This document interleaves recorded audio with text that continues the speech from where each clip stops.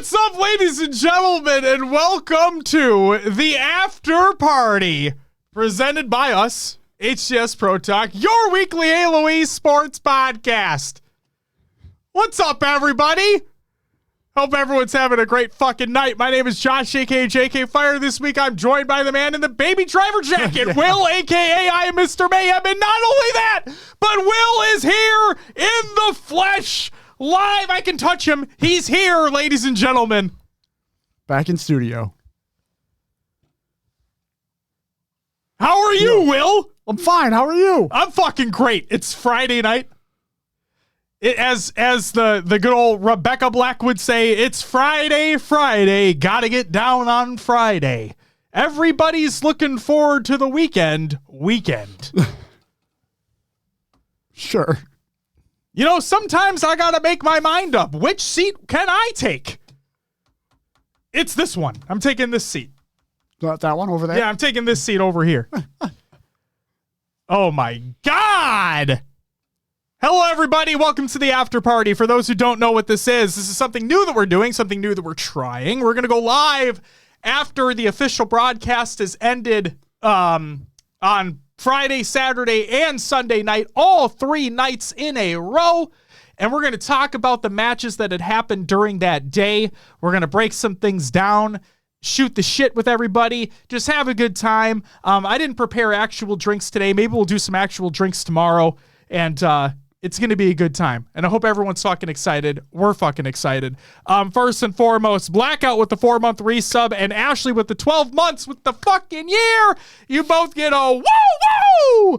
Oh, there's Tiger Tom. What's up, Tom? He says, hope you boys are, you are effing awesome. How about my Optic gang? Let's go. Thanks from Papa Lucid. Hey, you guys dominated in that second matchup. I was a little worried at first. Bittersweet. We're holding you guys pretty close.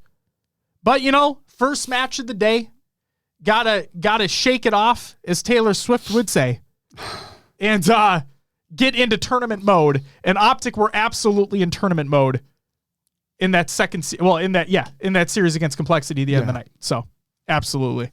They look great. Will the new stuff be on the store till next Friday? Going to order it and pre-order some straight ripping gear. So here's the thing, Ikuza. That's a great question. Will, since we're on the screen, hit the button to show off what we got available right now. Our merch.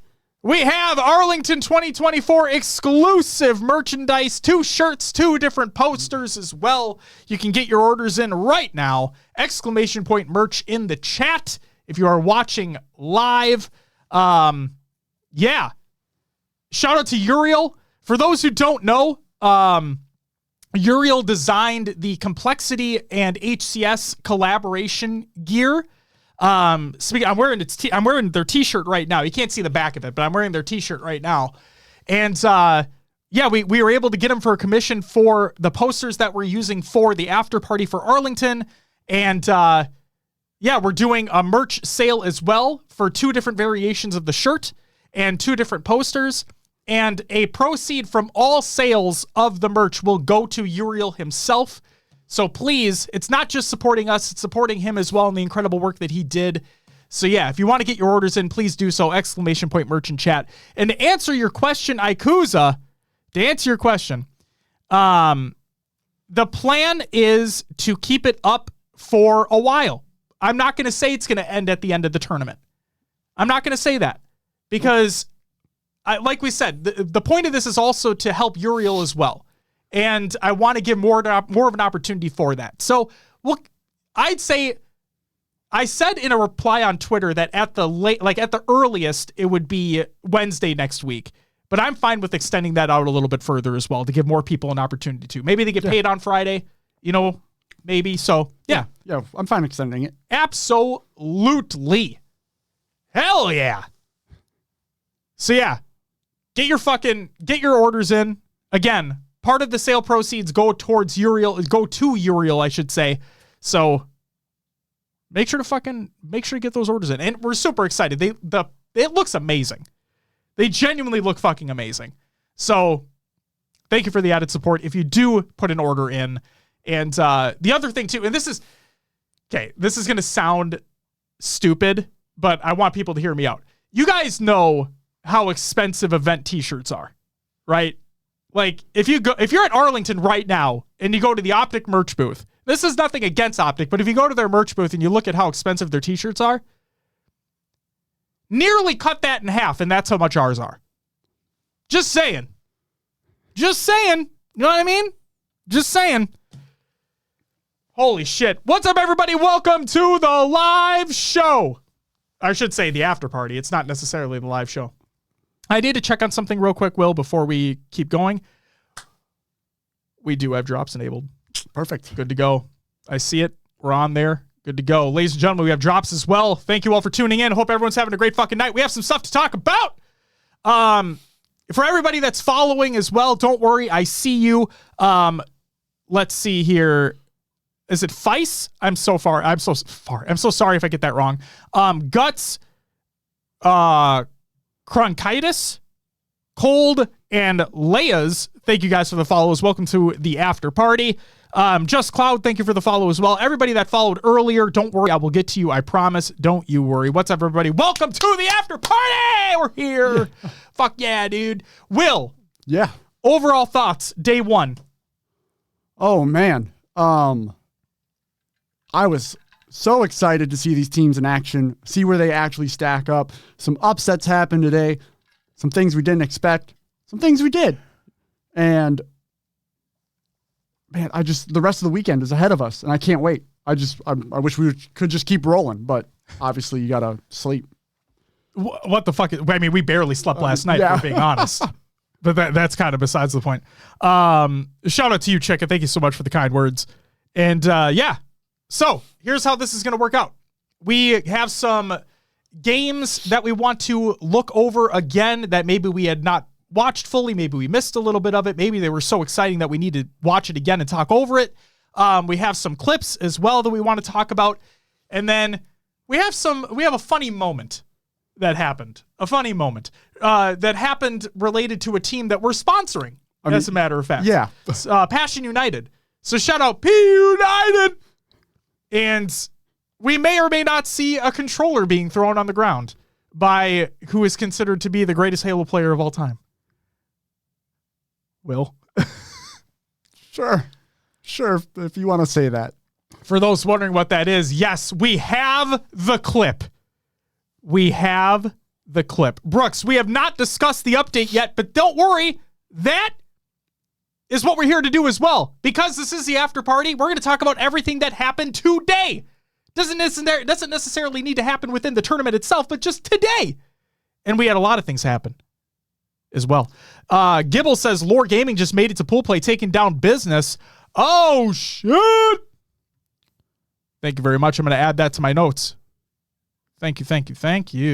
Cloud9 made it as well, if I'm not mistaken, so good for them. Shout out to Lore Gaming. Knocking down business. We're going to talk about business as well, right, Will? Yeah, of course we will. We're going to talk about the Drux situation, so stay tuned for that fucking shit. It's going to be a good time. Okay. Did he throw another one? Yeah.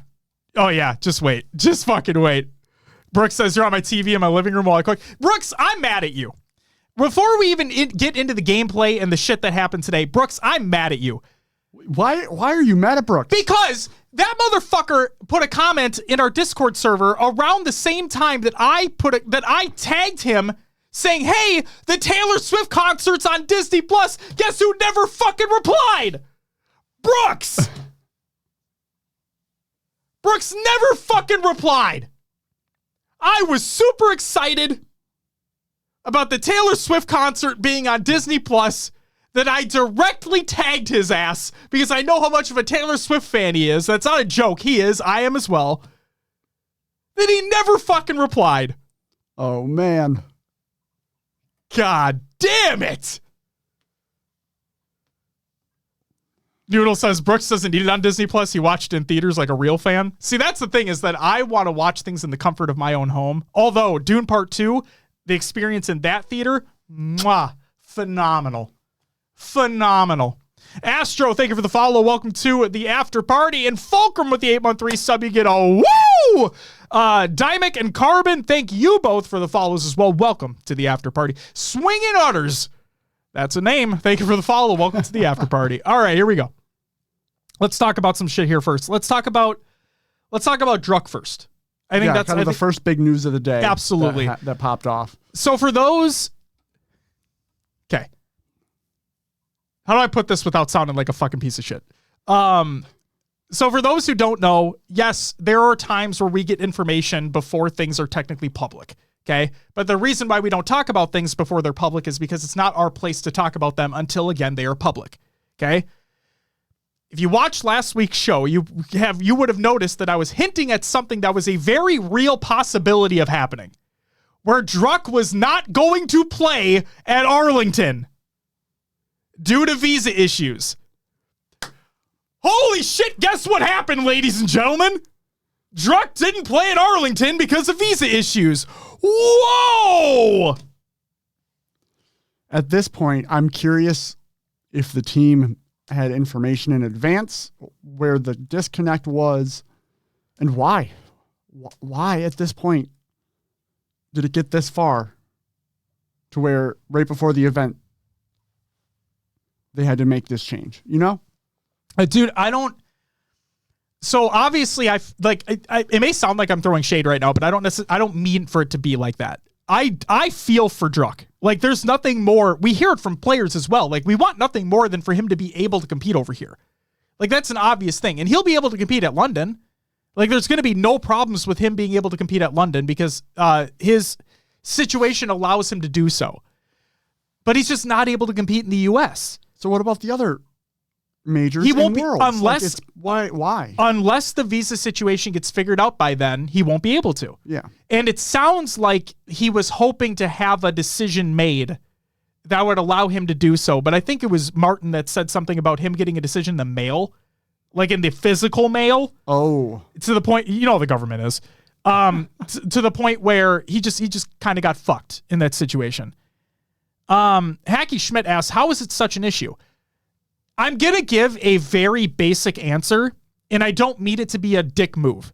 But the reason why I'm giving it such a basic answer is because if you think about it for what I'm about to say, you'll understand how complicated of a situation it is. Government. Got it? That's literally the best possible reason I can give you. Government. If things can go super smoothly, things can go very poorly. There are so many different hoops you have to jump through. We're talking about visas, going through customs, going cross country, like going through country lines. Like, we're talking about a lot of inner working parts here. It's not on the outside looking in. You may think about it as, and I'm not just talking about you, Hacky. I'm talking about in general, right? Like, people may look at it as, oh, he's crossing the border to play a video game. Like, what's the big deal? But in the government's eyes, it's not as cut and dry as that. It's not as simple as he's playing a video game competitively. Okay, here you go. We're talking about the government. Okay, there's a lot. Halt, there's no room for it. Okay, there's no room for it. But yeah, if you go on Twitter, you can see the post that we're talking about. I could have just put it on a screen. Yeah, I could have put it on a screen, but I didn't. I'm sorry. Super Hippo, Winning Love, and Fraudy, thank you guys for the follows. Welcome to the after party. Welcome. What's up, Voodoo? What's up, Martin Ohms? Is that Martin Ohms right there? So yeah, that's why it's still an issue. So again, for those who don't know, Druck was supposed to be on business. He had competed on the business team throughout the online opens and the qualifier. Okay. Here is the situation that had happened. Alex, thank you for the raid. Here's what had happened. How the fuck do I put this? So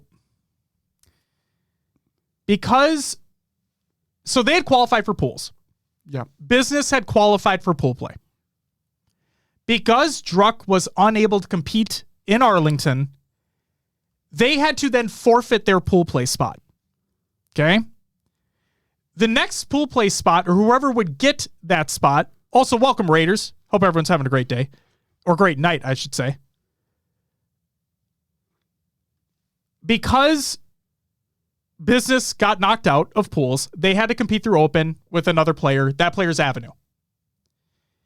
The next team with the highest amount of HCS points in North America was Native Gaming, who were supposed to play through open bracket. Okay? And maybe, Will, you had mentioned this earlier, maybe, just maybe, what was your thought? Are you talking about, I think Native could have benefited from going through open and getting some more team chemistry before going into pools. 1,000%. So that's kind of the big part here is we will get to how Native Gaming performed in pools in a little bit. But it wasn't very good. And Clutch put it much more bluntly on the broadcast. So that's what happened. Druck's not able to compete. Business lost their pool play spot. They had to fight through open bracket. They officially got knocked out of the open bracket as of doing this show. They've been knocked out. So they're not even going to make it to pools. Well, aren't they? They're still in losers bracket. They still have an opportunity to make it through losers. Are they? That's what the bracket's showing right now. Did they play against Lore in the upper? They did. Okay, never mind. So they're not out yet. I apologize. I'm an idiot. Don't listen to what I say. That was winners finals. Thank you, Tyler. I appreciate it. Thanks, everybody. Thanks, Maddie. So no, business can still make it. So regardless, business had to go through open bracket. Native Gaming takes their pool play spot. And where our predictions were that Native Gaming were going to make it through open anyway and get into pool D based off of what their potential matches were going to be, they actually got the pool B spot from business. So now a completely different open bracket team is going to make it into pool D. I mean, granted, who the fuck knows what's going to happen based off of, predictions always being wrong, blah, blah, blah, blah, blah. Who gives a shit? So there's the Druck situation. Will Druck's visa situation get fixed? Who the fuck knows? He is a great talent. There's no doubt about that. He's a phenomenal talent. They were a consistent top 6 team last year when he was competing, and the year before that, blah, blah, blah, blah, blah. He's a great player. The problem then is, if you're one of his teammates, what do you do? Like, what do you do if you're one of his teammates? I wouldn't want to sit there. Invisiblade, thank you for the raid as well. I wouldn't want to fucking sit there and just hope. Because think about that. Business had pool play. Yeah, they were locked in. They were locked into pool play. But because Druck was unable to compete, they just lost their fucking spot. Like that, if I was one of his, that blows. That fucking blows. Yeah. Personally, I would have wanted some sort of confirmation that he already had it before going through the whole process of teaming and getting ready for these majors. But he is so skilled that you want him in the scene. Yeah. It's tough. That's tough. It's really fucking tough. Monroe, thank you for the follow. Welcome to the after party. What's the issue with this visa? It's just not getting approved. Like, it's literally, like, it's as simple as that. Like, it's not our business as to what he's putting on it, as to who he's going through to try to get figured out, blah, blah, blah, blah. It's just not getting accepted. Like, it's not getting approved. It's literally as simple as that.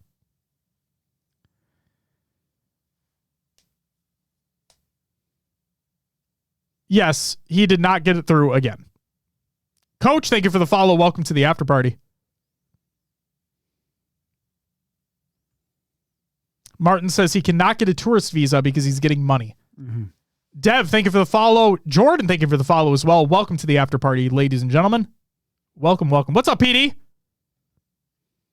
Says my service at the restaurant is absolute dog water, but let's fucking go. Let's fucking go. Hey, PD, if you can hear me right now, thanks again for that clip. Holy shit. Can't wait to show that. Yeah, we got a great one for you guys. Can't wait to show that. From the open bracket. Should we just show that now? Kind of want to just show it now. Sure. I have it right there ready to go. Should we just show it now? Why not? All right, Why not? Why not be reckless? All right. Hold on a second, ladies and gentlemen. So, okay. For those who don't know, the quality might not be the greatest thing in the world, but for those who don't know, Passion United. What button is it? It's just, yeah. The bottom middle. Okay. Things got moved. I'm sorry. It's okay. So for those who don't know, Passion United went up against Element Gaming in the open bracket. Winner moves on. Loser goes home. Element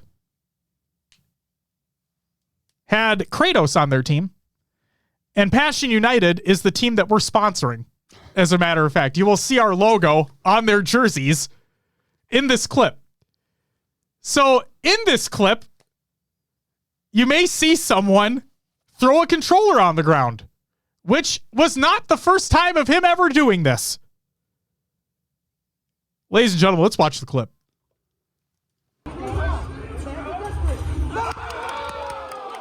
Watch the top right. Boom! There it is. Ladies and gentlemen. And with that, Kratos' team Atticus, you're melting. Gets eliminated from HCS Arlington. That's whose clip is that? I'm glad you asked, because ladies and gentlemen, let's give a massive shout out here to Reverb from Scion Esports for capturing the clip and for PD for gathering the clip for us. I think some people in chat didn't see it. Let's play it again for them. Oh, let's play it again? Oh, let's play it again. That's a great idea. Let's play it again, Dad. Dead? Hold on, I can't fucking click on the thing. Oh, God. I can't click on. Oh, God. Oh, no, what happened? I can't click on the thing. Hold on. All right, we're dragging it back. We're going full screen with it. Jesus Christ, this is taking a moment to think. Go for it. Here we go. Top right. Boom! Dude's mad. Love the passion. The absolute pure passion. The absolute pure passion. Ladies and gentlemen, that again was Passion United eliminating Team Element, or Element Gaming, I think is what it was. From it. David Sandman. The man who I cannot wait to hug as much as possible at events. David Sandman with the 10 motherfucking gifted in this goddamn chat. You know what that means, Dave. This one's for you. A 10er coming your way. Woo! Woo! Woo! Woo! Woo! Woo! Woo! Woo! Thank you for the 10 gifted. Thank you so much. Mouse says that was my controller. I really hope it wasn't. God damn. Phoenix Wolf, Violent Gun, Coup de God, Early Life Crisis. Thank you guys for the follows. Welcome to the after party. Dude's mental was checked. I just thought it was fucking hilarious. When it was said in the Discord server, I didn't think it was real at first, but I'm like, wait, this wasn't the first time he's ever done something like this, so I guess it could happen. Yeah, I thought it was a joke. Yeah. And then we got the clip, and holy shit. Holy fucking shit. So again, I don't have the video from last year, PQ, so I'm sorry.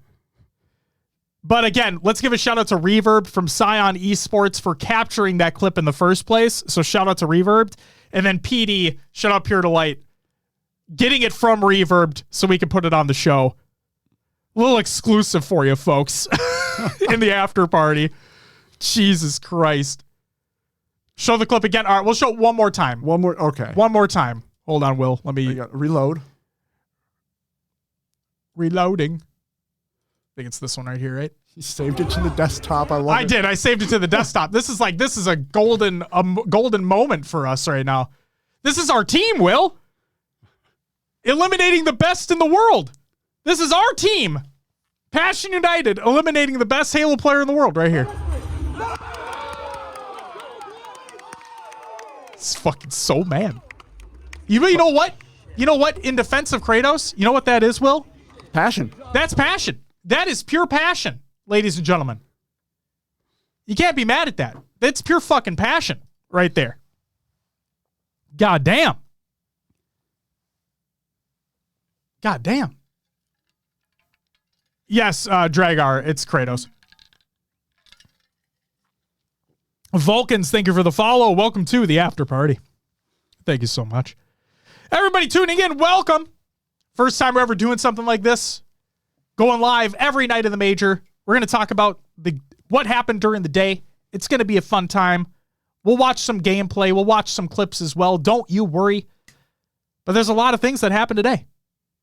There's a lot of things that happened today, Will. We broke down the Drux situation. We talked about that. Yep. Before we get into gameplay, there's a couple other things we want to talk about. A couple big things, Will, that are coming into Halo Infinite on Tuesday, as a matter of fact. Will, hit the full screen. Yeah, huge announcement of the update. Ladies and gentlemen. We're getting. Yes, March update preview for Halo Infinite. This is over on Halo Waypoint. We'll talk about this during the normal show on Wednesday. Speaking of which, HCS Pro Talk, your weekly Halo esports podcast, every single week. Right now on Wednesdays, live over here on Twitch, also on your favorite podcast services. Go check it out. If you're new here, go check it out. So, the networking model. It's officially releasing on Tuesday. It's officially releasing on Tuesday. Okay? I have reservations about this. Will, I've talked to you about this ad nauseum. I've mentioned this on the show countless times as well. I hope to God, if God exists, I hope to God that this networking model works completely and everyone's happy and everyone's all hunky-dory and this is the greatest thing since sliced bread to hit the game. I truly wish it is. But I'm worried it won't be. I'm keeping it in the back of my head. It's the one worry that I have.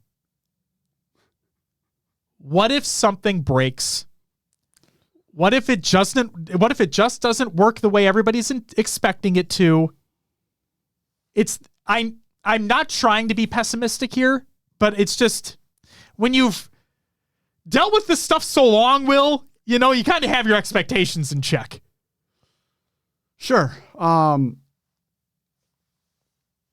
It's something the team's been working on for a long time over at 343, right? They didn't want to push it fully when they first released it. They wanted feedback and gather information, and apparently now they have the data they need to go live with this. And I'm hoping that the time they took sorted out all the issues that could have potentially come with this. However, we have seen some things get wonky when updates come our way. Yes. So I get the nervousness or wondering what's going to break, But man, I'm holding out hope that it works and it's great. Now, in most video games, desync still exists, peeker's advantage, whatever you want to call it. But hopefully it's just more controlled from what we had before to now. And that's my hope. Now that we've given it that extra time, we're confident that this updated model will result in a better and more consistent multiplayer experience, is what they say. And they specifically call out, we've heard feedback around the online experience loud and clear, desync, being shot around corners, etc. So hopefully those things are fixed. Dragar says they gave us extraction. It could be disastrous. You're not wrong. But then again, they did take that shit away. They did. It took a little too long, but they did. Well, actually, no, they took it away in ranked. I think it's still in social. It is. I have played it in social. There you go. There you go. So that's one of the big things that's coming on Tuesday, but that's not the only big thing that is coming on Tuesday because, yes, ladies and gentlemen, Easy Anti-Cheat is being implemented within Halo Infinite starting on Tuesday next week. Tetrify asks, we getting champ rank 2 or what? Not yet. Not yet. Daddy with the 2 bits, thank you very much. Bits are doubled all weekend? Great. From 1 to 2 bits. Woo. Fuck you. Oh my God. Easy anti-cheat. Easy anti-cheat. There's ways around it. It's great that we're getting something that's more established, but I feel like people are still going to find a way. Mm-hmm. And like they say in the article here, keep reporting because I think that's going to be the best way. But glad there is something more established coming in over what we had. I might get a lot of shit for this, and that's fine. I understand. People are morons. So let me just put it plainly for people out there. There was a lot of discourse out there that said that Halo Infinite never had an anti-cheat to begin with. That's not true. Halo Infinite has always had an anti-cheat since launch. It's been internally built. They codenamed it Arbiter, or whatever the fuck it was. The Halo Waypoint article is still out there. They didn't remove it. Whether or not it was viable is a completely different discussion. But whenever I see somebody say that it never had anti-cheat in it, they're incorrect. They're factually wrong. It's always had an anti-cheat implemented within it since launch. It was probably shit based off of everything that we've seen, but it was there. And it's always been there. Okay?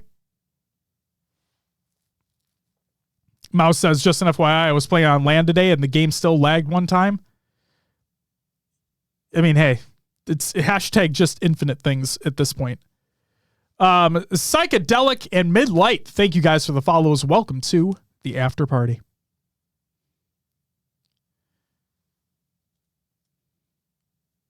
So there you go. We don't need to talk about Squad Battle, even though Squad Battle is actually dope, by the way. So I guess new maps are coming to that. But there's that. Will, bring us back to full cam for a minute. Because the next thing that I want to talk about before we get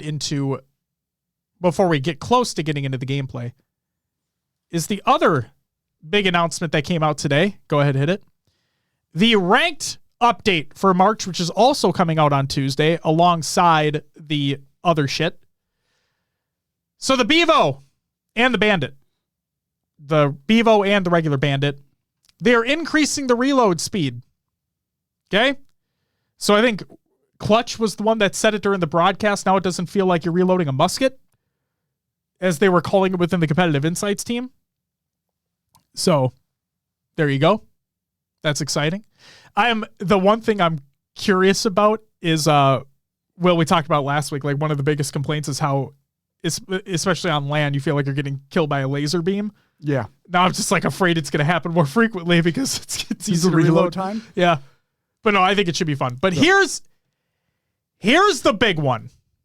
Here is the big one. You guys remember when everyone was complaining about, and rightfully so, but everyone was complaining about that spawns were fucked, or spawns have always felt fucky? And 343 never provided a statement or never provided an update for any of it. Well, we finally got a statement. And while it's not fixed for Arlington, it will be fixed on Tuesday, supposedly. So I'm going to read this verbatim. Here is what 343 states. Since the Bandit Evo launched, there's been feedback that the spawn logic has changed in Ranked Arena. Players are reporting that at times they would more frequently spawn in advantageous or disadvantageous locations. The intent of this change is to align the spawn behavior more closely with that of when the battle rifle was the starting weapon for Ranked Arena, which follows more consistent logic in connection with how players influence spawn locations. So therefore, this all stemmed from the Bandit Evo becoming the starting weapon in ranked.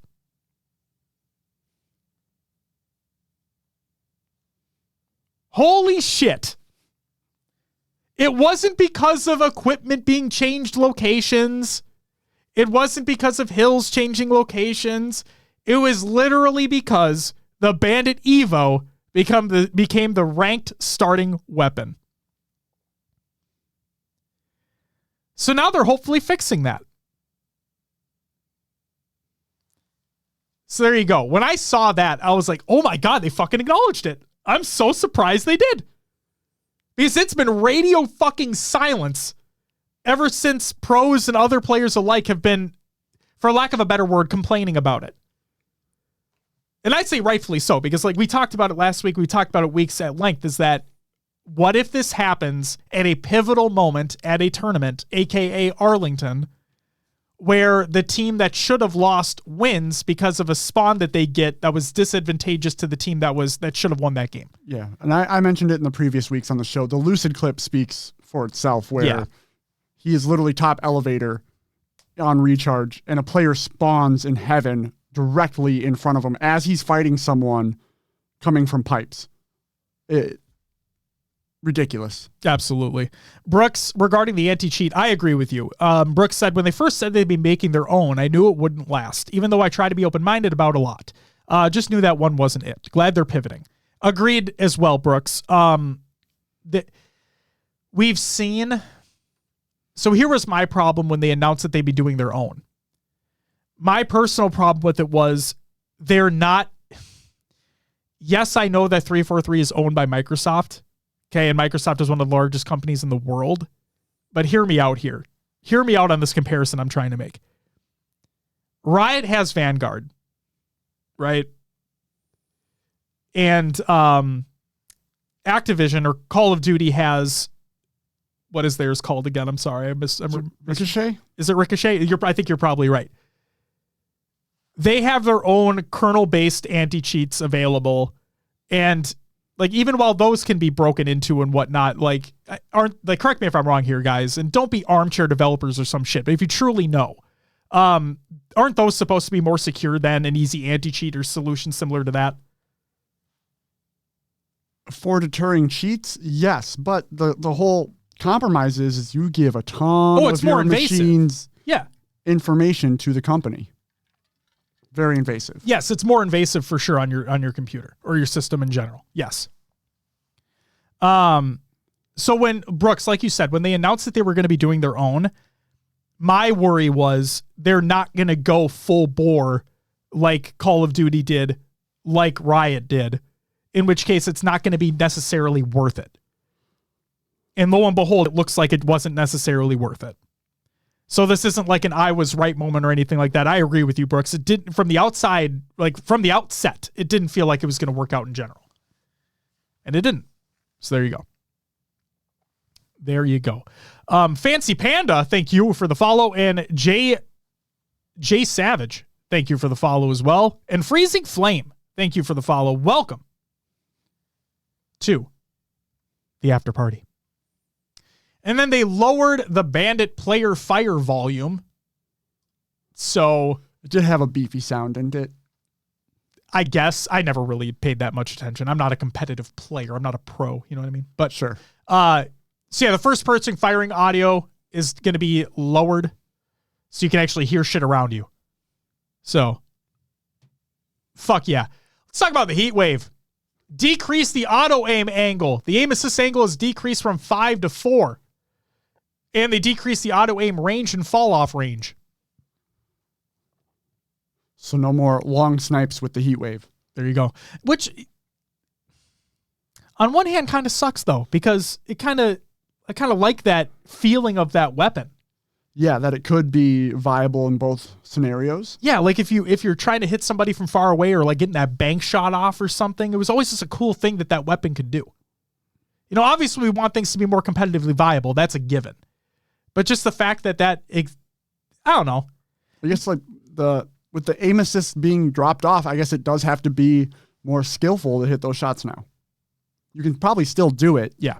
It's just you decrease the aim assist. Absolutely. Fulcrum says you just lose aim assist at shorter range. You can still hit them. Yeah. I hope we still see those shots. I do. Thank you, Noodle. Noodle says business versus sniping lies for the last pool play spot. That should be a good one. Rig, thank you for the follow. Welcome to the after party. Let's talk about the PP. Plasma pistol. Fine, the plasma pistol. Jesus. Decrease the rate of fire for single shot plasma pistol. So their justification is that it's too easy to use when you're just spamming it. So what they did was they made it so you can't spam as much. And also they decrease the time it changes, like the time it takes to charge it up and shoot. Yeah. Which is the least viable option for that fucking gun because it doesn't track worth shit. So, woo! And Tetra, that's it. They would charge it if it worked, but it doesn't fucking work. So that's besides the point. Stalker rifle, good change. Panda says the lucid nerf. Yeah, no kidding. Dude, if they want the lucid nerf, just get repulsor off every map. Get repulse off every single map. That'll nerf lucid. Stalker rifle, decrease the number of shots to overheat from 7 to 6. Good change in my opinion. And then there's a slower venting rate per second. This change will still allow players to achieve multiple kills in succession, but there will be less room for error and a bit more time spent venting. Again, I like the change. Yeah. So yeah, looking forward to that. The commando. Will. They added a faster bloom reset. The goal of this change was to give the commando rifle better handling and more consistent damage output to hold its ground against the Bandit Evo and battle rifle. What are your thoughts on this one? I like it, to be honest. It might laser a bit more, but I didn't think it needed the nerf in the first place the last time. So I'm glad they're bringing it back a little bit, being more viable in more situations. I kind of used it as, get the damage down and then switch to the bandit to clean up the kills. So hopefully we'll just see more players cleaning up kills with the commando. Look at the duality of Twitch chat right now. Tetra says, good. Commando's been bad for so long. And then Mr. Epic Beast literally right after that. Commando was already perfect. Didn't need this. That's the beautiful part about opinions, right? Everybody has a different one. Or everybody has one, I guess you could say. Halt, Halt is spot on. Yeah. She says, I'm okay with this change until it fucks me. And yeah, that's kind of everything, right? And yeah, Noodle makes a good point too. The problem with the commando is LAN versus online. Yeah. Ikusa says commando on mouse and keyboard will be insane. Oh yeah, this is going to be yikes. Wootum's going to have a fucking phenomenal time with this change. Zarners, get your practice in now. Oh shit, that's right. Especially in HRL. Yeah. Oh man. All right. And then the other thing here, they're doing an experiment. Deterministic CSR payouts.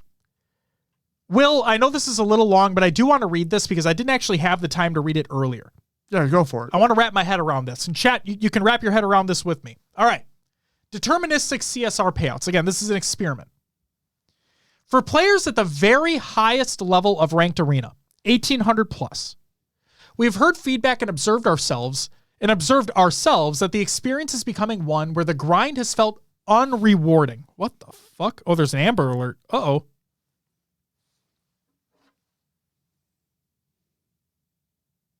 Sorry, folks. You got it before I did. But you got it, right? I assume you'll get it in a second. Yep. Minnesota Tribal Plate. It's a black Chevy Equinox. In Red Lake. Okay. Amber Alert. We have to, that's means to stop right there. Okay. So it's becoming where the grind has felt unrewarding. Again, for the highest of ranked players, 1800 plus. Okay.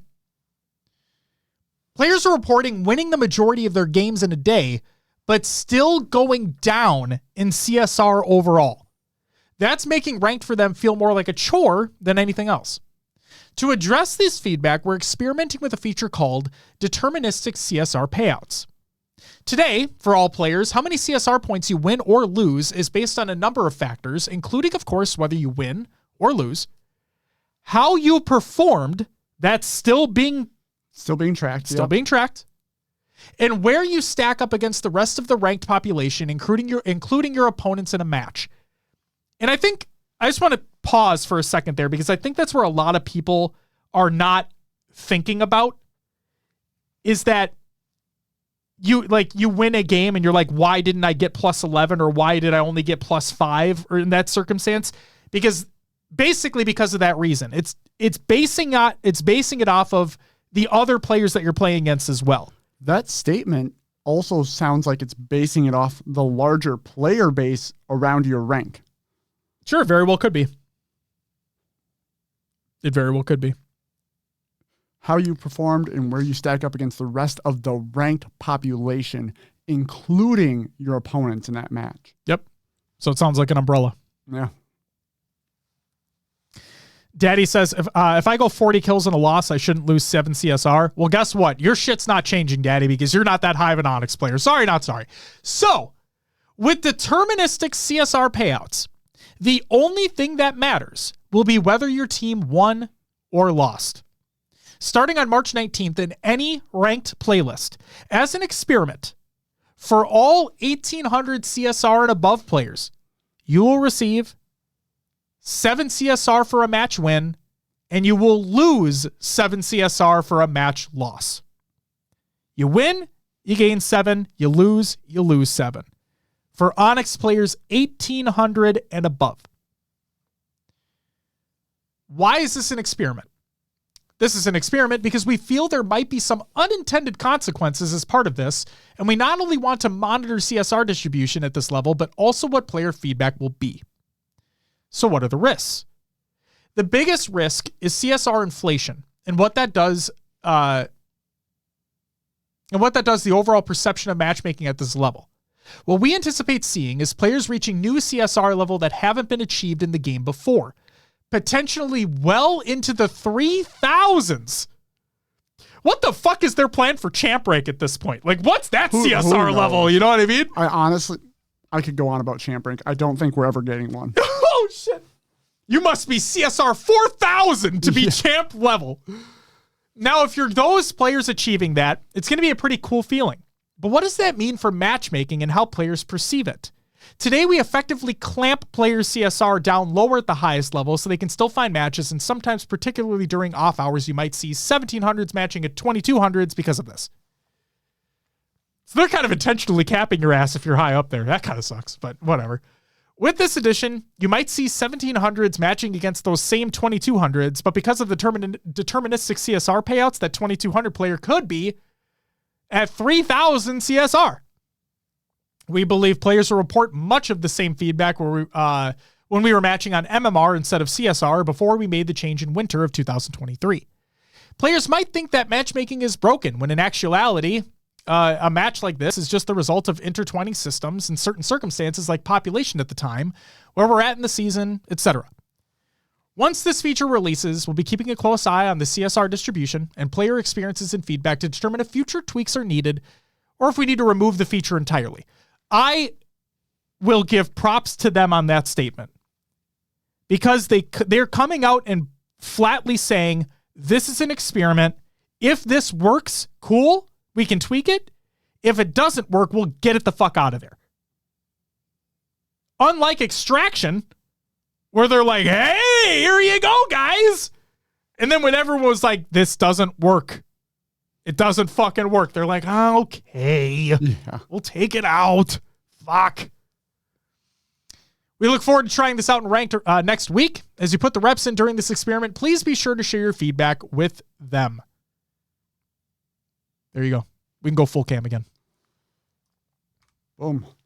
So yeah, like, I want to go back to the champ rank thing real quick. Please do. Please do. We'll see if that experiment works. But with champ rank, what we saw in H5 is a lot of people quitting matches when they got like a champ rank in their Onyx lobby, right? And I think 343 is trying to avoid that as much as possible So I don't know if we're ever going to get it just because of that kind of status with Champ Rank and the rest of the community. And I mean, it's going to be most of the pros, right? Anyway, the people who grind, especially with this new CSR model. Like if that does stick, I don't know if so. Are they saying that 1,800 and above is what they determined to be that champ rank right now? That I don't know. I don't even want to speculate on that because like they said, like we could see levels as high as 3,000. What 3,000? Over 3,000?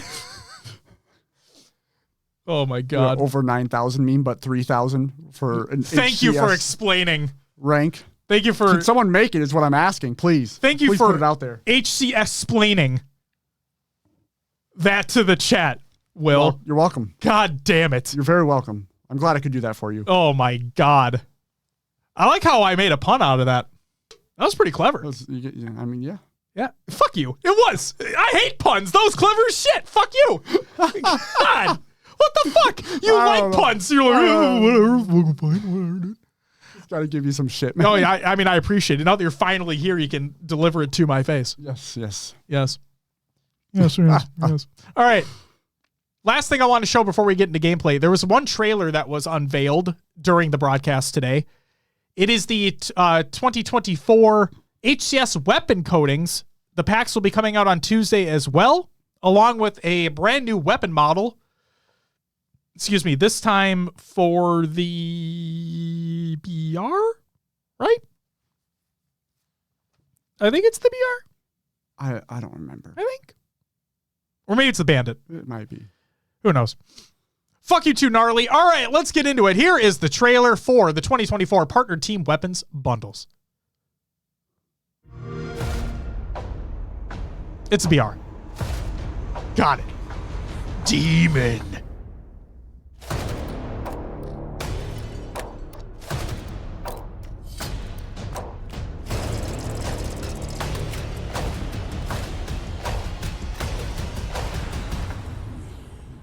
Oh, it's Grim Reaper. I'm an idiot. Demon is the next one, right? No, Extermination, I think, is the last one. I think it's for the sniper. Based off the tease that they give at the end here.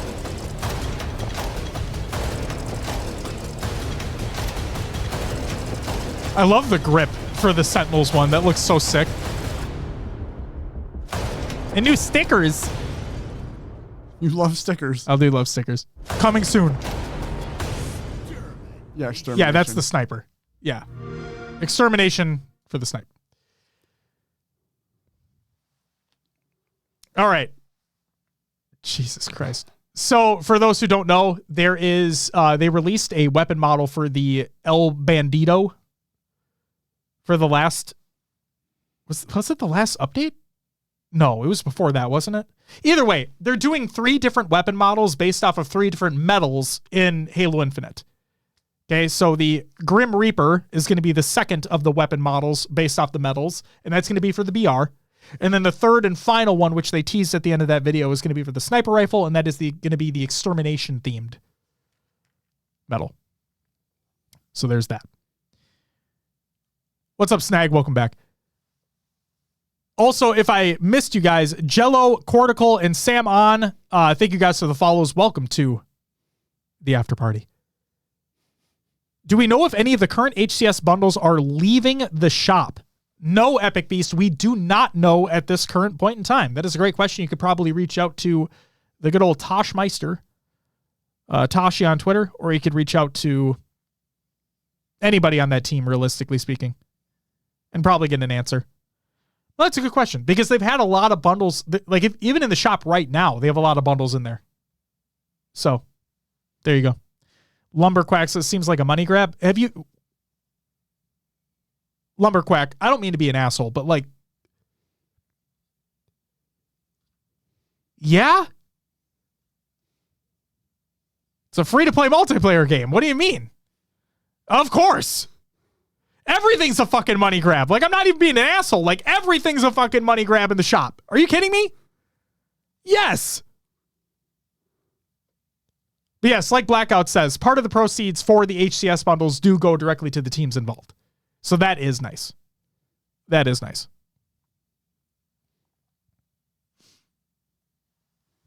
Moving on.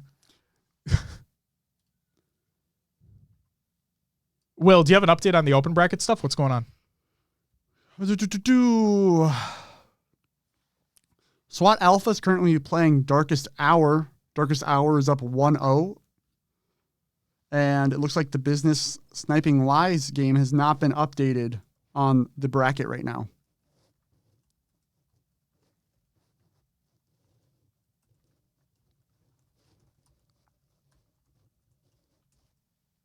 Sorry, just typing on a message real quick. You're good. That's what happens when we do shit live.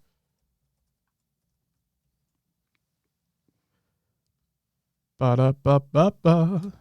Looks like Cloud9 and Lore Gaming has not started either.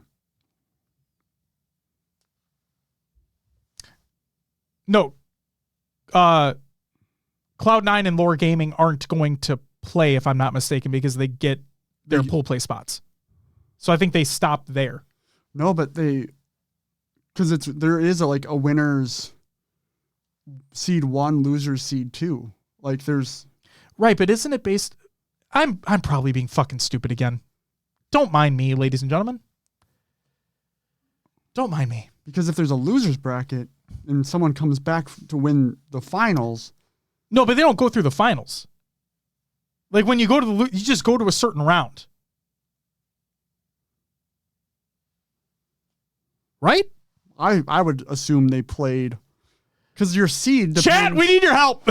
I am losing my mind right now. I would think you play through the whole thing. Maddie says they stop after semifinals. Okay. Thank you. Because I guess it doesn't matter for the overall tournament. No, because it's literally just based off of however far you got, that's the place you get in the pool. Gotcha. Yeah. And here's me thinking that we'd actually get a full open bracket completion. Full open bracket.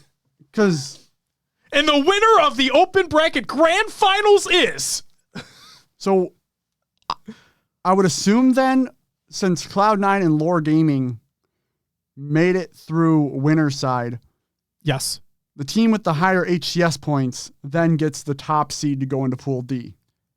No. Right? No, it's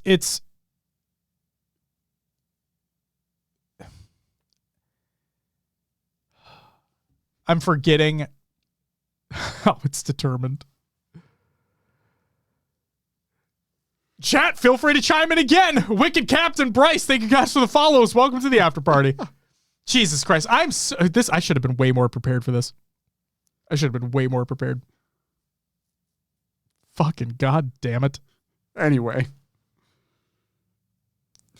They put the team names in a hat and just shake it. Love it.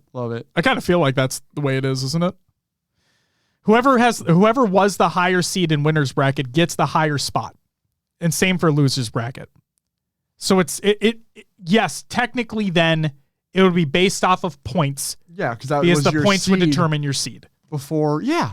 Yes. It's a longer way to make the same connection. Thank you for making that connection. After I got it wrong in the first place. No, I don't think you got it wrong. I just think I was dumb. No, in my mind, why, even if you get to the semifinals there and the second team. The semifinals. And the second team is the lower seed.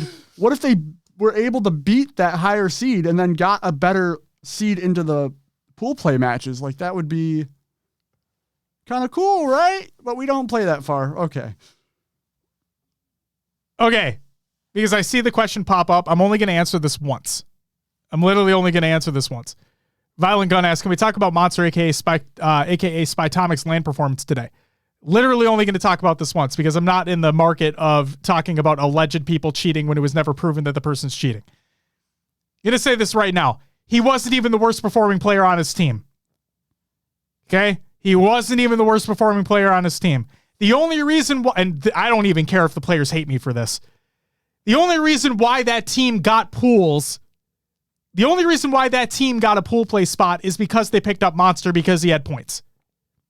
Otherwise, they would never have been in that situation. So in my mind, I don't care if I get shit for this. They didn't deserve to be there. They didn't deserve to be in that spot. But was Spytomic, was his land performance god-awful? It wasn't even the worst on his team. It wasn't even the worst on his team last time. But that's fine. People keep throwing shade. Go for it. Who fuck cares? That's literally the last time I'm going to answer that. Elias, thank you for the follow. Welcome to the after party. So there you go. That team should never have been there. They should have had to work their way through open bracket as well. The literal only reason why they were there is because Monster had way more than enough points to guarantee them a pool play spot. You're welcome. Let's talk about the games. Lord Ikuza, why does Josh look like he could play like Baby Driver if he was older? No, that's Will. That's Will's jacket. That's Will. That's literally his jacket. God damn it. Jose, thank you for the follow. Welcome to the after party. Okay. Let's talk about the actual games that happened, shall we? Yeah, let's get into it. Sick.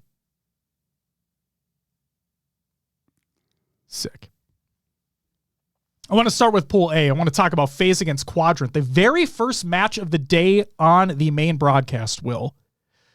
The first thing I want to show you guys is really the very first big play that happened within the tournament, as a matter of fact, on the main stage. Game 1 was Capture the Flag on live, not Capture the Flag, was King of the Hill. Jesus Christ, I'm already off my fucking rocker, dude. King of the Hill on live fire. Quadrant had a monumental amount of time in this very first hill. And as I was watching this live, I was wondering to myself, are FaZe just going to let them have this? Like, are you just going to let them take this first hill and move on with your lives and go for it, like go for another one? But then FaZe are like, guys, we're world champions. You think we're just going to sit here in A? If you're like, you guys can have it. You guys can have the B hill. Who gives a shit? You have fun with that one. No. Will, hit us to the screen. This was the end of the first hill. Drone brought in to try and fill the boots of Legend and Glory. Individually brilliant, still has a little bit of an experience though. Good pressure so far, Lynn. Quadrant just about 90% done on this first hill. They've kept Royal 2 silent here on the sandbags with the sniper rifle. However, though, finally 2 kills do go down. Oh boy, what a way to start the day. Well, is it going to be good enough though? 3 dead for Quadrant. FaZe Clan step into the hill pretty much for the first time, but they do have a lot of power on this side. You saw that sniper rifle was down. Renegade also, I think, picks up that camo momentarily, gets the trade bottom middle, and will put the numbers back into the favor of FaZe. So even though it's a great start from Quadrant, how many times have we seen FaZe late break on the hill and then take the first point home? And 4 dead again with the 2 staggered dead. This should be a FaZe hill. Look at the timing, look at the patience there as Royal 2 held it on sandbags the entire time. They wait for the push on green and now only seconds away from taking the first hill. Seconds away, maybe time for one more push. Although looks like Quadrant might be thinking about giving this one up and rotating to try and get tower control for that next hill. FaZe aren't going to let them do that though, and I tell you what, they've just broken through. However, Frosty and Royal 2 will shut that down. There will be 3 dead for Quadrant, and it will be 1-0. You can send this back to the other one now. Back to back. So they went fucking 4 down. Again. So what an incredible collapse by FaZe there to not only prevent Quadrant from being able to get that first hill, but to then just take it, like basically steal their lunch money and take the hill back from them completely. Just great setup by them, great execution by them. And I'm not trying to like dick ride FaZe or anything. I just thought it was a really great play execution by them on all fronts. Yeah, I mean, you see them get 3 dead, be able to push the hill, catch the spawners rotating through C. They then get 4 dead again and just held the hill the whole time. It's just great execution. Abso-fucking-lutely. But if we're going to talk about great execution by FaZe, I think we also owe it to ourselves to talk about great execution by Quadrant, because in that literal same game, FaZe up by 1 cap, 35 seconds left on the game clock. And for those who don't know, I talk about this every time we talk about gameplay because maybe there's some new folks that don't know. In King of the Hill, if a player is in the hill, the game clock stops. Okay? The game clock will completely stop as long as a player is in the hill. So with 35 seconds left on the game clock, FaZe currently up a cap, Quadrant needing one to tie the game. Let's see what happens. And Composure coming in from FaZe Clan. Actually, Composure doesn't even feel like it's doing it justice, right? What late game perfection coming in from FaZe Clan here. 35 seconds left, already about 60% of the way done on their 4th hill as well. Looks like they're going to want to end it on hills rather than time, as you said. There's the pick from Glory. It's going to allow Quadrant to move out at least. There's another one coming in from Snipe Drone. That's 3 dead for FaZe Clan. So just when you thought that maybe this is the moment we might be talking about this game getting closed out, Quadrant have broken. They're inside of this hill, and there's still some work here to do for FaZe. See if they can do it. 25 seconds left. FaZe, as you said, not playing time, going for the hill. Let's see if it bites them. Quadrant still with some hopes here. Row 2 bottom middle. Doesn't take too much damage from those grenades, but it's a... I think that's a really good point to call out as well, is what Bravo said in the broadcast, is that if you were paying attention there, FaZe were going for the hill. They weren't necessarily going for time. And at least in this case, for this specific hill, this does kind of bite them in the ass, but then we know how the game ends. But this hill specifically... Enough for Seeker to re-challenge. He's 23 and 20 in this game. Renegade going to be challenging from back tower as well. Good damage coming in. Seeker needs to survive here, but here comes a flank. I think it's actually spawners coming in from the garage. And Quadrant have to step out. They have to play for these kills. Here's the push, double push coming in. Snakebite also stays alive. They do not trade. It's a huge push to get 2 dead for Quadrant. Snipe Drone gets 1 though. SLG ties it up. 2 for 2 on the map. Royal 2 gets 1, and now they're going to try and burst in. Is Snakebite, who's trying to play for these kills. 2 seconds left on the game clock. 1 second left on the game clock. He jumps in. At just the last second. Quadrant cannot leave this hill. But it gets crazier than that. All 8 players up. How does this battle go? Last moments. Seeker gets 1. Frosty gets 1 as well. Glory's still inside of that hill. Is anyone going to join him here? They step back in. 0 seconds left on the clock. There's milliseconds left on whatever timer's going in the background. And Quadrant still get the cap at the literal last fucking second of that play. Well, I've had a lot of coffee this morning, but let me tell you, that woke me up more than anything. 3-3, Quadrant still with a never say die attitude. We can just watch the rest of this. Inside of that hill. And even though it took everything that they had, we have more games to play. We have more hills to cap. Next hill wins. Unbelievable. How about that from Quadrant at the very last second, getting in twice to force us into an overtime, and this is just game 1 of the season. Verb, I don't necessarily disagree with you. They need to fucking play better, man. We know they can, but man, we'll talk about Sentinels in a little bit, I promise. They need to play better. Holy shit. FaZe Clan have control though, for now. 2 dead here for Quadrant. There's going to be staggered spawns as well, as SLG will also fall. FaZe Clan looked a little bit ticked off, I think, with how that last play went. How many times do we see FaZe win that play, by the way? That is the FaZe playbook. Close game, close moment, perfect push, win game. Not against Quadrant. 3-3 here still. 136 on the game clock. That was back-to-back 3 deads from FaZe against Quadrant, and that's what's given them this progress that you see on the bottom. Already halfway done on what will be the game-winning hill. However, some kills start to fall in the favor of Quadrant.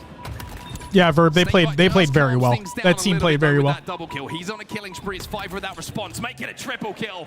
And talking about calm things down. Shout out Thug Nasty. Steps in and uses every ounce of his experience to flush Quadrant out and take control of this hill. That could do it. What does Quadrant do here? 1 push left, that's it.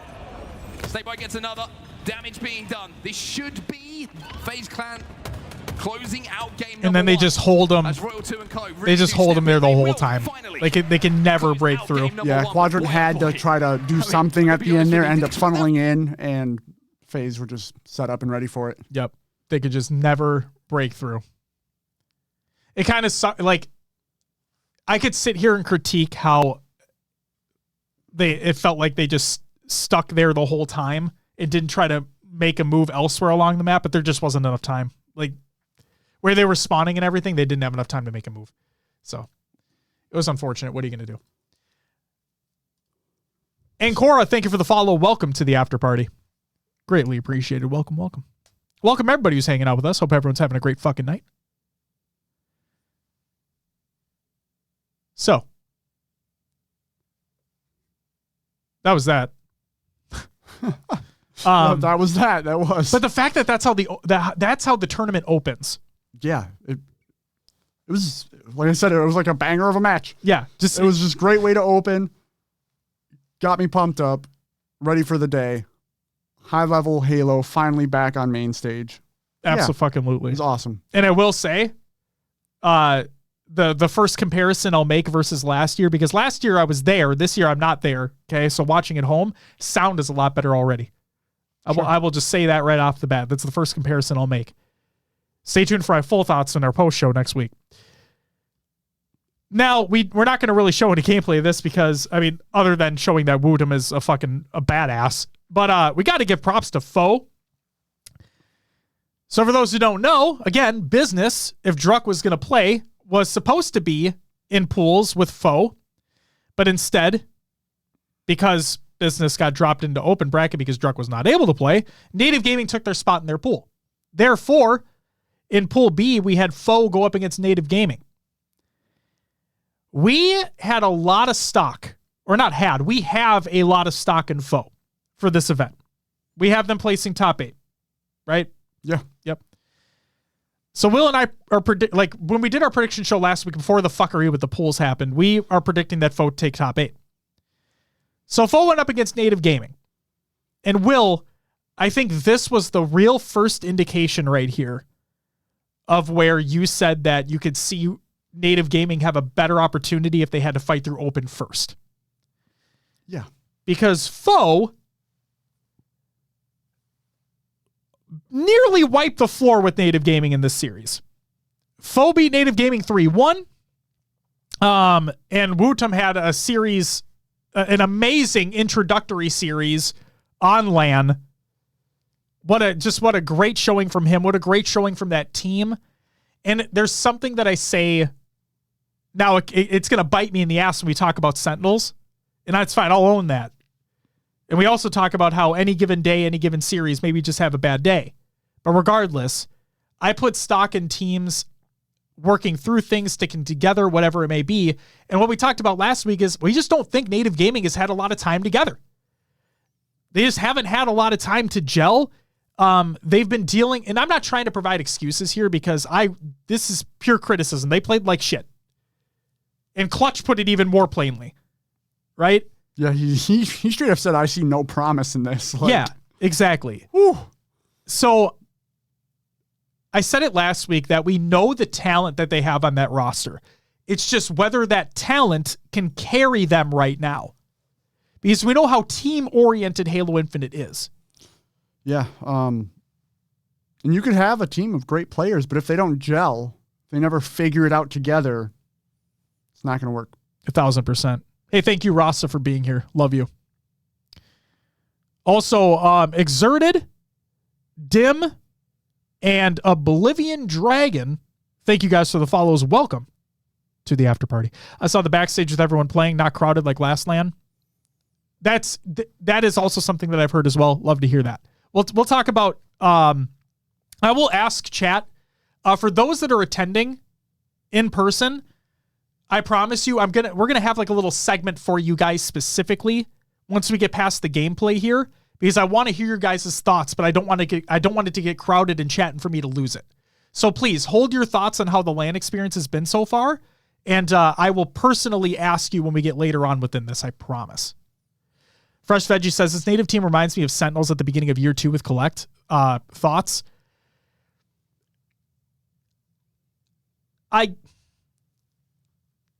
You know what? This is going to sound like such a stupid answer to your question. My thoughts are, this has felt like Native Gaming just in general. Like Native White into now just strictly Native Gaming. They've been going through roster turmoil all the fucking time. Just where we thought, oh my God, it's okay. We're here. It's solidified. No more of this bullshit. They're going to work together. This is going to be great. Everything's going to work out. And then here's another one. Neptune, you're out. Here's another one. Barcode, you got to come in from Australia. They just never have enough time to gel. And maybe I don't necessarily want to go out on this one and say this and say it into existence, but I'm going to put this out there to keep in the back of people's minds. Like you said, Will, what if they don't just gel? What if they just don't? What if they try it out for a while, things just don't work out, and they need to make a change? Because guess what? That happens. And I'm not saying it's going to happen to them. We're just saying in general, in Halo esports and esports in general and sports in general, it just sometimes doesn't work out. And that's okay. But it's up to them. It's up to them whether or not they can get through that. Because you're right, Will, you can have a team of stacked talent. But if you do not gel and you do not perform as a team, you will not do anything. And Foe played incredible. And I heard that some folks were saying like they could see that as being an upset over Native Gaming. I didn't see it as an upset at all. Foe, I had more stock in Foe coming into this tournament than Native. I mean, I said it last week. Before pools were even announced, I had Native. I could have seen Native as a 9th through 12th team this event. It just is what it is. And that's nothing against them. Said it last week. It's literally nothing against those players. I have mad respect for everybody on that fucking team. Are you kidding me? And I know they want to perform better than this. Obviously. Same with Sentinels. I have mad respect for those players too. You think they want to be in that situation? Do you think I thought they'd be in that situation? Fuck no. Fuck no. I thought they'd be 2-0 in pools right now. And that we're the polar opposite. They're 0-2. This is going to sound crazy, guys. This is going to sound fucking crazy. Sentinels could be eliminated tomorrow. Think about that. They're on the edge. They could be eliminated tomorrow. I'm not saying they will, but they could. That's crazy. So I got to give shout outs to Foe. Like I said, Will and I, we have stock in Foe. We had stock in them at the end of Worlds last year where they truly, you can tell, right? When you're watching these events take place, you can tell when you see like that light bulb turn on, you can see that switch get flipped and you're like, they're not done yet. They're not as good as they can be yet. And it was Navi at the end of last year where it's like, this team could do something. I'm not saying win an event or anything like that. Like, let's not get things out of proportions here. But like they showed a lot more promise at the end of last year. They kept improving. And that's something we love to see. We love to see teams continue to improve. And then when they brought in Woodham, it's like, okay, let's see what this kid can do. We love Scoob Meister. Let's see what this other mouse and keyboard player can do. He's got a lot of people riding his wave. Love this. Let's see what the kid can do. And he killed it. He fucking killed it.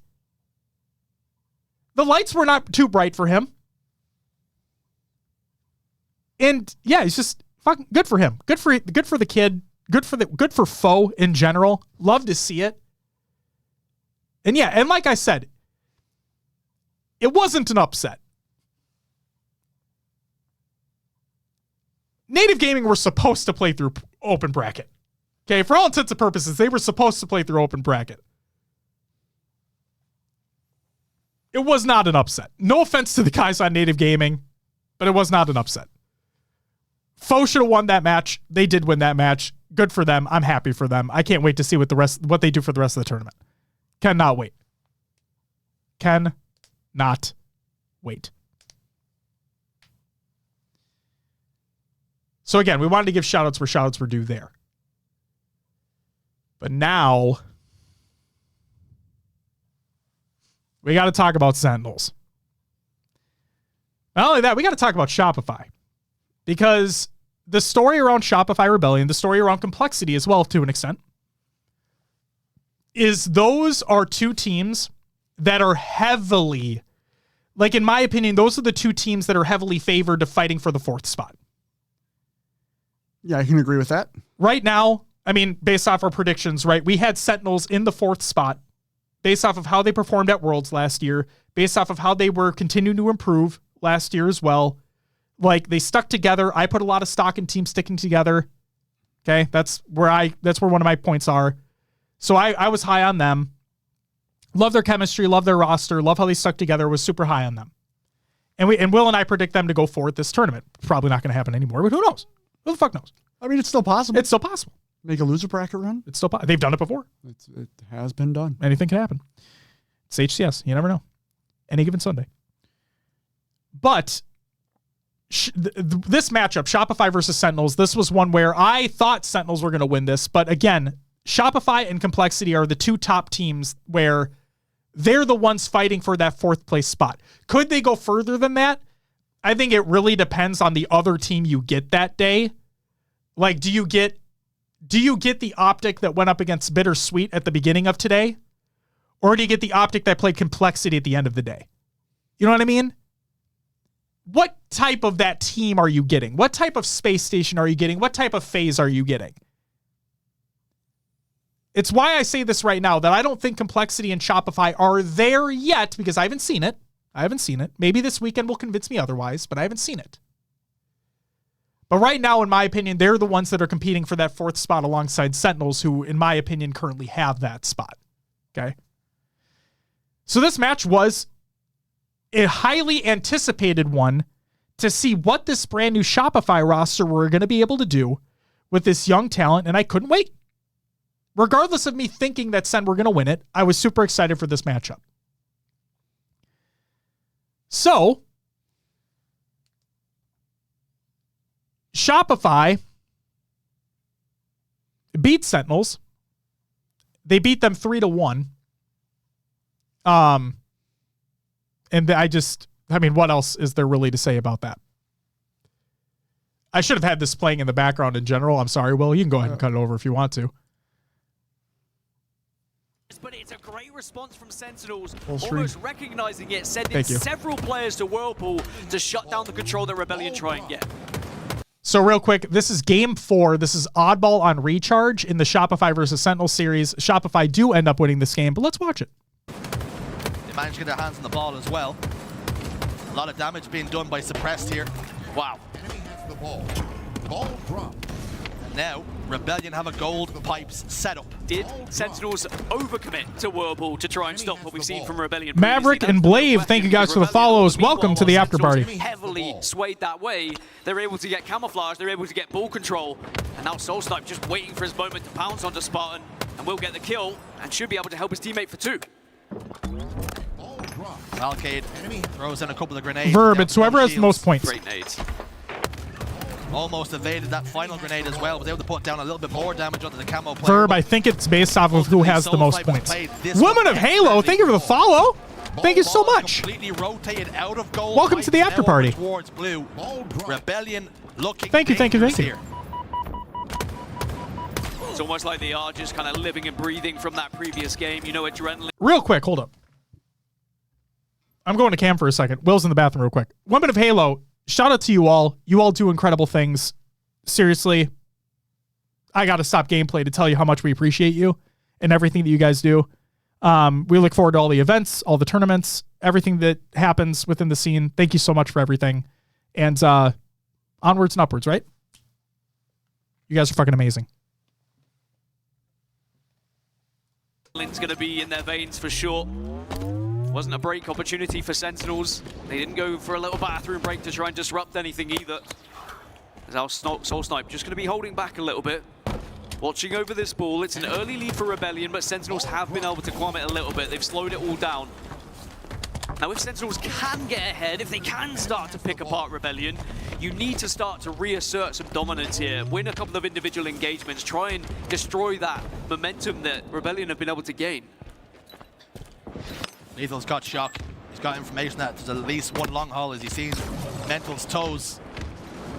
Fires one shock rifle shot. Second one will connect with the body. Lethal just not able to apply the finishing touches onto that kill. And unfortunately, this setup is going to be completely broken wide open. And they have not played the ball, have Sentinels. Will's moving and grooving off camera. And this really is going to be an opener now for Rebellion.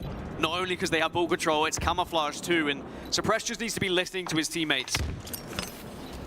Camo being on any map is always such a very important moment for you as a player because you have to be productive with it, but it doesn't mean you have to be too aggressive. You can wait, you can use your invisibility to your advantage, and he's done just that. He was patient, he made sure that the Sentinels push didn't really account to anything apart from a play ball. And look at that Shroud as well, just to protect any spawners over towards A are not going to be able to see that ball guy trying to get away. Baby driver's back hold, don't worry. No. I took the jacket off. I was getting too toasty. Oh, you're right. You're not wearing the jacket anymore. They hold the ball. Two members of Sentinels positioned over towards tower. Suppress recognizes the information that's come his way. He's going to try and get away, but Spartan cuts him off the pass and gets that kill. Ball immediately thrown down as Rebellion realize it's going to be a slay-off. Two fall apiece. Ball still situated towards long haul. Boo Boo Doo Boo down to no shields. John asked, was it leather or faux leather? It's not in the hands of the Soul Map. You're in a pretty good position if you can shut down Boo Boo Doo Boo throughout this game. He is That's cloth, right? For Sentinels, Yeah, it's a heavier cloth. amount of ball time than the rest of the team throughout qualifiers. If you can consistently kill him first, then you know full well that you're going to be in a pretty good spot and not allowing Boo Boo to get anywhere near that ball. And 3 are dead now for Sentinels, and Boo Boo is that last remaining player, and he's going to desperately try and stay alive, unable to do so, but does go out at least with a trade. But it's a 59-21 lead at the moment for Rebellion, and they seem firmly in control. A significant lead. Enemy has the ball. Ball over towards Pipes. Chat, who are the other two teams to make it out of to make it into pool play? Has that been determined yet? Business is currently up 2-0 on Sniping Lies. Okay, so they have 1 game to go. Darkest Hour Another camouflage goes the way of Rebellion. Darkest Hour made it? Okay, cool. Cloud9 On this Wargaming map Darkest throughout the Hour. qualifiers because their camo and waiting control, on the again, winner of similarly to what we Business saw in versus Slayer Sniping Lies. Aquarius, Sounds with good. their overshield control, it is persistent, it is consistent, and Sentinels haven't really been able to have anyone to challenge it because, again, Rebellion have been the team that are ahead in the objective. On the Slayer, they were ahead on the Slay, so then they could work with it. Now they're ahead with the ball time, so Sentinels don't even have a chance to go to Thanks, that chat. camo because they have to be thinking about Thank the you, ball. Will. Beautiful trigger discipline from Cycle. He chases one player down, but might have chased him to his death. Lethal was there to provide cover for his teammate. Ball will get played. Suppressed, taking no risks here as they have a significant lead. Oh, and look at this, he's just delaying now, frustrating, almost gets the kill onto Spartan, but that keeps 2 players at blue whilst that ball is spawning, allowing your spawners, allowing your teammates to regain control over towards batteries, and then you stop any sort of ball time. So those few seconds, they can be crucial. Soul Snipes in Pipes. Spartans on double stack, done some damage, but unfortunately for him, teammates were not there to capitalize on it. He loses his life. Boo Boo trying to get the trade from here. It's an awkward fight inside the Shroud. 2 men enter, 1 man leaves. And it was Boo Boo towards long haul, down to no shields. Yeah, Panda is. He has some scars and scrapes, but he will survive. We talked about it at the top of the after party. Rebellion have no nades for this. They don't even need them. They have enough damage with the shock rifle, and that chain damage Thanks, Load. was significant, and it was punishing. What's up, Anthony? And if you're Sentinels here, you really want to get the shock in the hands of Spartan and allow him to start kind of leading the way with the initial damage so the rest of the team can go off the back of it. More ball time, Suppressed, maybe gets up. I don't hate it, I don't hate the risk, but now the rest of the team, they need to go off the back of that risk. They need to get a little bit defensive. Don't allow Sentinels to gain control of Pipes here, otherwise they get the setup, and that's good from Cycle. Rebellion, they're just playing this so well. They're always in a 2. They always have someone to support them right now. What do Sentinels have? I know what they don't have. That's time. 4 seconds. Gnarly, we talked about it earlier. We're not going to get into it now. Close enough as Cycle will lock in round number 1. 1 round away then from taking down Sentinels in pool play. And you heard it on the... I want to pause real quick just for a second. What if... Now, chat, if anybody's figured it out yet, please chime in. But I'm curious. Is there a possibility that Business gets into the pool with Native Gaming? Is there a possibility or no? No, because they're coming from losers. Okay. Or they're coming from, yeah. Okay, cool. Ferb says no as well. I would have laughed so fucking hard if that actually happened. Business should be in pool A, says Maddie. Verb says business will go in Pool B. All right, let's just wait till we get it all figured out, huh? The desk. We knew that this pool was going to be close. We knew there was going to be some good games, and Rebellion looking to try and upset the higher seed of Sentinels very early on here, Friday in Texas. But it's not done yet. Similarly to Strongholds, you always got a chance to get back into a game with Oddball with the round resetting as the fight for camo goes down once more. And it does seem like Sentinels are far more comfortable when they spawn on the opposition side. They really struggled when they spawned over towards A, but just the irony, Daddy. Just the irony. No bad blood, no beef, no nothing. It was baiting the camouflage, caught between two minds of going in security. I just would have found it funny if that happened. He done the ladder. Didn't get enough damage on the soul sniping. Another camouflage goes the way of Rebellion. Ball tossed out. Verb, I would assume so, based off of 3/4 of the roster. Rebellion have got control. I would assume so, Verb. Cleared out. And that means some semblance of control for Rebellion. And it was a very small thing from Soul Sniper. Had he not grabbed that ball, he would have got that kill, but he knows full well he had teammates coming into it and said, actually, we can get a little bit of time here if I catch this, and maybe I get the kill alongside my teammate. The points aren't even between North America I think and it is a smart one. It didn't really pay other off regions. in the end, but I love that he attempted it. Well, we speak about the margins, right? If he gets that kill, but Thug Nasty's mock open bracket was correct, then it was just strictly based off of how many points do you have equals your seed. Okay. Taking a little bit of a significant lead here. Just about closing the 40-point threshold. Like if a slow game for Spartan in the moment, 6 in 15. You can start or at some point it was that. On top in some individual fights, then there is still a good chance for Sentinels in this series, but they are up 43-3 in this round, so a really strong start. Notice they gave up the camo at the start of the game so that they could get that strong start with the ball and then force Rebellion to try. Let me pause this. So it looks like he had updated it based off of the change that may or may not have happened. But regardless, at the point of when he updated it, the number 1 for EU points was Mags Up. The number 2 for the number 1 for Mexico points was Lore. The number 1 for Australia and New Zealand points was Fury. Then it was global points from then on out. Okay? So like the global points, whoever has the most, like that is your seed based off of that. Gotcha. Okay? If that is correct. I don't know if that's correct, but if that's correct, that's what that was all a part of. Try and break a setup. So again, to answer your question, Verb, doesn't Business have more points than Darkest Hour? I would assume yes, because Business, the 3/4 of the roster, I would assume would have more points than Darkest Hour did. And then when they picked up Avenue, they just obviously looped in Avenue's points, whatever he had at that time. Again, an assumption.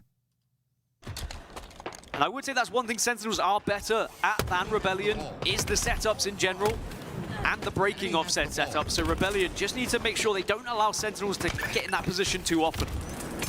There's another camo. Another camo. And another one for Rebellion. This is going to be frustrating for not only Sentinels, but Sentinels fans watching this. Wondering where it's all going wrong when it comes to the power-ups. Prioritizing instead to get ball time. BC says, I think APG said Business keeps their seed, but Native took their spot in the pool, if that makes sense. So in other words, that would then mean, I'm sorry to keep pausing, guys. I'm sorry. But I think this is good information, because if that's the case, then that would mean that Business would have the number 1 seed in the open bracket because Native Gaming did. Does that make sense? If they literally just... Actually, yeah, because that would totally make sense, because Native Gaming had had the most points at the time, hence they were the number 1 seed in the open bracket before the change happened. So that would fucking make sense. That took a long way to get to that conclusion. Holy shit. Holt says confirmed he said that. Perfect. Okay. Maddie says, I'm not sure if that works like that since Business was in Losers. Maddie, was Business in Losers from the get-go? Like, I know I'm asking a redundant and stupid question, but were Business in Losers from the get-go, or did they lose in the winner's side and then... Okay, then yeah, then they were... I think the point still stands, Maddie, right?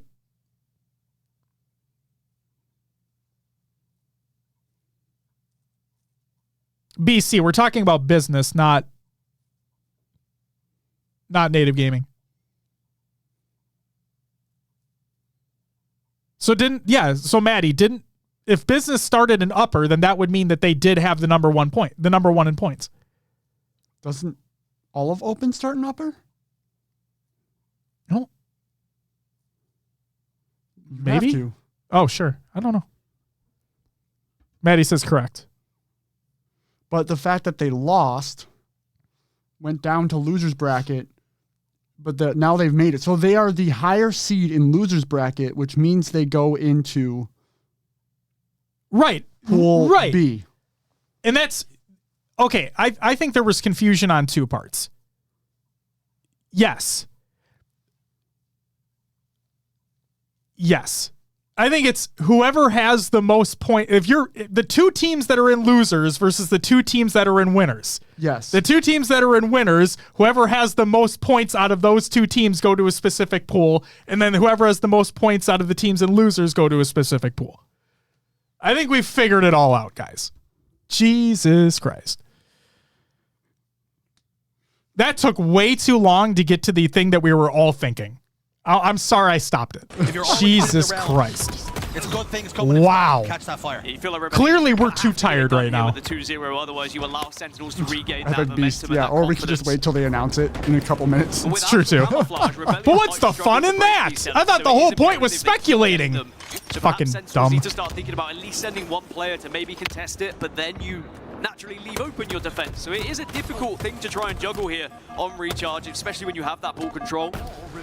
Cycle not able to get that kill in the end. Both players just being on no shields there. You have to back off and hope a teammate can really help you out. Spartan over towards Heaven will get fired from Cycle.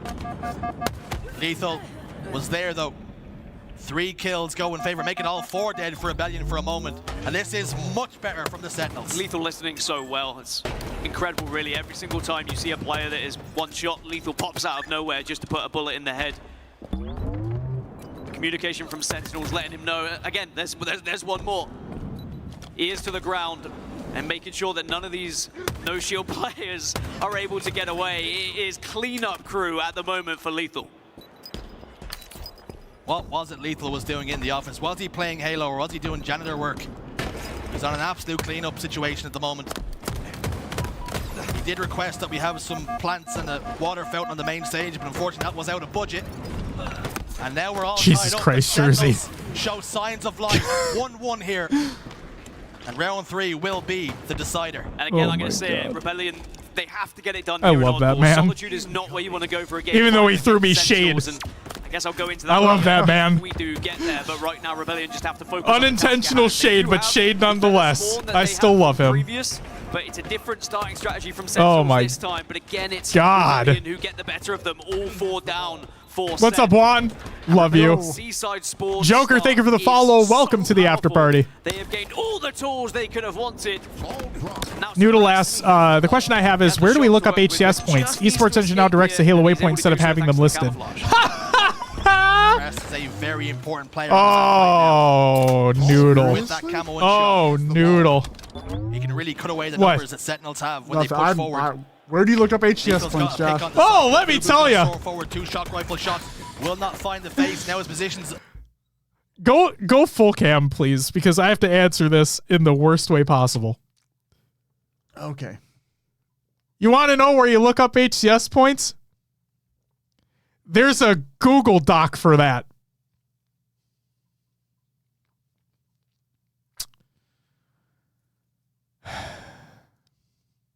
I wish I was joking.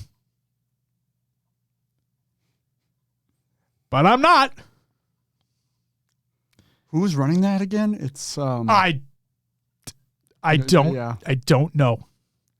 But what I can also tell you is that when Thug was trying to gather the information for his mock open bracket and the seating and everything, they removed it at one point in time.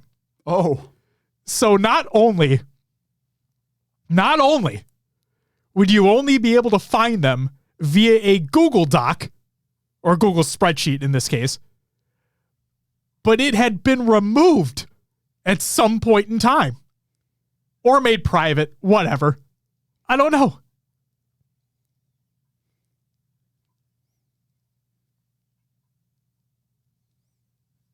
Yay.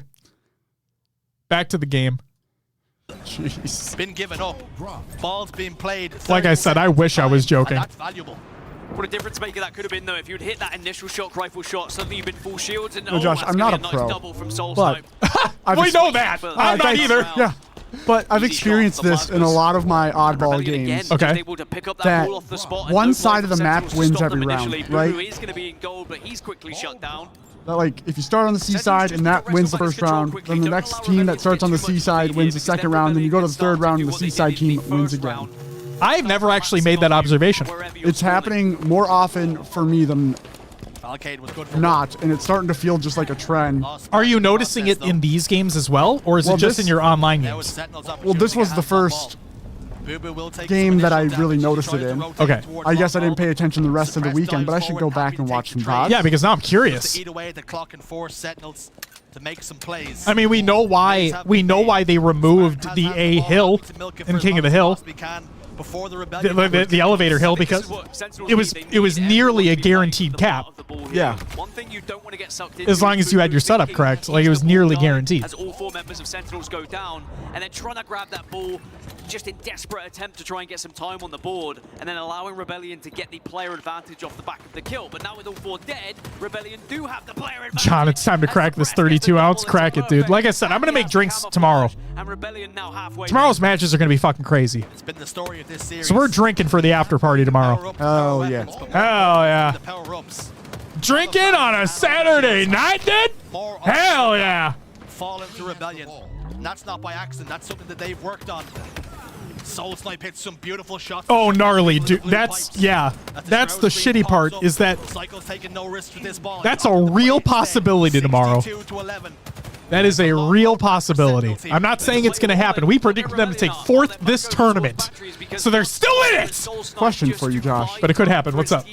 Didn't we say business makes the first roster move of the season in our predictions? You did. I bandwagoned off that. I actually said I didn't think anyone would. But when you mentioned business, I'm like, fuck, that makes so much sense that they would. Does this count, or is it because they had a fill-in, it's not necessarily a roster change? They've been massive. I don't think it necessarily counts, but I see where you're going with it. Yeah. Yeah. 3 members of Have a great night, Brooks. Watch the Taylor Swift concert on Disney Plus, Brooks. Or don't. No, do it. Fuck, please. She has enough money. You're not wrong about that. Technicality and Strife, thank you both for the follows. Welcome to the after party. Beth says, for the sake of Will's predictions, I say it counts. Thanks, Beth. Juan says, don't be a hater, Will, but yeah, you're not wrong. Rasta's always also with you. Wow. All right, fine. Whoa, Mayhem followed. That's my name. Is it your alternate account? Jesus Christ. It's not Mr. Mayhem, so. That's true. Mayhem and Man on Fire, thank you both for the follow. Welcome to the after party. Wait, do you have my gamer tag on Xbox? Just Mayhem? What's up, Shio? Welcome back. Good to see you. Want to broker a deal? No, just kidding. Oh my God. Camo is going to be up, but they can't go for it. They have to go for the ball here. Gets close to the ball. Spartan gets to stop. See, here's the shitty part. What a phenomenal stop. Okay. Okay.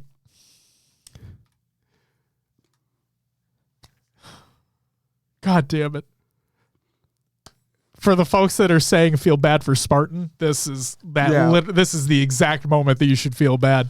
Yeah, he breaks this setup. He makes the perfect stop to try to get his team into a position to do something in this round. And then gets close to the ball. Spartan gets to stop. So he gets the kill, right? He's got hands on, but what? And if you look over, you'll see that Cycle comes in. He's like, "Oh, hey guys, what's going on? I'm here to fuck your day up." What the fuck you doing? I mean, Oh my gosh. he's there to fuck Sentinels up, dude. Because not only... Oh, this sucks. Because not only does Spartan get that kill to get the ball to try to stop it, The camouflage. he dies by that nade. And instead of Falcated getting that kill on Cycle, instead, He goes down as well. Cycle gets the kill on Falcated. That's 3 dead. Boo Boo Doo-Boo's last, and he's on fucking triple stack. This game's over. Down low. Camel Yeah. goes the soul snipe. Game's over. That sucks so fucking hard for them. Great job by Shopify. Like, phenomenal collapse on them. Again, there's no bias here. Like, our predictions mean nothing. But that just, fuck, man. To be a Sentinels fan in that situation, that really, really sucks. Yeah, they were so far down in the game, but that was the break they needed to stop the absolute win from happening. And then it just gets broken again so fast. I would say good on Shopify to recognize who was it Boo Boo who was down by triple stack there at the end, you said? Yeah, it was Boo Boo, yep. Like, He was last alive. they were able to get him off a spawn to not be able to get to his teammates to help. They got the guys out of gold, which we know can be a power position, holding the ball. And yeah, kudos to Shopify there, but it's really, the storyline is becoming Sentinels not performing to what was expected. Yep. And that wasn't the only time that they didn't do what was expected of them. J-Wabs. Cool placings, J-Wabs? Hey, J-Wabs, exclamation point pools in the chat. The link is there for you. Gotcha. Pew, pew, pew, pew. Gotcha. Check it out. Welcome to the after party, and thank you for the follow as well. Kaisers, thank you for the follow. Welcome to the after party as well. And you, the user with the 2-month resub, you get a woo! His message is, fuck work. I agree. Missed all the Halo due to work emergency. At least saw my dudes at Optic win. So happy you boys are doing the after party and made my 3rd live broadcast. Fuck yeah. Welcome, man. Thanks for being here. Thanks for the fucking subs. You guys are amazing. Welcome, Justin. How's it going? All right. So yeah, huge shout out to Shopify for that win. Beth says Shopify looks so much better since they made their team change. They really do. And like I said, we've been saying it since the offseason. This would be a team to watch. Shopify and Complexity really feel like they're teams to watch. And Shopify have like that young gun mentality to them is what it feels like to me personally. And I wouldn't be surprised. Now, maybe this is going to be a really crazy comparison, but hear me out here, guys. I'm not saying, I need to make sure I preface this because of this comparison I'm going to make, Will. Okay. I'm going to go on the record here and say that I don't think Shopify Rebellion are going to win Worlds this year. They can use that as fire. They can use that as fuel if they want to. Give me fuel, give me fire, give me that which is that. Ooh. They can use that as fuel if they want to. And that's fine. I believe in them. I just don't personally think they'll win Worlds this year, but that's besides the point. And I say that because of the comparison I'm going to make. Remember Splice in Halo 5? Yeah. How fast they were? How not intimidated they were of anybody they were going up against in any situation that they were put in? Sure. That's the feeling I get from Shopify this year. They have the young gun mentality. They have an old head as a coach to try to keep them rooted as well. They have a veteran in Gears Esports and Mental. So like they have a veteran aspect to their team to keep them grounded, but they also have that fire, and Mental knows what it's like to be a champion multiple times over. Sure. So I look at that team and they have a fire to them. They have a speed to them. And I'm excited to see what they do the rest of the season. Yeah, I think they are contesting for top 4 right now. And it's very possible with the performances we've seen today. Yes. That they can get there. There will be some hurdles they have to get over along the way, but man, they're coming out hot. They are absolutely coming out hot. And then Aloof says, didn't Mental win like everything in Gears? Yeah, he was on that he was on the Dynasty Optic roster. He was part of that roster that dominated Gears for a very long time. Like when you look at dynasties and gears, there weren't that many, but that Optic roster, holy fucking shit. It was crazy. Lumberquack says, hot take, Shopify is going to lose to SSG in the World's Grand Finals. Quack, you fucking... That's a very hot take. Will, outshot of the camera, going back to the bathroom, says, that's a really hot take. Love it. Oh, Jesus Christ. No, Quack, I love the passion. I love that passion. I want you to keep that. Keep that passion. Okay? And I'm not saying it like a rude way. Like, genuinely, keep that passion, because if that happens, you can look back on this moment and be like, fucking told you. Fucking told you. Do I think it'll happen? No. But my predictions are always wrong. So. Except I'm 2 for 2 on World Championship predictions, so. What if he's referencing to the 2025 land? Oh, he did not say a year. He didn't. He did not put a year. So Quack could say any fucking year. That's possible. You want to hear my hot take, though? Sure. Oh, do I say this right now? Because this is probably going to bite me in the ass. It might. Yeah. I mean, it's a hot take. This is a very... Oh, no, I don't want people to take this the wrong way. I don't think we have a Halo World Championship next year.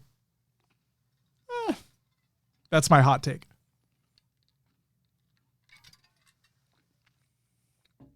We'll have to wait and see. We'll have to wait and see. We don't know anything. We don't have any insider information about this. We don't know anything. Who's winning the final Worlds? Well, by my estimation. Are we talking about Infinite? Or are we talking about in general? Because we're talking about general, I don't know what the fuck's going to happen. But if we're talking about Infinite, and if my hot take is correct that we don't have a World Championship next year, then I think that FaZe will win this year. And FaZe would win the final Worlds. Remember our too early to tell predictions episode? That's where I had them. So I'm with Daddy on that. What'd Daddy say? My hot take? Shut up and don't manifest that. Don't put that evil on us, Ricky Bobby. Daddy, it's not my fault you had bad manifest destiny for open bracket teams at Arlington this year, okay? Don't pin shit on me for saying something that could be over a year out. When you're at an event and you're putting people's demise by whispering in your wife's ear, okay? It's not my fault. Yeah, there's no way they choked this, right? Yeah, twice. He did it twice. One wasn't an open bracket team, Josh. Oh, true. We're going to talk about that one here very soon. Yeah. As a matter of fact. Yeah, speaking of Sentinels. So I don't want to hear Daddy in the chat talking about me putting bad juju in the fucking air when his ass was the one that said what was literally going to happen in this next moment. Yeah, we saw all of last year stronghold games that teams went on 100-point runs. But this one's a little wild. Yeah, this one's fucking crazy. So for some context here, this is Proton against Sentinels. Again, shout out Thug Nasty. He's coaching Proton for this event. And he's the one that was putting together that mock open bracket. He was getting all the seeds together for the open bracket. He's been doing a ton of behind-the-scenes work to try to provide everybody at home with the most up-to-date information before Arlington began. So huge shout out to Thug Nasty. If you see him at the event, go say what's up. Go say hi. Tell him Protog loves him. And I bet he'll appreciate it. But we got to talk about this game 4. So Proton are up currently 2-1 in the series against Sentinels. This is another pool play series. If Sentinels lose this, they will be currently 0-2 in pools. Spoiler alert, they did lose this. But it's the manner in which they did that needs to be studied. So without further ado, let's watch Game 4, Strongholds on Solitude. Sentinels versus Proton Gaming.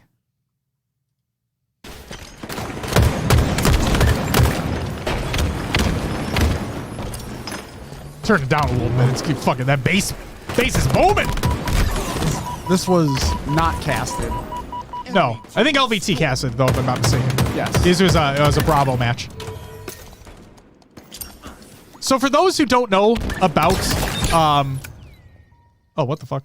For those who don't know about Solitude, right? Let's give just a quick background about Solitude, Will.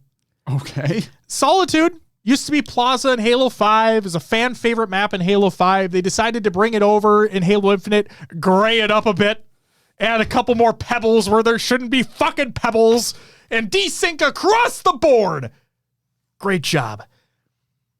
But also, when Solitude, aka Plaza, came into Halo Infinite, it brought something that we haven't really seen in Halo Infinite up to this point. Steamrolls. Oh, heavy steamrolls. Heavy fucking steamrolls. I am curious if the pebble issue persists, On LAN? say, on LAN, on the PCs. It's a good question. Because I hear it doesn't happen as often on Xbox, but it can. Okay. But the PC problem, it's just rampant. Got it. So, then the question was, well, then 343 and HCS looked at it and they're like, okay, guys, it's very steamrolly. How do we make it not that anymore? Oh, let's remove the sniper and bring in another sniper, the shock rifle. Okay. Now I'm sitting here, me personally, I'm sitting here and I'm like, I think that could be a good change because the sniper rifle can bring you down to no shields with a body shot. Yeah. While the shock rifle does not do that. Okay. Maybe this will be a good change. Nope. It don't fucking matter.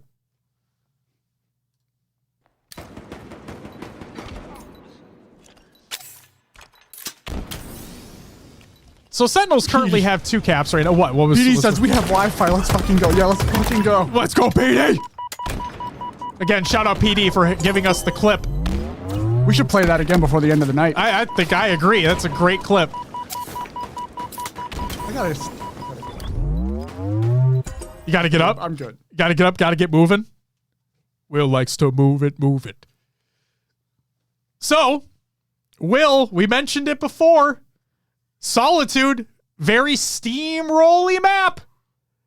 And we're already kicking the game off. We're less than a minute in, and we got a trip cap by way of Sentinels.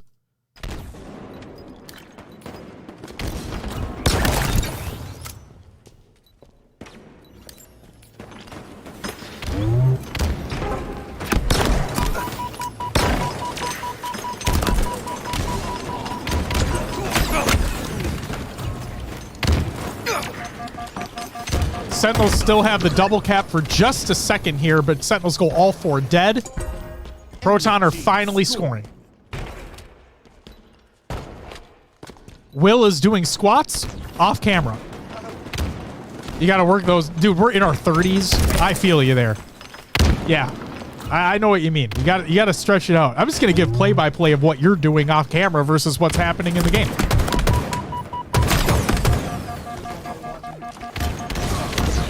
Will, I cannot hear a word that you're saying right now. I have a question for you, though.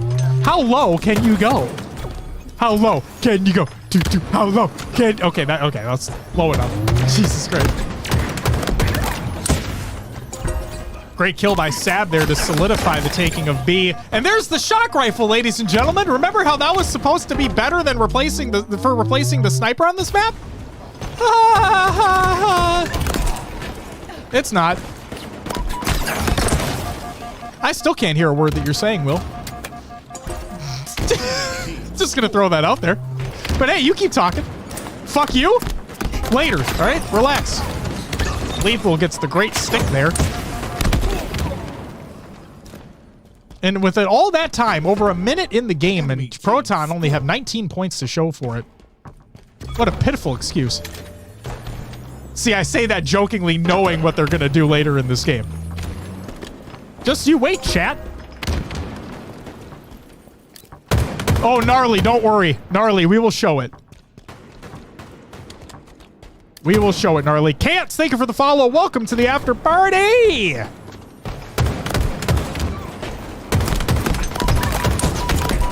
The Pebble Jitter doesn't happen in Offline Academy, by the way. It's a netcode thing. Thank you, Cants.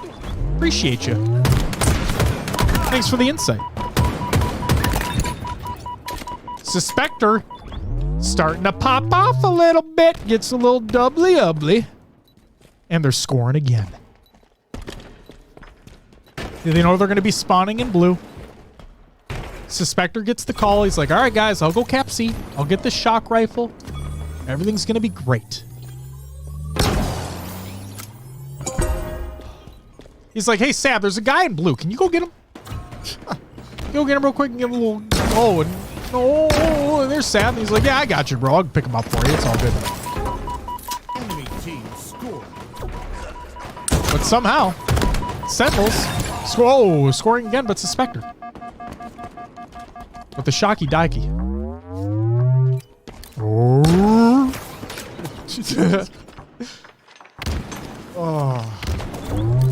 Oh. Fucking shield recharge sound. I think it's just because it feels more bassy in my headphones. Yeah. Suspector doing his greatest fucking square dance ever right there. Not hitting a shot, not hitting a nade, not hitting a melee, but still being there, being present in the moment. You love to see it. But still, it's Sentinels that are scoring in the game. It doesn't matter if you get 2 down on their side. They're still fucking scoring. Enemy team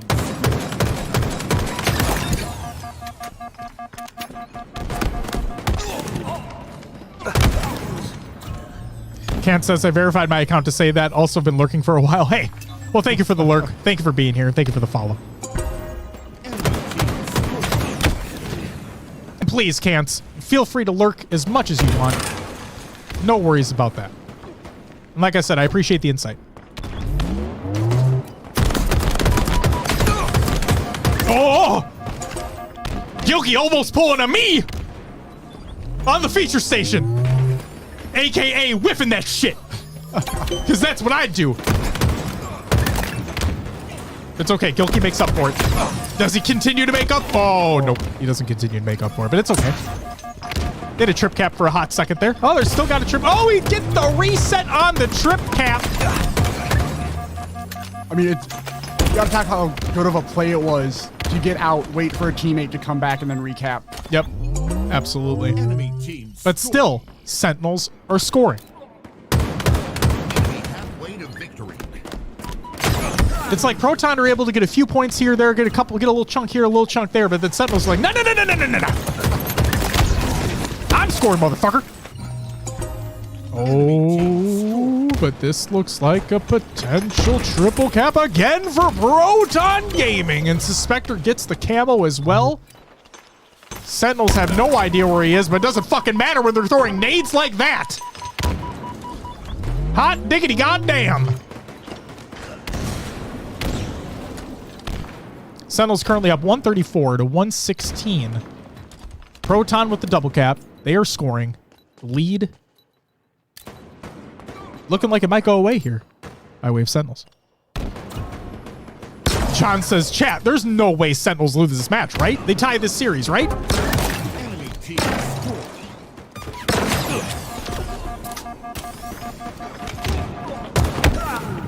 That's 3 dead by way of Proton. This means Sentinels should be able to get a little bit more map presence as well. They're going to have them on staggered spawns.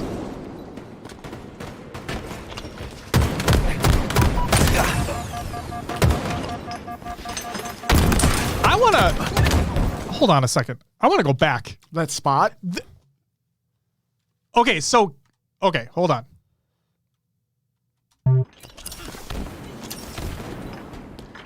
Okay, so...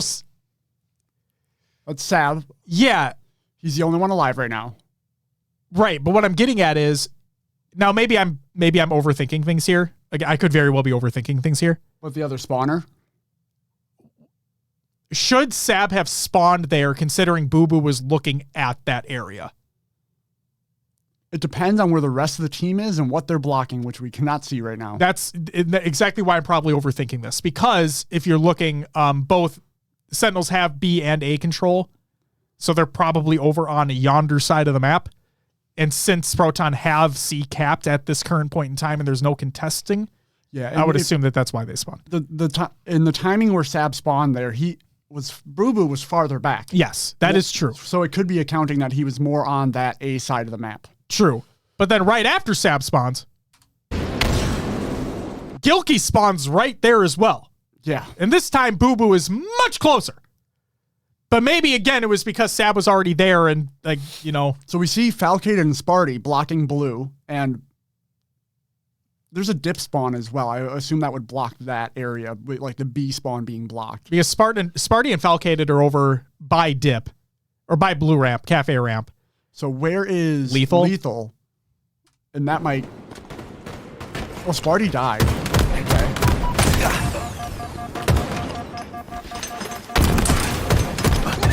Great collapse there.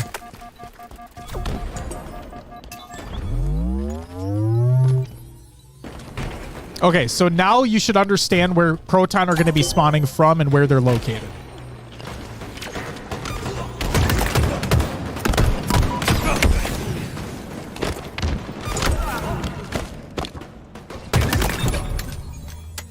The fact Lethal stays alive there in that situation, I thought that play was dead. Like, I swear to God, I thought that play was dead. They looked like, it looked for a second their Proton were sitting ducks, but then, wow.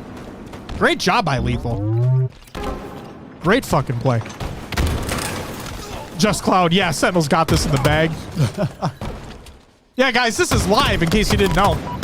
We're watching this series live right now. Sure. Oh, sure. No, well, we are live. Yeah. Oh, watching this series. That's yeah. okay. Get it? Sure.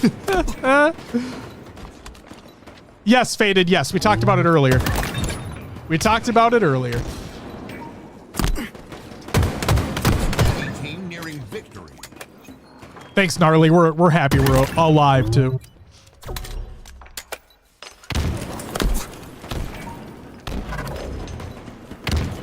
Okay.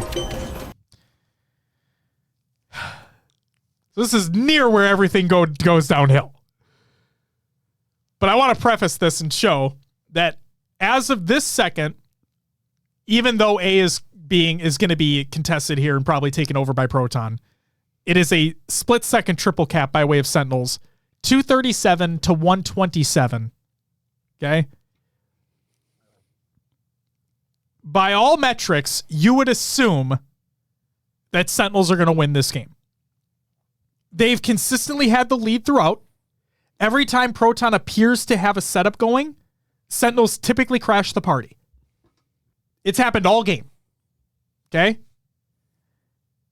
You know, what Sentinels were doing as well in this, when they had the trip caps, is as soon as they, or Proton, I should say, go into A to cap it, they've collapsed on it. Mm-hmm. But the spawn here of spawning blue and having members there and sending people to A, Sentinels had to focus these blue players and were not able to collapse on A like they had been doing, which may be kind of the turnaround. Could be. Daddy says win probability at this moment must have been like 98%. Yeah, we're talking about Patriots Falcons Super Bowl right here. Oh, no. You know? Sure.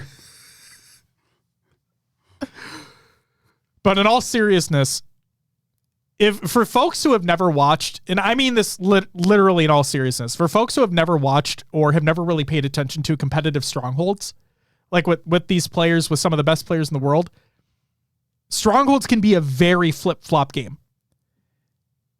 If you're not focusing on your setups and everything, like the opposite team could come in and just sweep your legs from underneath you and take the lead, take the win, whatever it may be.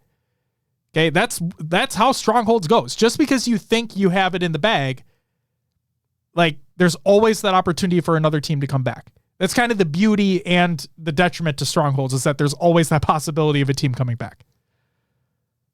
So, Lance Snyder, thank you for the follow. Welcome to the after party. Let's watch the rest of this game and watch how this happens.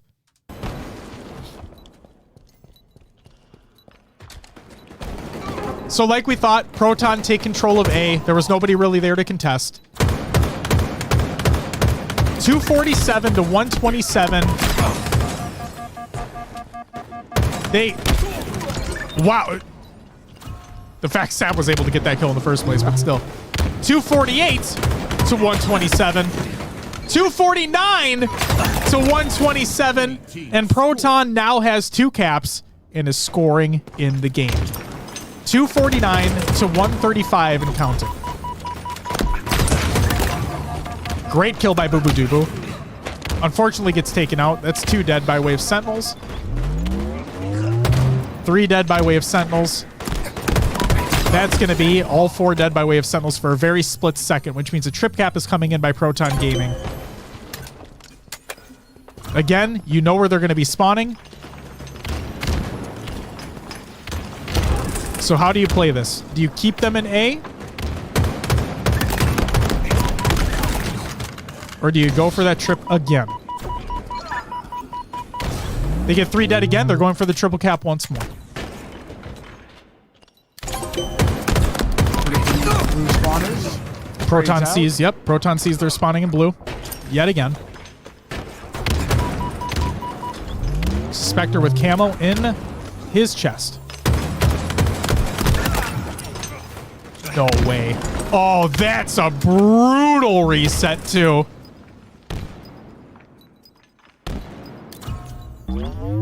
Okay, I want to see. I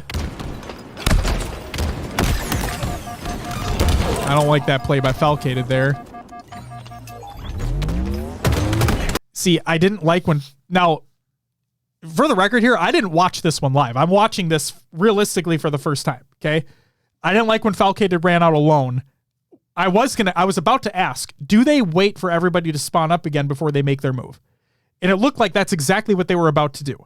And then Falcated ran out alone. The 3 of them, if you see, all 3 of the rest of them pushed out once they were ready to go. But Falcated went out alone. I don't like that. Because you already... Proton has momentum. You know you only need 1 point. So obviously you're just trying to get the 2 cap to win the game, blah, blah, blah. But you know that that Proton are gaining momentum here. And I don't like the solo pushes. Like, especially when you're looking at the score right now, you only have so many of those pushes available left to you before you lose this fucking game. Yeah.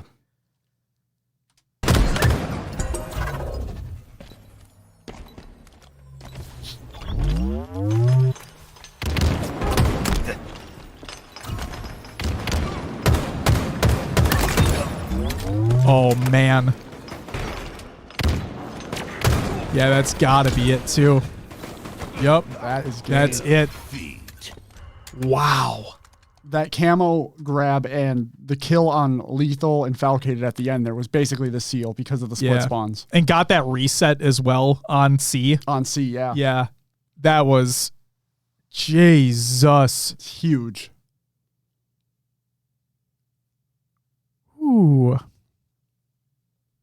Louis says, desperation is one of the deadly sins of Comp Halo. It is. Also, Louis Gang, thank you for the follow. Welcome to the after party. Almost forgot what the fuck this was. Heaven Shore, thank you for the follow. Welcome to the after party. And Joan, or Joni, thank you for the follow. Welcome to the after party. Yeah, that's really unfortunate. It's one of those situations where, because, like, again, we're just analyzing here, right? Because of how, at least in my opinion, like, because of how Solitude is played, because of how steamrolly it can be, and how all it takes is one team to flip that switch, right? And then you can go on a run. You can go on an absolute tear. Yeah. It just sucks knowing that Sentinels literally needed 1 second to win that game for half of the game. Yeah. And they couldn't get it. Well, the difference in the trip caps were that Proton were just able to hold theirs longer. Mm-hmm. Right? And that's the thing. They hadn't done it all game until it really mattered. When their game was literally on the line. That's when it happened. When the game was literally on the line. When Sentinels had 249. And then they get 3 dead. And then they get 4 dead. They get that B cap. They start their triple run. They know where they're spawning. They keep the aggression going. They wait for Sentinels to try to make a move. They capitalize on the mistakes that Sentinels are making. And you're right. I think it's the desperation. Just like they kind of lost the composure because they only needed 1 second. Yeah. Right. They thought they could maybe steal a hill away, but they didn't wait for a full team push or something like that. And It's the reason they got split after that, and the score ended up being what it was. Absolutely.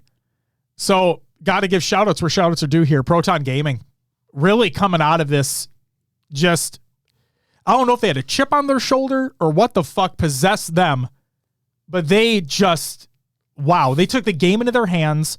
And the other cool and crazy thing about this is that regardless of seeds, whatever, it all literally comes down to how you perform in that game at that time, right?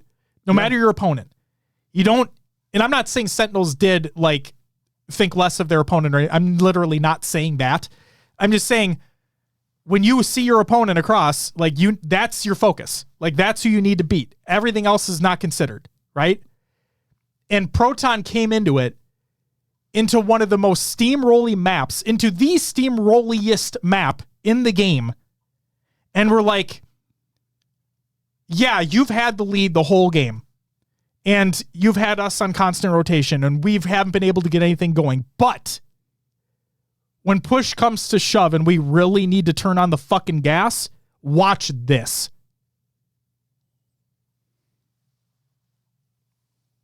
And that was great. And Gnarly, I hate that question. Did they win or did Sentinels lose? I hate that question. I hate when that question is asked in sports because, like Ross has said, it's both. It's both. In literal and metaphorical terms, it's both. I fucking hate when that question is asked. Do you know which open bracket teams are playing in which pools? Chat, has it been confirmed? Oh, I accidentally closed the link to the bracket. Chat, has it been confirmed yet? I am not currently seeing an HCS tweet of any kind as of yet.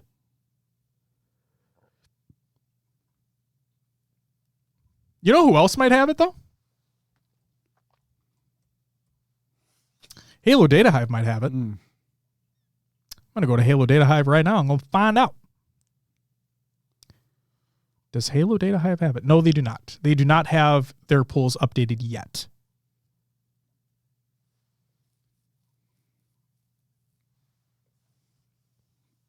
I'm pretty sure Business going to Pool B and Darkest Hour going to Pool A. What did I say wrong, Rasta? What did I fuck up? The question is who has the most points out of Lore and Cloud9? Well, Lore. They have the most points in their region. Sure. They're literally the top Mexican team. So then you would have Lore going into Pool D and Cloud9 going into Pool C. What the fuck are you talking about, Rasta? Get out of here. You making fun of my Minnesotan accent? Is that what you're doing? Both. Yeah. Both. I feel like that's what's happening right now. I can't tell, though. But no, shout out to Proton Gaming. Brutal loss by Sentinels there. That one hurts. Yeah. Genuinely hurts. But what are you going to do? What are you going to do? And the other thing that I wanted to shout out here was one Pool D match was the start of Optic's run in the tournament, as a matter of fact. They played against Bittersweet. And I don't have no gameplay or anything to show here, but I just want to give props to Bittersweet. Now, granted, we know how some teams can be at the beginning of tournaments, right? Especially Will, like we talked about, pool play maybe not as top of mind. Sure, you know? But regardless, you have to play the team that you have to play, and you got to bring it your all regardless. And regardless of that series being a 3-0, and regardless of it being Optic's first series of the day, Bittersweet did keep things close. If you go actually watch the games themselves, they did keep things pretty close. So I'm going to give shouts to Bittersweet there.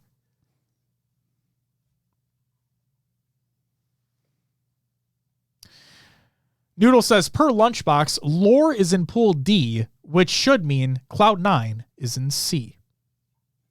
There you go. Gnarly says they didn't lose, though. They got beat.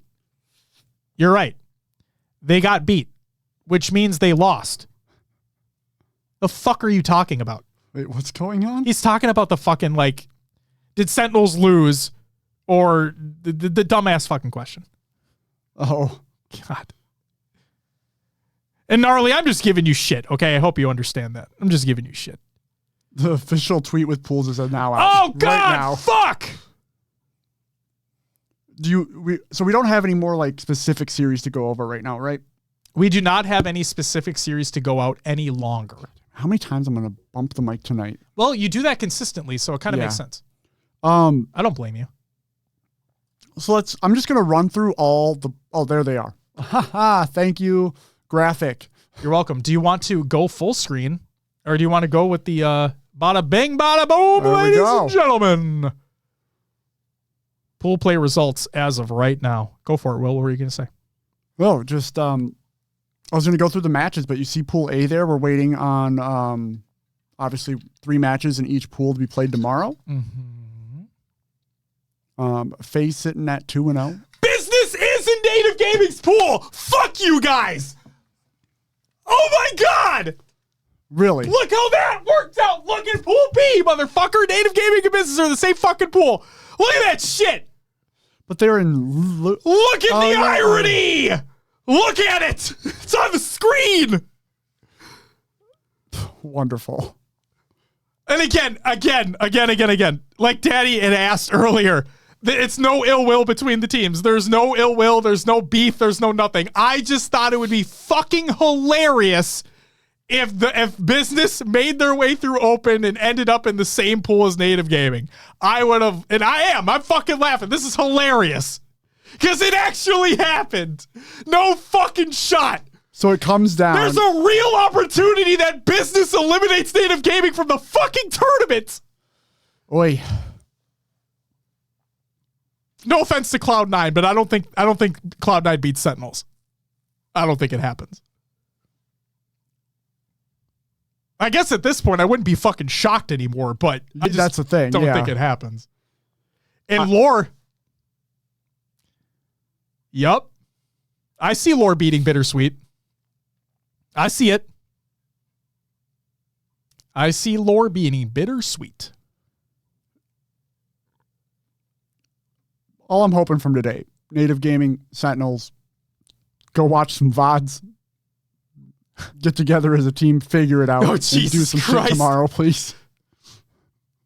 Yeah, you guys should be in the hotel or the Airbnb right now, watching film, figuring it out. It's going to be an interesting day tomorrow. Or getting some sleep, because maybe you just need a mental reset. Yeah. Like maybe you just need to get rid of the vibes from today, start fresh tomorrow, get a good night's sleep, get a good breakfast in, watch some film in the morning, have a mental reset. Maybe that's what you need. Hell, I know a lot of people said Boo Boo looked very dejected after that last series. Maybe that gives him the chip on the shoulder to come back stronger tomorrow. And that's the thing. Like, we know what they're capable of doing. Oh, yeah, I think they do. They do too. I think that's why we saw that coming from Boo Boo. 1,000%. So, Darkest Hour have a real opportunity to eliminate Ascend Baseline from the tournament. Because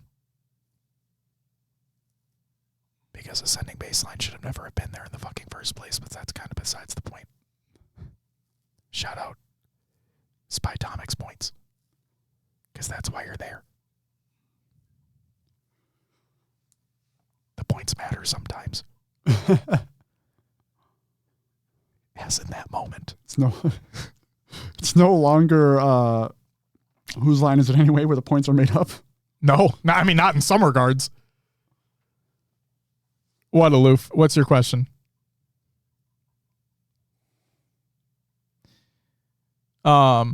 Yeah, Darkest Hour has a real opportunity to eliminate Ascending Baseline from the tournament. Business have a real opportunity to eliminate Native Gaming from the roster.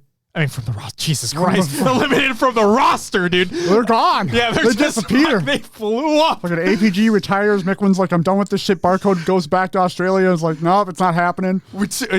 Okay, this is all joking, Yes, but like yeah. if fucking Mickwin and APG retired at the exact same fucking time after this, like fuck this. I'd be so sad. I'd be so fucking sad. Good luck, Kay. Jesus. But no, Business have a real opportunity to eliminate Native Gaming from the tournament. Cloud9, well, I don't see it happening. I've been wrong. Cloud9 have an opportunity to eliminate Sentinels from the tournament. And then I will say this. I do think Lore eliminate Bittersweet from the tournament. That's fair. That I do. That's fair. And again, I need to make sure people understand this. We have nothing against any player. Nothing like that. It's just, I want that Mexican team to do so well. And it'd be cool. It'd just be really cool to see, because that would be a slap in the face. And we said this too, like we're happy that there's more of an opportunity for teams to make a name for themselves and push through open bracket to make it to pools. That's great.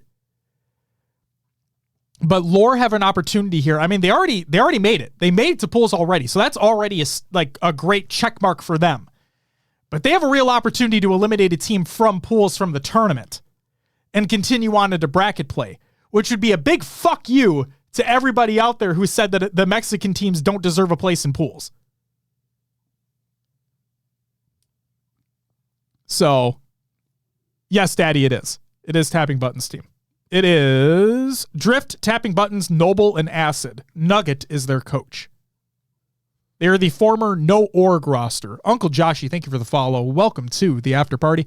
Rodlocks, thank you for the follow. Welcome to the after party as well. So Iloof is asking, why is the sending baseline there? How did they get points? They basically just picked up Spytomic, which was Monster, who, being the fill-in for high-placing teams, had a ton of points and were basically kind of gifted a pool play spot. Yeah.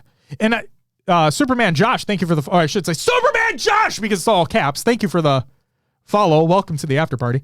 And then Daddy is asking a little ways back here, do you think there's a bit of beef after Native kind of tweeted at Last Shot? No, it's it's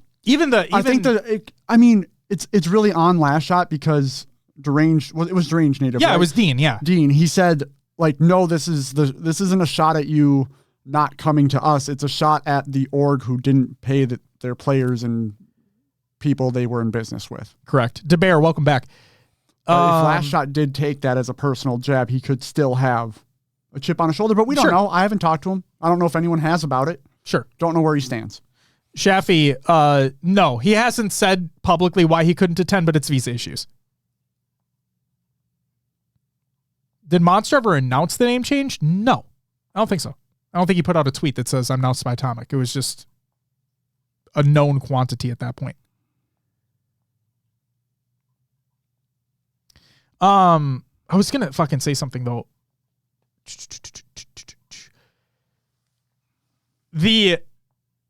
So I guess now is as good a time as any. I want to bring this up now because we were talking in Discord today.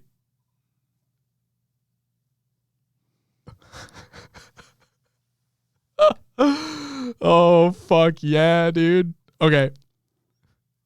I got fuck. Hold on. I got a couple tweets I need to bring up here, guys. I'm going to try to get these on the screen. Give me a moment. What's going on? Okay, Go ahead. did they put out the... Oh, hang on. I'll go back to Cam while you're doing all this. No, this is one of them. This is it. Okay. So Drift, Sorry, my bad. You're fine. Drift tweeted out, we won 3-2 against Business. First time a LATAM team made it to pools. So for those who don't know, go back to Cam, please. I'm going to find the Kratos tweet because now is the opportunity to do this. What I was going to say, did we get a event list for tomorrow of what's happening when? Because remember when they didn't stream we have finals of pools. Yeah, we have the yeah. Let me bring that up real quick. Hold on. I have that. As a matter of fact. Give me a second, please. Actually, I think I fucking tweeted it, so I'll bring it up myself. Oh, okay. God damn. Yeah, event schedule. Bada bing. Bada boom. So yeah, there's your event schedule for tomorrow, Saturday. So 10:30 a.m. Stream starts. Yeah, pool play resumes. Fuck yeah. It also, if you're looking for the FFA, that's when the signups start. Ends at 11:45. So be there. Starts at 10:30 a.m. Central, ends 11:45 a.m. Central. Right when the doors open too. So And be there at door open. Absolutely. And the FFA starts at noon Central. Yeah, because I believe in their previous tweets, they just said FFA starts at 12, but they didn't say if that was signups or the event itself. Now it's clarified. Mm-hmm. FFA signups are before noon at 10:30 when the doors open.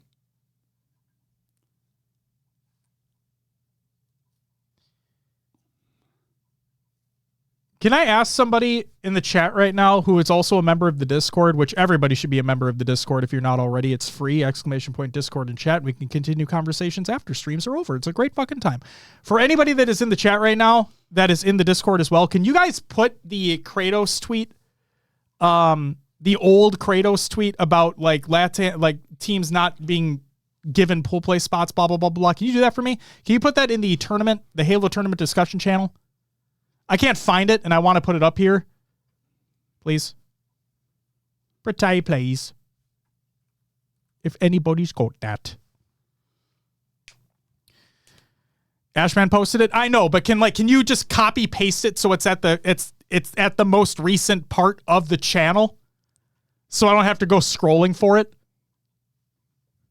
Please.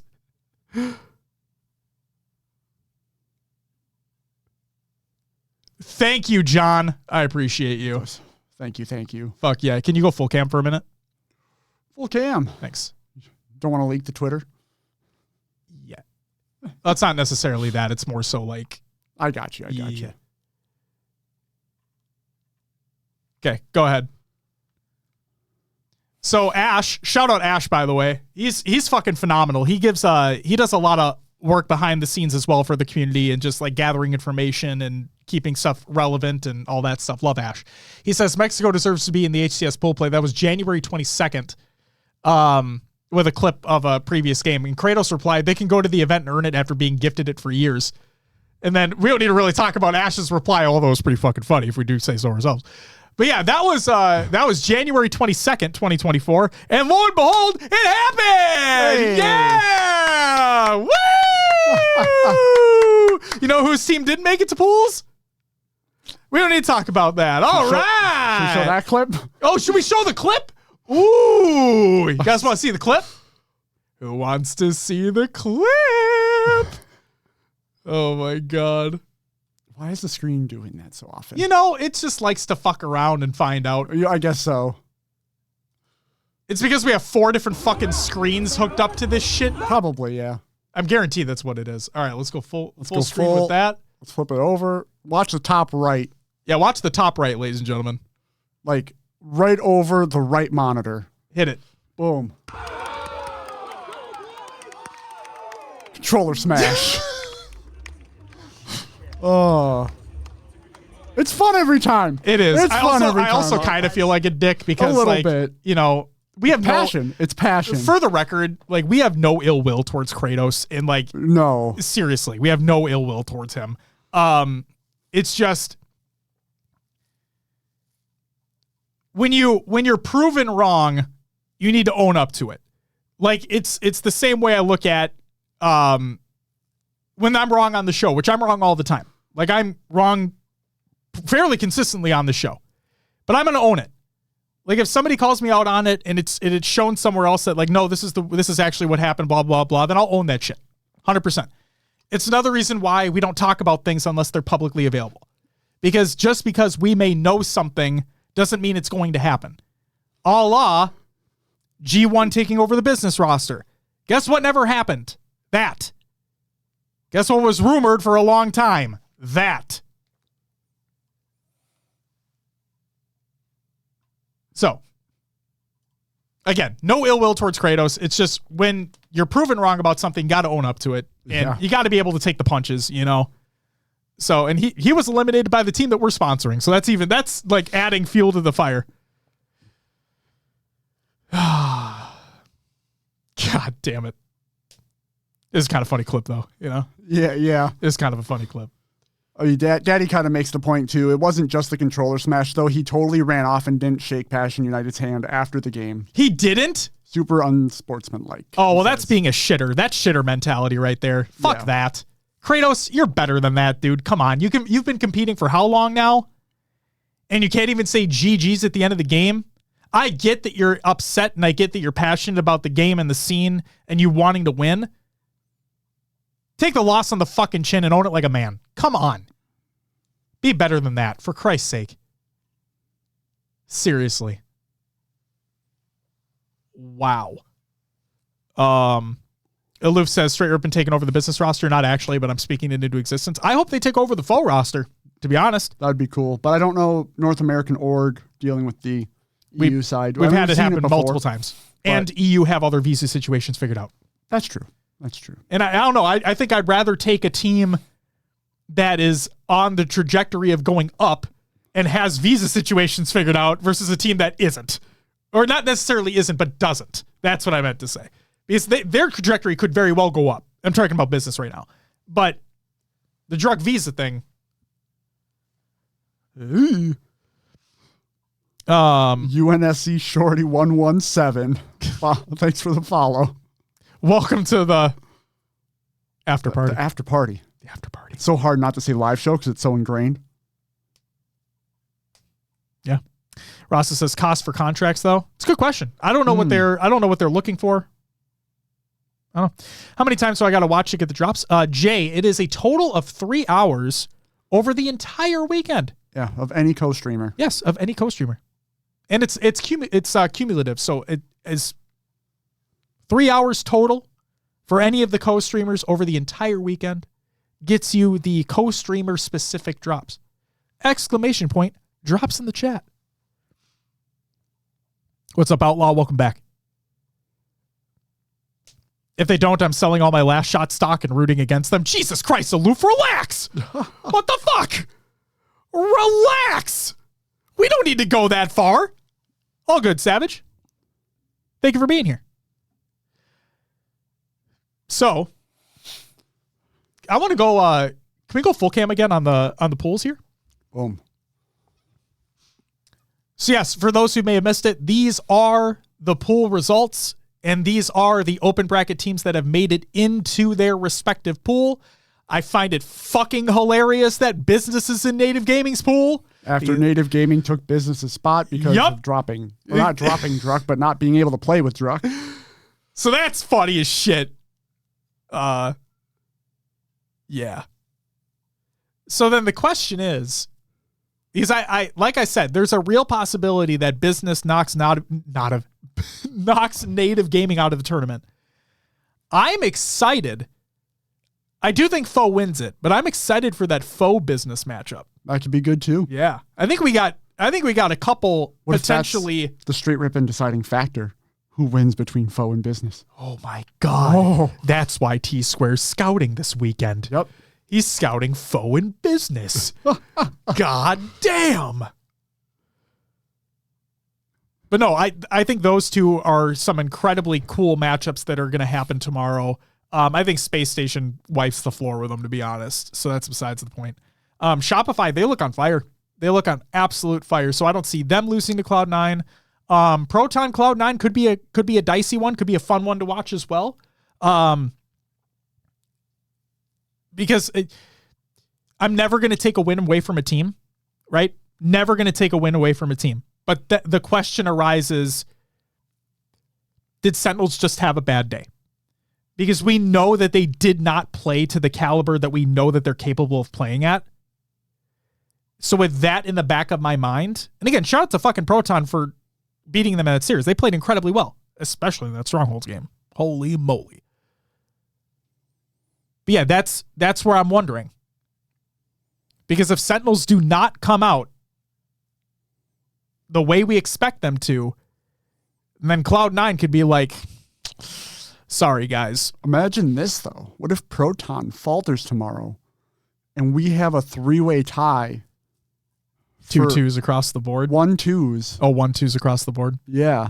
I will cry. Because we've had this happen before. And it gets weird. It gets fucky. It gets absolutely fucky. Because it comes to map win count at that point, right? Yes. Yeah, I'm pretty sure it's based off map win count. Shopify Rebellion is legit. No, we're not discounting them at all. We also believe that they are legit.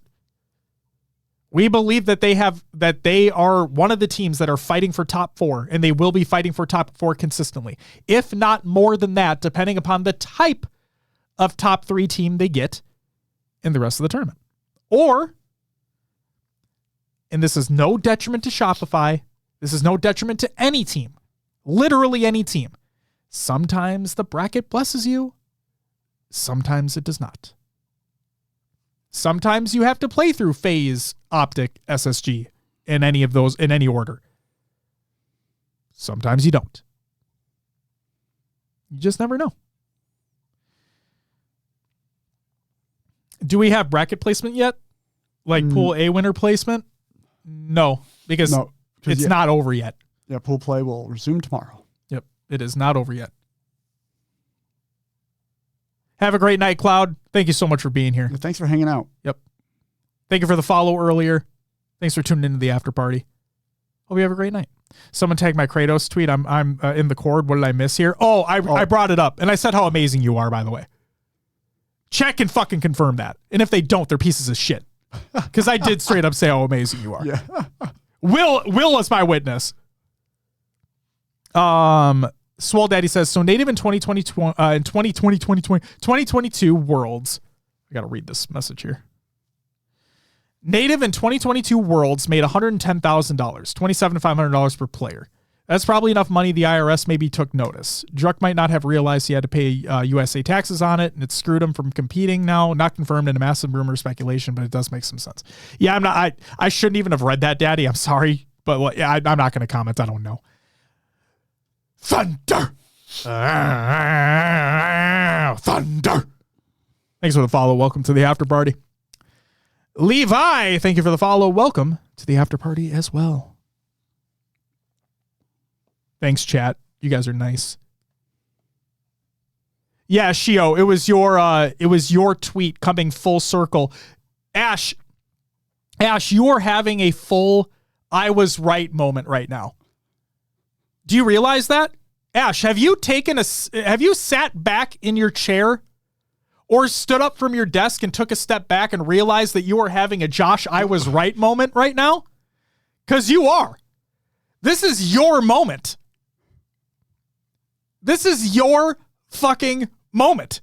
Your tweet from January has come full circle because not only did Lore Gaming make it into pool play, but Kratos' team got eliminated from the tournament,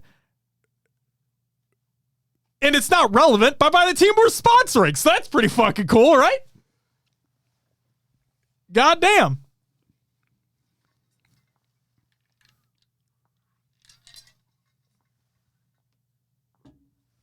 All good, Daddy. I didn't realize it until I started reading it that it was speculation, so I apologize too. PD with the gifted sub to Daddy. Thank you for the gifted sub. You get woo! There it is.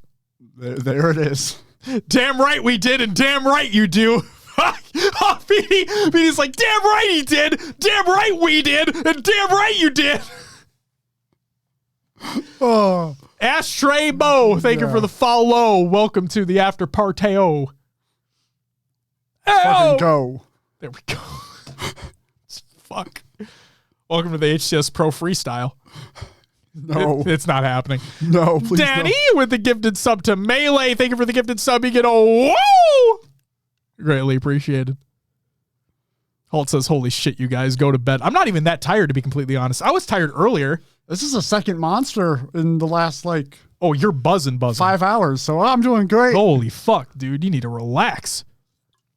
Now, I yawned once on stream, and I'm like, nope, cracking another monster. Hey, I'm going to take this opportunity to say to those that are hanging out in the chat, have you ever heard of Twitch Prime? I'm about to run an ad so they don't have to hear you talk about Twitch Prime. No, we don't run ads. We don't run ads. We don't. If you, did you know that you have an Amazon Prime account, then you have Twitch Prime? Whoa! You can link your Twitch and Amazon accounts. And you can get a free gifted sub to any channel you want. Maybe ours. Whoa! Prime Gaming. Ash says, glad to see you guys back in the same room. I'm glad too. Yeah. Fuck you. I may not be I might not supposed to be driving at night, but I'm going to do it anyway so I can be here for this. There you go. Daddy says, Will has drank 2 Spy Tonics tonight. You wildin'. Shit. Yeah, shit. What team are you guys sponsoring? Pure? We need a command. We do. Passion United. Go follow them on Twitter. Pure passion. Passion I'm gonna get the link United. now. Be united. You know what? Will, bring us back to Cam for a sec. This would be a great opportunity to show that clip. Because our logo's on their jerseys. You guys want to see the Kratos clip again? What do you say? You want to see the clip again, guys? This will be fun, right? That was not what I copied. You guys want to see the clip? Hold on. Are we on? Where I minimized it. Relax. I was like, what the fuck? OBS disappeared. All right, guys. Yes, obviously the main focal point of this fucking clip is Kratos throwing his controller on the ground. But pay attention to the jerseys, guys. Oh, man. Pay attention to those jerseys. Oh, shit. Look at that logo. Hey, that's us. Look at that logo. That's our logo. Wait a second. Good shit, guys. Good shit, guys. That's right. Look at that logo. There's our logo again. Wait, I don't think we're done yet. I don't think we're done yet. Wait for it. In frame. Logo. Damn it, man. You can go full cam again. All right. Ridiculous. Fuck yeah, dude. That's the team we sponsor. Shout out Passion United. Shout out Passion United. Dragar says, yep, confirmed. He just walked right out.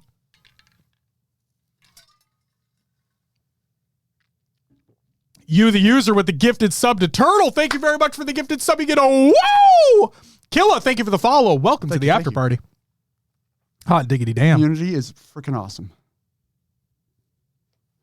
Whoa. Whoa! Tyler. Oh, shit! Hashtag release the footy pajamas, motherfucker. Tyler with the fucking 5 gifted. You get a woo! Tyler. I was talking to your, I guess I don't know his official title, but Discord manager or Blackout. You might know him. He's got the SSG tattoo. He does. And we think if you guys do the footy pajamas, you should put a little tag on the inside that says forced on you by HCS Pro Talk. HCS Pro Talk. Yo, can we get that sponsorship money though? Hello? I mean, yeah, you guys fucking re-signed Ubernick and all that. Whoop-de-fucking-do. Good for him and everything. But, like, we're right here. You know what I mean? SSG Pro Talk went. Would that mean that we talk shit about your team if you lose? Absolutely. But you'd still pay us, which would be pretty great. So, I mean, you see. That was Halt's idea? This seems like a win-win. I thought. Well, then it's Halt's idea. Fuck me. I misheard. Yeah, fuck you. My bad. Shout out Halt. Shout out Halt. Tyler says, I'll see what I can do. Oh, shit.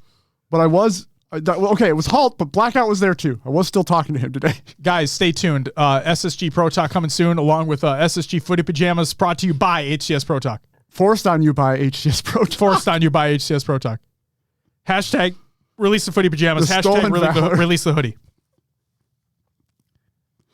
How did Passion United do? They made it pretty far in the bracket. They eliminated Kratos' team. Coach Clutch with the 3-month resub. You get a whoa. Speaking of Passion United, there is the clutch. There is the clutchiest coach of clutches for Passion United himself, Coach Clutch. So they went out in round 5 against Fury, which was the Rice rated Strafe or Noble and Plasma and Pips. Yes. So Australia, New Zealand, or EU. I'm forgetting as well. I feel like a piece of shit. But it was a 2-1. It was a 2-1 that they went out on. So it's unfortunate. I feel like maybe if it was a Game 5 series. 5-game series. Again, not big on the shouting out metrics or anything like that if you guys follow the show for any length of time. But I will say, thank you guys so fucking much for over the 100 subs. Like that's fucking crazy. Yeah. Like the fact that we're realistically only live once a week and you guys support us the way that you guys do. Super fucking nice of you. Thank you so very much. All the new subs, the resubs, the gifted subs, everything. Even the follows. Like you guys just hanging out here. Thank you so fucking much for it. We hope you guys are enjoying this thing that we're doing. It's just a way to hang out, chat a little bit more about the event, and just have a good time. And yeah, you guys are awesome. Dark Sniper, thank you for the follow. Welcome to the after party. Appreciate all the support for real. Hey, Clutch, you guys are fucking awesome. Congratulations to you guys. And like I said, the fact the last match that you guys won from open bracket and the team that you eliminated in the process, like chef's kiss. Just, I mean, that's got to be a huge W for the team walking out of Arlington, right? Oh, absolutely. Absolutely. Dark Sniper says finally able to watch live. Hey, you made it. Welcome. This isn't the traditional show, but we appreciate you being here. You guys like the optification of the color scheme that I did? But it's not. It's not. I mean, the back for what? For copyright purposes. Oh, it's not optics colors. Jesus fucking Christ. Like we're not using their brand colors. My God. I love how you had to I gotta clarify, okay? We're not using their colors. El Cuervo, thank you for the follow. Welcome to the after party. Oh, 2 energy drinks. Tyler says dog shit color, in my opinion. Wow. I'll tell them you said that. Just wait until SLC, man. Oh, that's a good point. That's a good point. Will says just wait till SLC. It's like this might change to like a yellowish pea color. Get it, Tyler? Pea color? If you're dehydrated. Guys, drink water. This show got fucking weird all of a sudden. Gold fucker. All right. Valid. Actually, you know what? Hey, you can see it over there. Purple fucker. Come at me. God. I see no gold on that fucking jersey. No gold. None.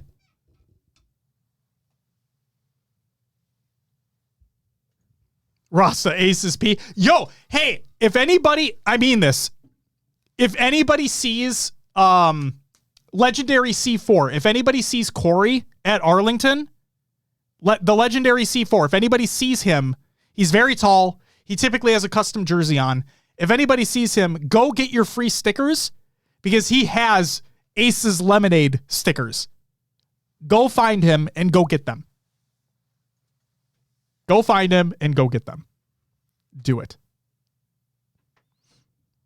Daddy with the 2 bits. Hashtag bit by bit. Thank you very much. It's doubled all weekend. It is doubled all weekend. Deranged Native. What's up, Dean? He says native or business. Won't hurt my feelings. When we were talking about it, because I don't want to misstate what I've said previously. If I'm remembering what I said before, I stated there is a real possibility that business eliminate you guys from the tournament tomorrow. There's a real possibility. I think that was word for word what I said. So I know that doesn't necessarily answer your question. obviously, like regardless of players on the team, I am rooting for Native because based off our predictions that we had last week, we had them placing top 8. So obviously I want Native to win in that regard. But so you guys need, and I know you're not a player, but like you guys need to bring it your all tomorrow. Just like Sentinels. Sentinels need to bring it their all tomorrow. Like, holy shit. Also, we're giving out wristbands here at the event. Come get one from any of the staff. Yo, there you go. You guys want wristbands? Go find Dean or any of the Native gaming crew. Get yourself a wristband. Fuck yeah. Fuck yeah. Oh, Halt, that's a great point. I also need to order my Native gaming jersey. Yes. Lumberquack says I'm planning to go to SLC. So am I. Hope to see you there. I think ABG just hasn't found his role just yet. Collect and barcode are fast-paced slayers. I think they haven't. Daddy, that's the thing though. There's no roles. Like there's no real roles in the game. Everybody should be able to do anything on the map at any given time. And I know you understand that. I'm just making sure everybody else understands that. We slacked off versus foe. I told the guys they aren't as easy as they were thinking, but they're just having a slow start. And like I said, Dean, like not only you guys as a Native, but like Sentinels need to fucking come out hot too. Like there's way too much talent on both those teams to be in the positions that you guys are in. And I'm not just saying that based off our predictions from last week. Like seriously, there's too much talent on both those teams to be in the positions that you're in. I know you guys have work you need to do on terms of gelling and teamwork and consistency and all that. And I know that's going to come with practice, or it should come with practice. You never know. Maybe things just don't work out and that's the way it is. We talked about it earlier. But man. Yeah. Oh man. Dean, I'm going to be honest. I was kind of hoping or liking the fact that the Native team was going through open bracket to get reps in. And I feel like they would have made it through and gotten into pools anyway. But they're in the position they're in, and yeah, they got to come out hot and do as well as they can tomorrow. Yeah, I love that take. I love that take by you because not just, I think doubly so based off what we saw today, but really before the whole snafu happened with the Druk situation and the switching of the spots, like Dean even said we all wanted open for the reps. Yeah. Tankaroo, don't get your hopes up. If I didn't say thank you for the follow, I apologize. Thank you for the follow and welcome to the after party. But don't get your hopes up on them announcing Atlanta this weekend, like the dates. Trust me, we all want them. For all intents and purposes, they should have been out when the roadmap was announced. Like, I'm not going to... Come on. It's going to sound stupid, and I know it probably can't be compared, but I'm going to compare them anyway. If a band can announce a tour with dates every 2 days for the course of an entire season to a year, then I would expect the HCS to be able to have dates planned for 4 events in a year. But maybe that's just me. Maybe that's just me. Thank you for the question, though. And I hope you're having a good time. I'm just checking Twitter real quick, seeing if anything else popped up. Not seeing anything yet.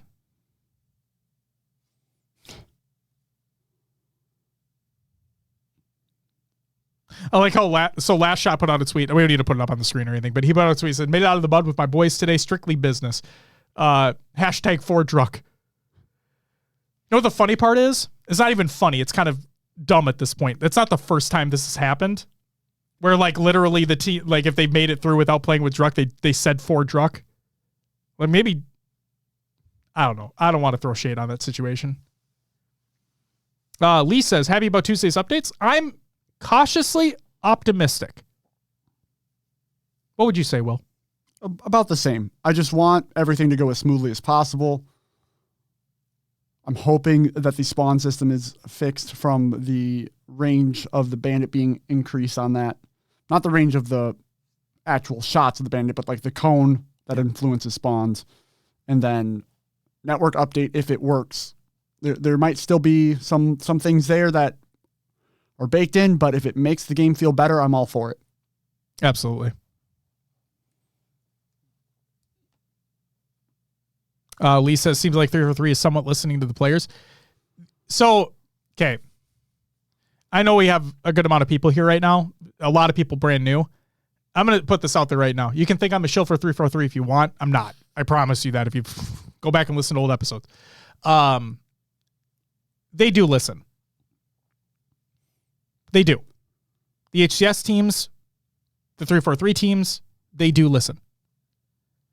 It's just whether or not they can do something right away versus things have to be developed, tested, developed some more, tested again, maybe flighted internally.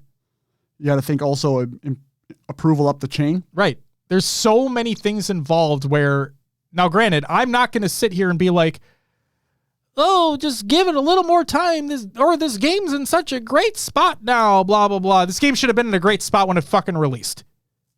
I'll say that till the day I die. The fact that Halo Infinite launched and it wasn't content complete, it still had issues. Fucking campaign split screen isn't a thing. Like, it's fucking stupid. Come on. Come the fuck on. From a strictly consumer standpoint, it's unbelievably stupid that that's the way that's how it happened. Is the game in a better state now? Sure. We're 3 years in. Great.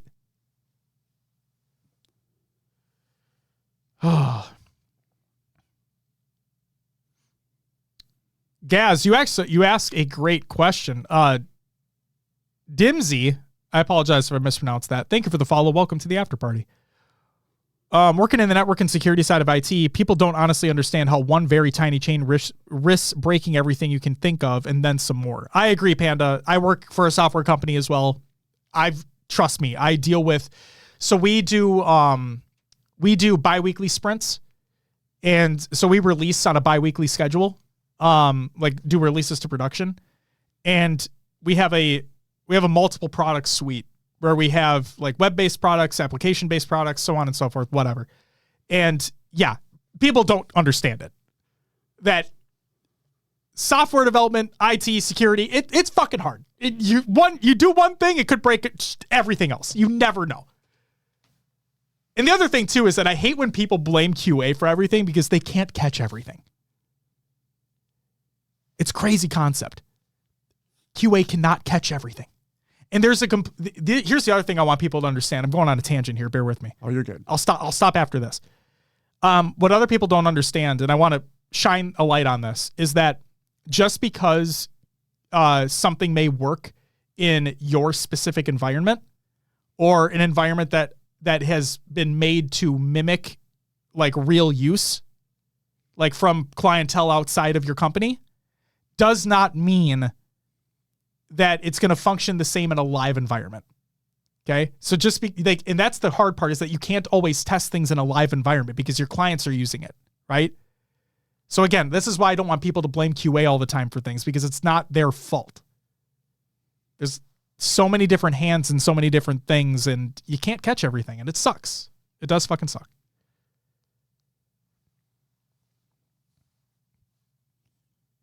Yeah, AC there. Yeah, it works on my machine. Like it's that concept, right?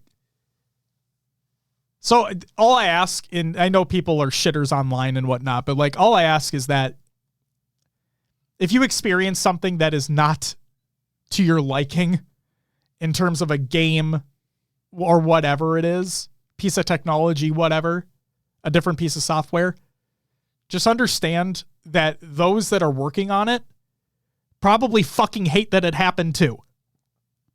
And they're going to do everything they can to mitigate that, fix it, make sure it never happens again to the best of their ability. I can promise you that.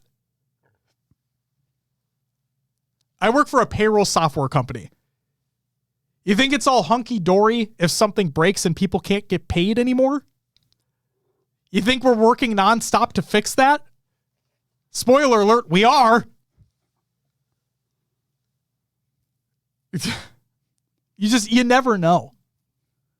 Mattress Room always has issues with new apps and tech. I see it in the user's end. Yeah, and that's the thing is that my job, like, I know we're not talking about Halo right now, but like my personal job entails looking at things from an end user perspective. So like I try to view things and use things from my client's perspective, right? And that way I can bring more information and I can bring more insight as to how our clients use things to our internal developers so they can make better end user products, I guess you could say, or features or whatever. Lumberquack says, I work for an ISP. When something broke, it was the worst day ever. Oh my God, I could only imagine. You have literally everybody breathing down your fucking neck then. No, man, I get when I can't access internet for 5 seconds. Oh my God. But I understand that I can't do anything about it. And I just wait. And it's okay. It's okay.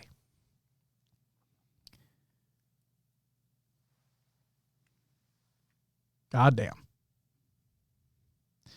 So now, the passion, John, I just saw your message in Discord. Okay. So the last thing I want to ask here is, I'll just keep the Twitter up here and see if anything pops up. But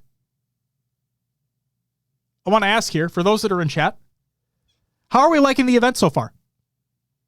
How are we enjoying the event? Nicholas, thank you for the follow. Welcome to the after party. And then another specific question this time for those that are attending in person. How's the event been? What are we thinking? What are we liking? What are we disliking? I saw a question posted earlier in the chat about, has there been any crashes? And I saw somebody reply that there apparently was only one in open bracket that they saw or that they heard. That's pretty fucking crazy.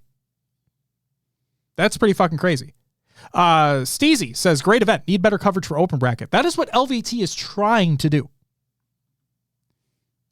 That is what LVT is trying to do. And I know that they were doing broadcasts of B-stream matches, but if you were following them on Twitter or Louis V Titan in general on Twitter, then you would see that I believe that they were recording matches to then go back and cast over once their B-stream match was done. So that's pretty cool. But no, I agree, Steezy. It's difficult to do. Like, obviously, we all want better representation for everybody that's an open bracket. We talked about it before. One of the cool things that we'd want to see is, like, if you're at the event and having, like, a monitor or a TV with, like, all the POVs or 4 of the POVs or whatever it is for each features, like, for each open bracket station.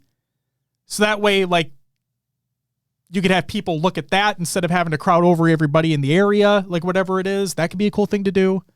Obviously, more streams are unlikely to happen, unfortunately. But yeah, I agree. More open bracket coverage would be great. But LVT is doing everything they can. So just want to throw that out there. Pooks, thank you for the follow. Welcome to the after party. And Catalyst, thank you for the follow as well. Welcome to the after party. Greatly appreciated. Lee says they broadcast the open bracket games after they're over. Yeah, so what they were doing is, because they had commitments to stream and to cast over the B stream matches today, the Bravo stream matches, they were recording open bracket stuff alongside them casting the B stream stuff. And then once that game was over, like you said, they would go back and broadcast the open bracket that they recorded. Daddy says, event is much better than last year. No divider. Best tournament ever in terms of crashes. LVT is doing well. Almost all the games are broadcast. That's great. That's fucking great to hear.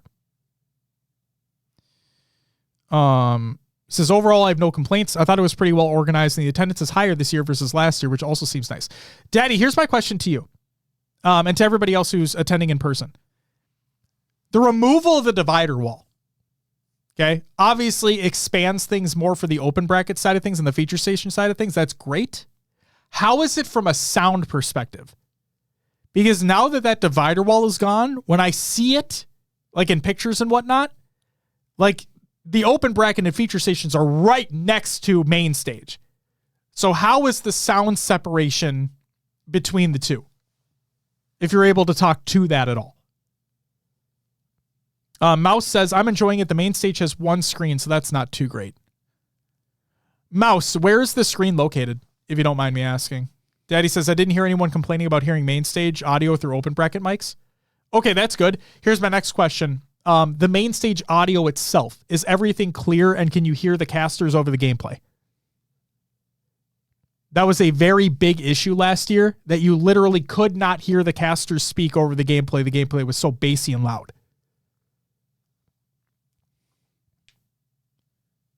Mouse says yes. Daddy says, as a spectator, you definitely hear main stage loudly. Okay.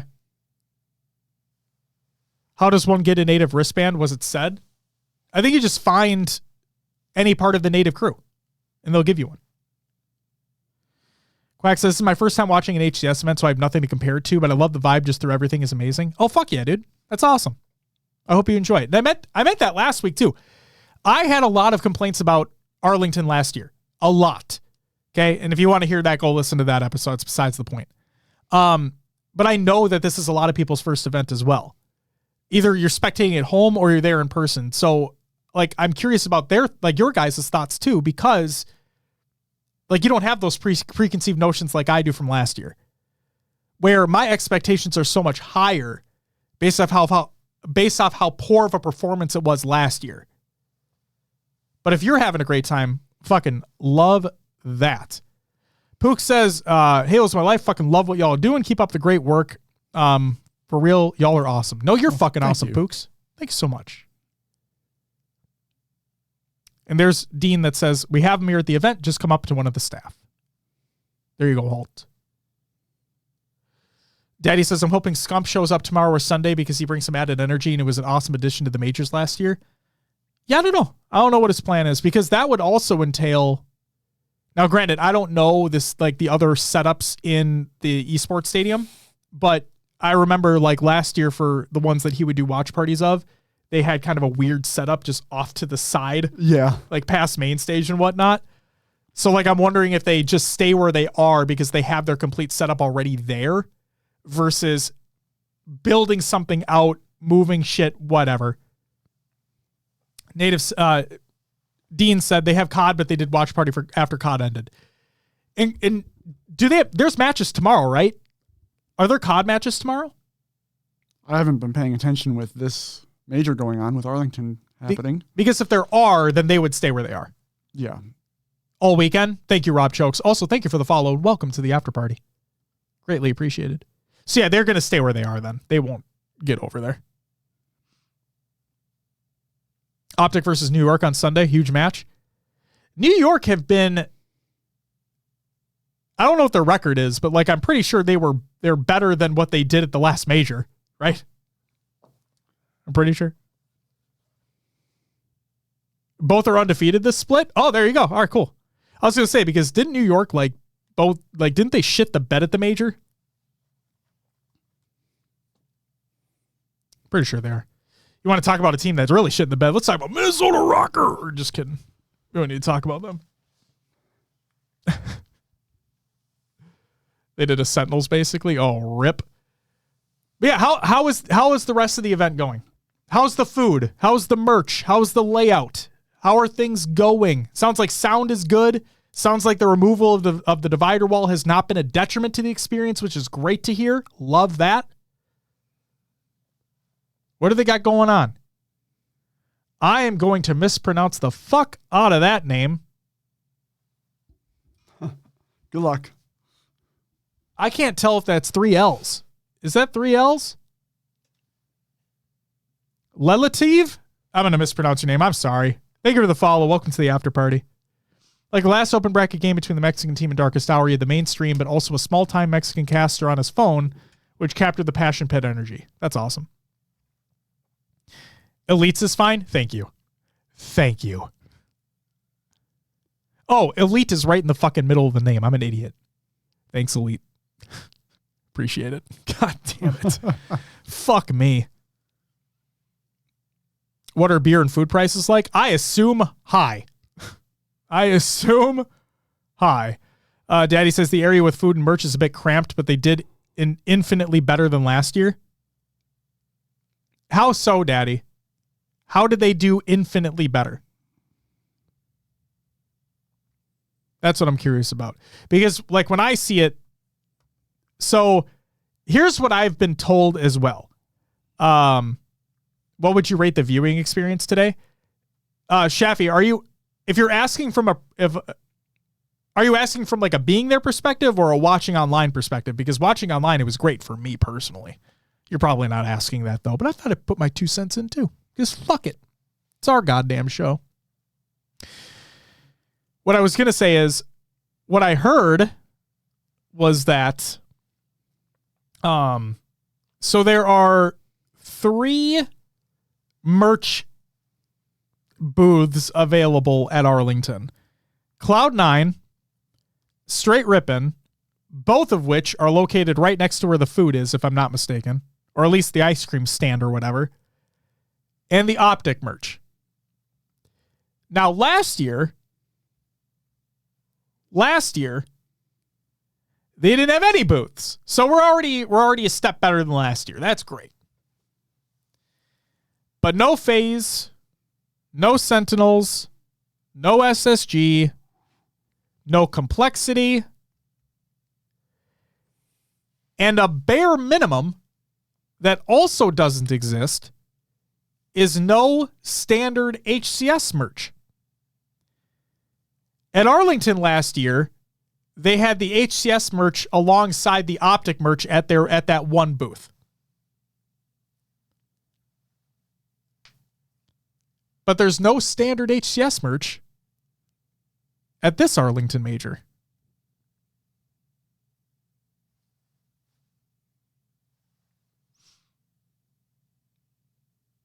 Straight Rippin' did have new merch. I bought 2 hoodies and a shirt, I think. Or I should say pre-ordered it. And Dean says, I like this one a lot better than last year. Seems more open and spacious, much better setup. That is great to hear. I mean it. That is genuinely great to hear because that was a very, very big complaint from last year. Speedy Claxton, thank you for the follow. Welcome to the after party. The booths aren't anything special. I think they could have closed off that side exit and created space for an entire row of booths next to each other. And then as to the question, whose fault is it? I'm not going to comment on it based off the information that we have. Best of 3 for open with only 40 teams is wild. Yeah, that's another big thing too. Is that on the one hand, will we agree that we understand that their point is to get through open bracket in one day? Yeah. But at the same time, there is that rebuttal of these teams are paying $300 for a team pass to potentially get Ford and sent home. Yeah, very quickly. Very quickly. Lose 2 games in upper, lose 2 games in losers, you're out of the tournament. So that genuinely sucks. Now, I do understand that there are teams out there who are just like getting themselves together, a group of friends. Who cares what happens? We're just going to go have fun. And they don't care if they get forward, but they did it. They had a good time doing it. They can say that they competed in an open bracket. That's awesome. But there's a lot of teams out there who genuinely are trying to prove themselves, are trying to make a name for themselves, and want to see how far they can go. And sometimes, because of seeding, the bracket can fuck you. And if you get forward and you're out of the tournament, you can feel incredibly defeated because of that. Because maybe you feel like you didn't have enough of a chance to make it, like to prove something. So, Rob, I get it. And for the most part, I agree because, again, I see their side of it too. But no, all we want is more games. Like, all we want is more competition. And it does fucking suck. It sucks if you're one of those teams that just gets shafted You go 0-4, you're out of the tournament. You're like, well, what was the point in that? You know? Have a good one, Rob. Thanks again for the follow. Thanks for being here. You have a great night. Pooks, you're too kind, man. You're too kind. We're just chilling. We're having a good time. We're hanging out. Bye, Rob.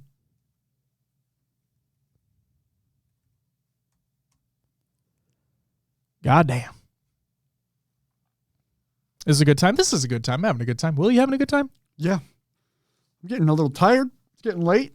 I was gonna say we could. I haven't yawned yet, which is awesome, but That is awesome. I can feel like my eyes starting to get a little heavy. All right, let's Tiredness is kicking in. Jesus Christ. Let's go full cam for a sec. All right. I mean, not full cam. Let's go. I got you. There we go. Yeah. I was saying. So here's the schedule for tomorrow.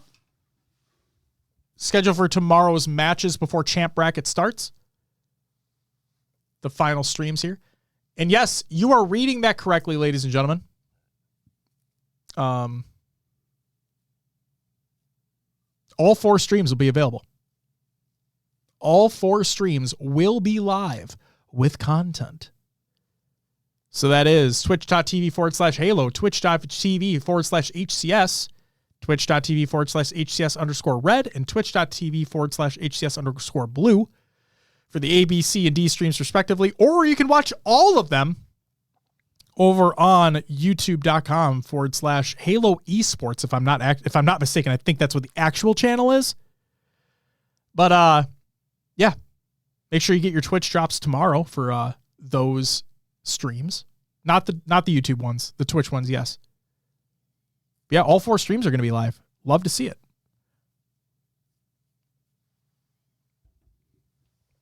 Love to see it. This is amazing. The viewer at home really doesn't miss a single match. It's like the HCS Sunday ticket. Exactly. See, part of me was thinking, so here's where I was a little confused. Because I did this last time. I fucked up in my own head last time because I stupidly thought that all 4 streams are going to be today as well and not just A and B. Sure. So I'm not kidding, Will. A couple times throughout the day, I would go to the YouTube HCS channel and see if they made the other ones go live yet, not realizing that they never were going to. Sure. So yeah, I'm excited for all the streams to be live tomorrow. You're right. We shouldn't miss a single match. It's going to be great. And hey, it's just going to mean more stuff we can talk about tomorrow as well during the after party. Lore main stage. Lore on main stage. To kick the day off, as a matter of fact. Oh, Lore gets all the love on main stage tomorrow. Holy shit. I guess they're just keeping the same pool on each stream is what it looks like they're doing. Oh, yeah, that makes sense. Yep. So the same pool will be on each respective stream. So Lord just gets to chill on main stage on that one station all day. They do. Steezy, speculation with native roster changes or too early? Too early. It's strictly too early. We don't know. We know what their individual talent is, and we know how great it is. It's just whether or not they can gel. And really, like we said before, it comes down to what they think. It strictly comes down to what they think. So I know they didn't do great today, but if C9 is partnered, why isn't native? That's a whole other can of worms. Dean could probably talk to you more about that if he ever wants to entertain that question. That's not our question to answer. Or that's not our answer to give. There's a lot of factors that go into it. Lumber, yes, a team can make a roster change mid-season. There are certain roster locks that happen before the majors, but yes, teams can change. Now, with partnered teams, there's contracts involved, time remaining on contracts. You can trade, you can buy out, there's all that type of stuff. But yes, they can make roster changes. Blink for life. Thank you for the follow. Welcome to the after party. I have to ask, is that because you're a big Blink 182 fan? I'm genuinely curious. Drek's career done. He's screwing over his teammates last 2 seasons. I don't know, man. I don't fucking know. I don't think his career's done. He can compete in London. And I know, like, the joke is what happens after that. But, like, I don't fucking know, man. Daddy says, even the driving at this major, Riz is not feared for his life thus far. That's great. I'm so happy. Happy for Riz. Yes, that is correct. The top 6 from this event get the top 6 seeds going into London. I wonder if the must keep 3/4 of your roster. It's either that or the full roster. Yeah. One of the two. But yes, you have to be right on that. There's no way they let you change it. Steezy, who are we liking for MVP? I think it's too early to tell. Tomorrow will be a big indicator. But Snakebite with that KD. Looking pretty enticing. Day 1, love to see it. Real shit starts tomorrow, though. I mean, literally, the tournament starts tomorrow. Yeah, the bracket. Yes. But I think in our too early to tell preseason predictions, I had Renegade, I think, taking MVP this event. Maybe. I may have as well. I mean, I have the notes. We were like close to each other a lot of the time, which was funny. Ash says, I had so much fun watching open stuff play out today, though, more than any previous event. That's awesome. Yeah, that's great. That is great. Clutch had a hot take with Legend winning MVP. It's not a hot take at all. Possible. They outperform. Yep. That's a funny thing. I love how, like, and this is nothing against you, Steezy, or anything like that. It's just I think it's funny when people say, like, oh, this is a hot take, or oh, this is an upset. Like, no. There are a lot of times where that's really not a hot take, and that really wasn't an upset. You okay? Yeah. Okay. Majin Blue says we were so close to qualifying. Pickle Biter. Wonderful name.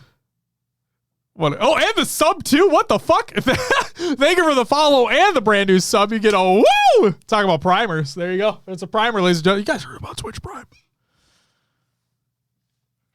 We don't run ads, guys. Did we talk about Formal's interview yet? No. Oh my god. What a fucking statement by Formal against Ryanoob. Ryanoob just catching a goddamn stray, dude. That's crazy. First live show I finally got to see. Picklebiter, thank you so much for being here. Great name, by the way. Blink, did you ever answer my question? I think you did. You said yes, didn't you? Yeah, when I asked if you're just a big Blink 182 fan. Okay, real question, Blink. If you're here right now, if you're still here, favorite Blink album, go.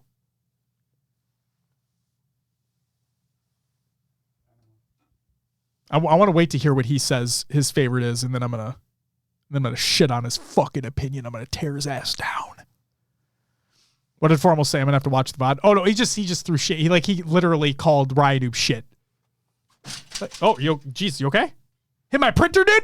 Yeah, I just hit your printer. Will you go go ahead. What were you gonna say? Oh, Formal said, I don't know why Ryanoob's shooting bodies. He's shit or something like that. Can you go cam? So I'm gonna bring up the VOD. I can literally just bring it up. It'll be easier if I just do that, and then we can watch it. We can watch it and react together. We can watch and react together, ladies and gentlemen. Give me 1 second. I'll bring it on up. Bring it on up.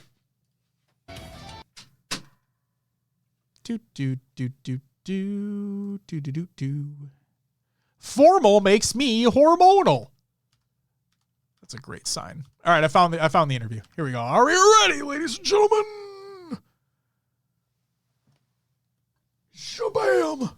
Serena, show some love to Optic Gaming as they move on to Saturday. And H4F. H4F. Man, you guys had 2 series. You just wrapped this one up 3-1. Talk to me about how the day was as a whole for the squad getting this land play. It's been good practice playing with Zane because it's our first tournament together. So obviously we're just gonna get better and better and better. The first series was like a little rough. I think we should have won probably a lot more convincingly. But like I said, we're still new. And that series was like we lost the game 3, but like I don't know why Ryan keeps shooting bodies. That guy's just fucking ass. So There it is. but yeah, we beat him again, and I'm excited for the rest of the tournament. He's just fucking ass. Beat him again. Shout out for me. Cam, please, Will. Thank you. Appreciate you. As always. Majin Blue asks, who do you think will make it from all the open bracket teams to the next round?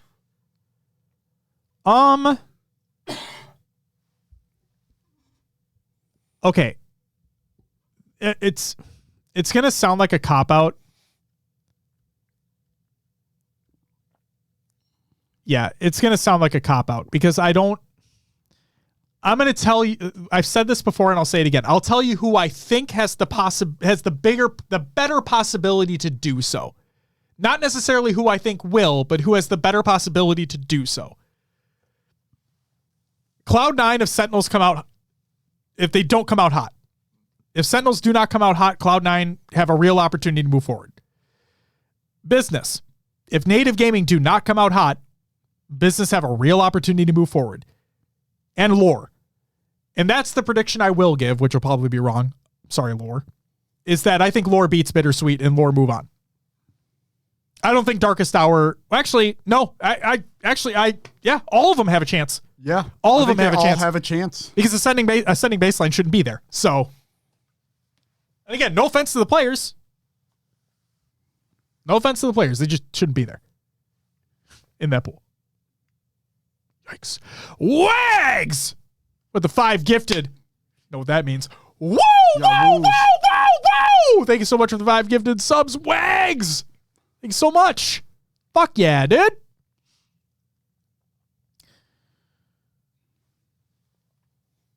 Dead Zone is going to make Optic Fan forget about APG quickly. Optic Fan take, by the way. No, we said it. Oh my God. And again, this is literally nothing against APG. We think he's phenomenal. And no one's going to take away. You can never take away his accomplishments and everything. And he's still a phenomenal player. Are you kidding me? But I was one of the people who liked the change. I liked the pickup. APG even said, like, clearly it's the other guys wanted to go in a different direction. Yeah.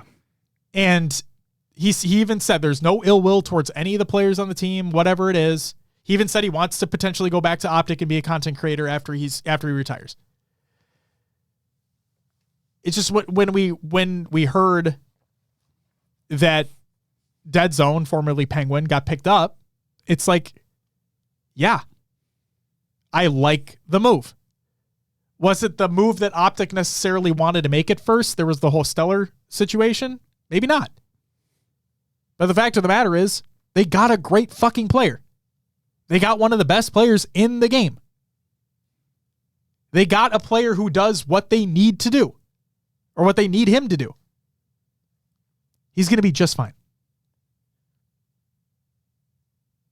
Claustrophobic. Yeah, that's the thing, right? Is like the what if.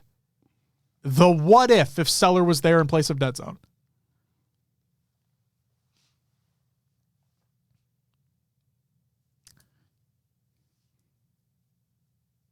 Thank you so much, you the user. You're too kind, man. You have a great night. And yes, we'll see you tomorrow. Thank you so much. Have a great night, Shio. Guys, if you don't know about Halo Rec League and you want like a for fun, like Halo beer league in a sense, Will's competing in it this season as well. Fucking go follow Shio on Twitter. Go check out Halo Rec League. It's awesome. Shio, I know we talked about it in the show, but are signups still live? At the time of recording the show, signups were live. Are they still live right now? I believe through the weekend. They are? Guys, go sign up for HRL. If you just want a for fun, competitive league where you can be like with people of similar ranges of skill and whatnot, or you can have pre-made teams, you can have like a drafted team, whatever it is. Pre-made and then mixed league where you can sign up with a duo. Okay. But then it's kind of like randomly put together teams. Do it. Steezy, I don't think you wouldn't be qualified. I think anybody is. Yeah. They have different skill divisions and shit. Go check it out. Halo Rec League's fucking awesome. Shout out Shio. I don't have that shout out command that people have. I should probably add that. But like, fucking seriously, shout out Shio.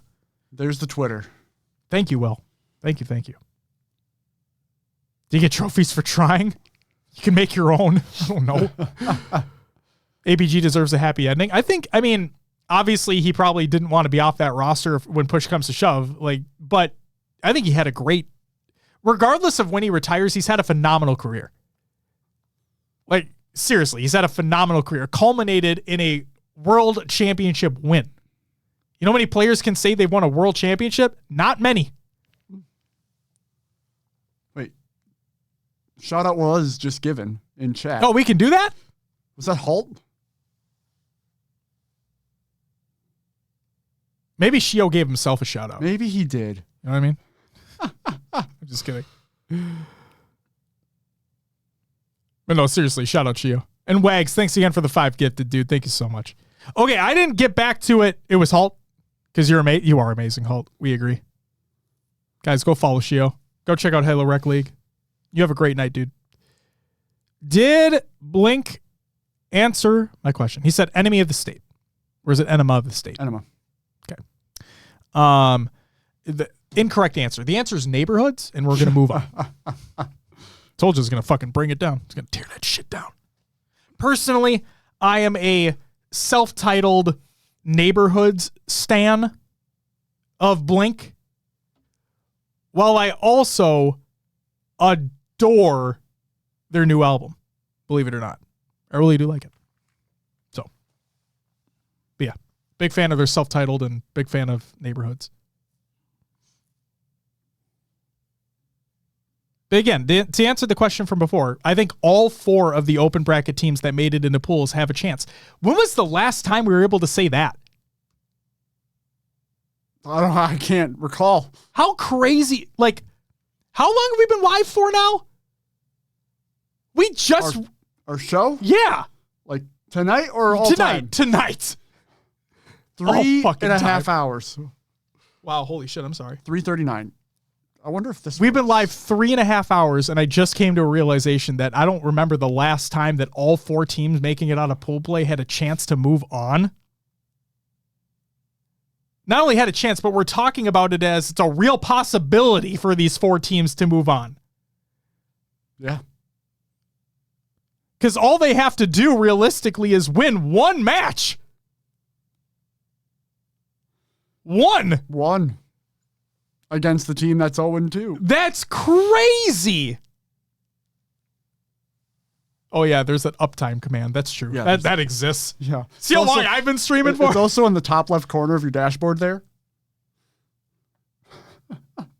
Guys, it's almost midnight Central Time here, and I'm an idiot. I think we've already established that. I said 3.5 hours, then looked at the session and was like, yeah, it's right there in front of me too. Dude, leave me alone. So calling that out to you is calling it out for myself as well, because it's right in front of me too. I respect the fuck out of it. Just as I respect the fuck out of you. All right. Good shit. Good shit. This is the most Halo content I've watched in 24 hours. Steezy, fuck yeah, dude. Hell yeah. It's the most Halo content I've been a part of in 24 hours, it feels like. Shit. We love you here, Pickle Biter. That name.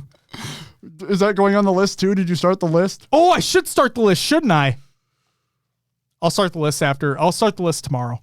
Tomorrow, okay. Yep. I mean, maybe Sunday. So I mean, your name's got to be your Sunday too. Yes. Oh no, like we'll retroactively apply the starting of the list. It's new people. No. It's like on Sunday. The fucking show. The show had one of the greatest we've ever heard. I think that needs to be included. I know. I'm joking. Okay. I'm trying to farm views, Josh. Oh, you're trying to farm Saturday views? and Wow. Sunday. No, just kidding. Wow. We see where Will's priorities lie. I'm joking. Gotta pump those rookie numbers up. 24-hour stream not happening. No way. No. Used to do those. Not a fan. Not a fan. Listen for far too long on Spotify. Just glad to see the live show. Hey, here's the best part, Pickle Biter. This isn't even the live show. This is the after party. You know what I mean? Fuck. Rasta says, get him, Will. Rasta, you know what? I don't want to hear shit from you because guess what? You were also against me about the Taylor Swift concert on Disney Plus earlier. Thanks, I remember. Rasta. Thank you. Ross is on my side. He said, get him to me in terms of what Natana was saying. I'm like, what the fuck? I don't have friends. I see. I don't have fucking friends. Because we don't like Taylor Swift. I get it. Juan says, get him, Josh. there it Yeah. Thanks, Juan. Appreciate you. Hulk coming in hot with the FT Swift. Just want solid entertainment. Hopefully you're getting it epic. Yeah. Because otherwise, why the fuck would you be here? You know what I mean? Angel, thank you for the follow. Welcome to the after party. If I mispronounce your name, I'm sorry.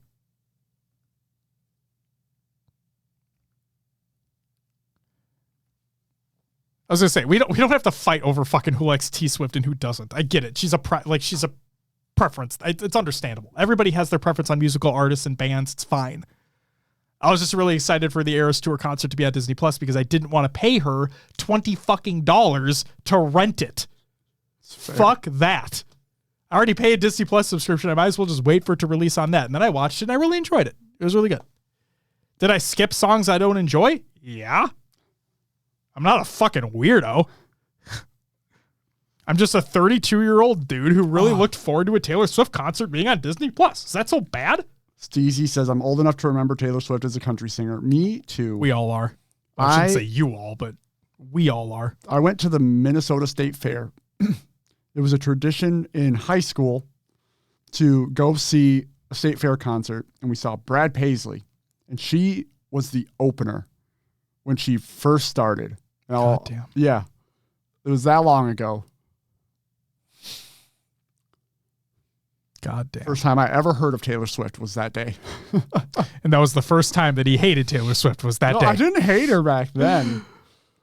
Oh, you hated when the 1989 era came on. That's when things started falling apart. Well, I mean, she really started going in her pop phase during Red, but 1989 is when she really flipped over, which I was happy about because that's my favorite album of hers. Majin said, so top 6 teams in this major secure their spot for pools in London. Yes. Yes, they get the top 6 seeds. Correct. That is correct. Top 6 in Arlington are the top 6 seeds in London. The only thing we don't necessarily know, and Will, you brought up a good point, is whether or not the whole roster needs to stay the same or if it's 3/4 of the roster need to stay the same. Yeah, and I don't know. I'm guaranteed, I shouldn't say that, this is the HCS we're talking about, but I'm guaranteed that it's in the rule book. I would bet. Yeah. Bet? Maybe. Okay. I would hope it's there. Do we see this many open teams in London? Abso-fucking-lutely not. Yeah. I don't see it happening. And that sounded really mean. Yeah, but it's true, right? That scene, it's not nearly as big as North America. It's not. But not then everyone again, has passports. But then again, because this is an official HCS event over there, maybe this would be their opportunity to be like, we never been able to do this before. Let's go. Yeah. You know what I mean? So maybe they do pack it up. I don't know. Or like, we can hope. Pack the stadium is what I'm talking about. I wonder how many teams are making the trip from North America over. Oh, that's got to be minimal to none. Realistically speaking, you're going to pay. Think about that, Will. Is that you're paying the $300 for the team pass, then travel to maybe get Ford in an open bracket. Some of the top open bracket teams might go. Oh, sure. And if there's an instance of like a team that you would expect to be in pool play like automatically, but maybe because the performance has to play through open, they're obviously going to be there. Steezy says at least 16 teams from here. Really? You think so, Steezy? Zaz, man, thanks for the follow. Yeah, thanks, Zaz. Welcome to the after party. Pooks asks, is the Sika head green screen or real prop? Real prop. I'm asking a question for a friend. Real prop. It was from Worlds last year.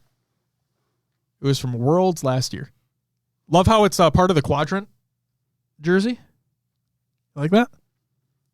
It was like intentionally put there. It's crazy. Passion United in London? That's a question for Pure Delight himself. Oh, man. I hope. Got to bring the passion. Got to bring it everywhere. Got to spread it. Pooks, oh my fucking God, it's real. It is. It's fucking real. Yeah. Pooks, here's the funny thing, too, is that we used to move it.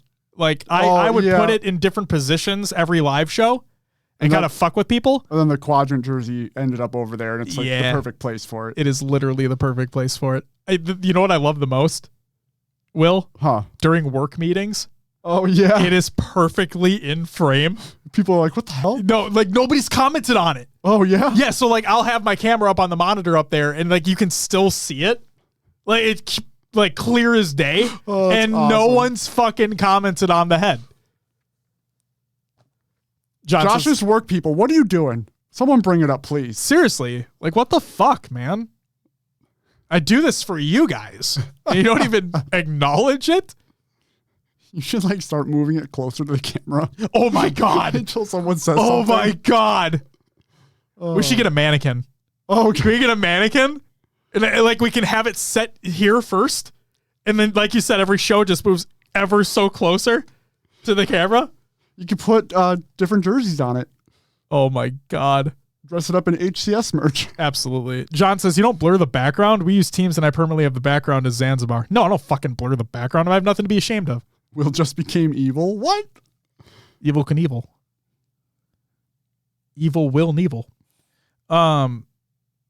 Eve will. And then one day you're just wearing it like a mask. Oh, man, on camera. Jim Carrey. Oh. I'll have to poke the eyes out on it, though. That would look really weird, though. There's a reason why I never poke the eyes out on the mask is because it would look fucking terrifying if I did that. It would. It would be freaky. Yeah. But no, John, I don't have my shit blurred. Like, the way I look at it is it's a cool conversation starter as well.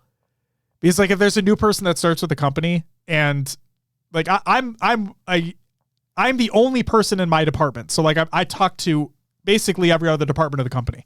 So if there's a new person that comes on into the company and we need to have, like, a one-on-one meeting or whatever, and obviously a lot of workers remote now, I'll turn on my camera and they'll be like, oh, what do you do? Blah, blah, blah. It's like, what do you do? And it's fucking crazy. I scream into a microphone. Ah! I really do hope Zarn has my screen clipped. I hope so too. From 8s. I want to see it. I want to see it. Yeah. Just probably close those, huh? Yeah, why not? Be reckless.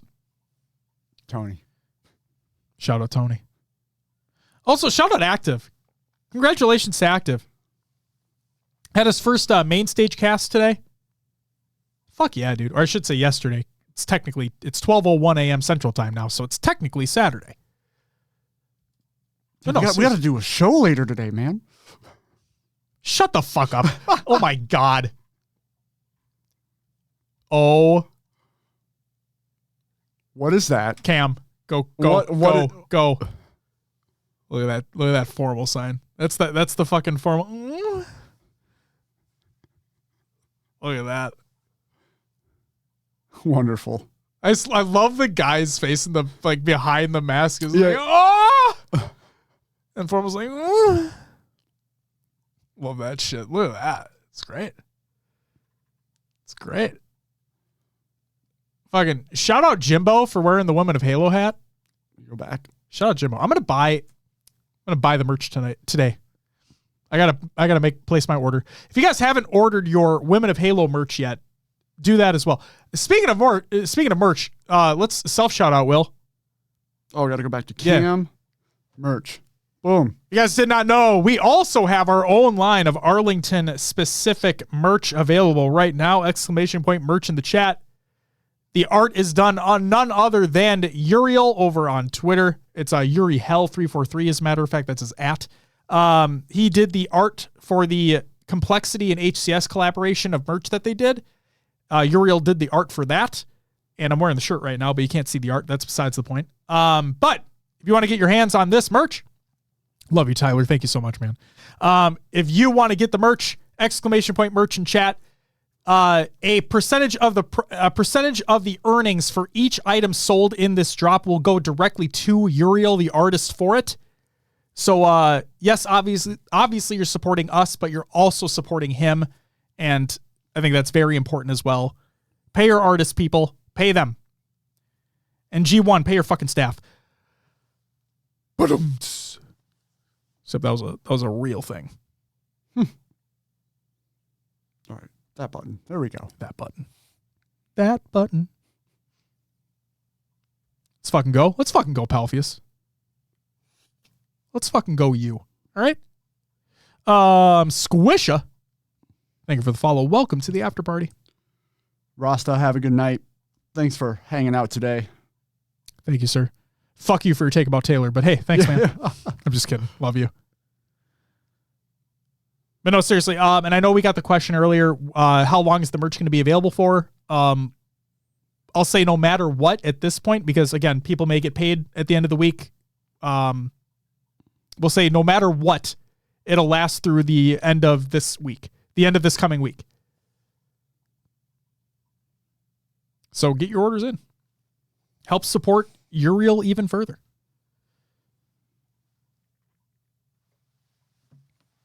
Oh, man. And I hope people like it. Like, I genuinely do hope that people like it. Like, I adore the art.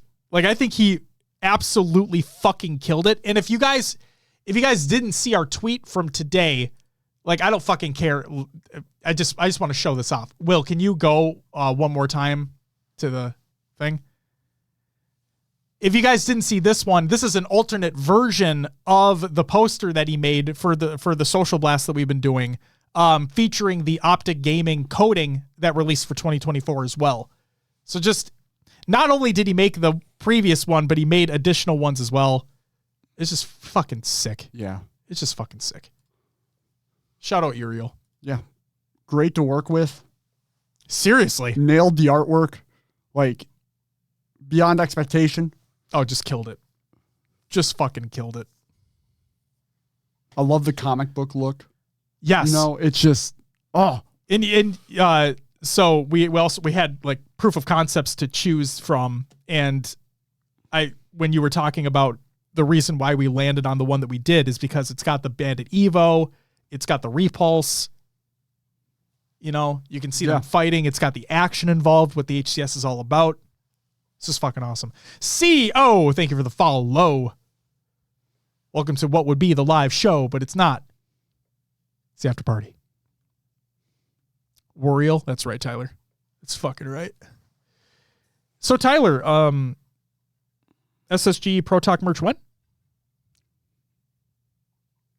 When's that coming? You did straight ripping. Why not us? The fuck? Like, we hold the same weight as straight ripping. I thought you were going to say, like, we hold the same weight as Space Station. I'm like, you're goddamn right.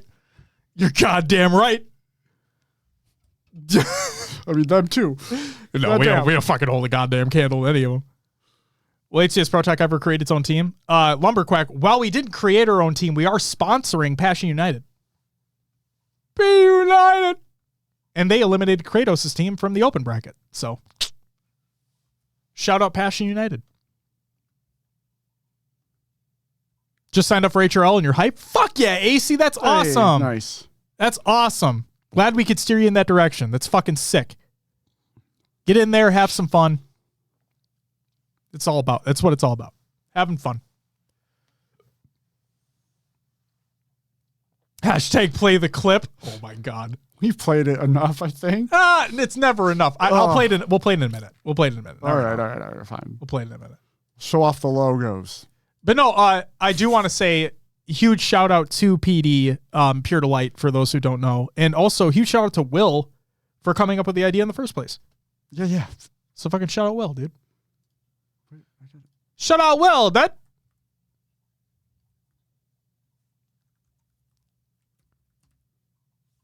Hell yeah. That would help if I could spell. I need to figure out how to do that shout out thing that Holt did.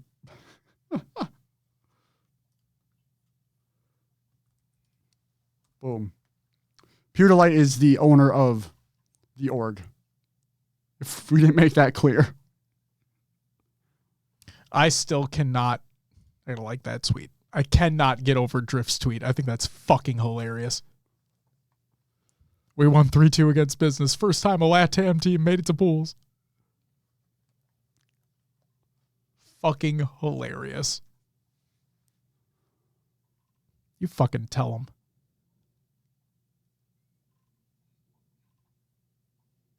Goddamn. Shout out, Petey.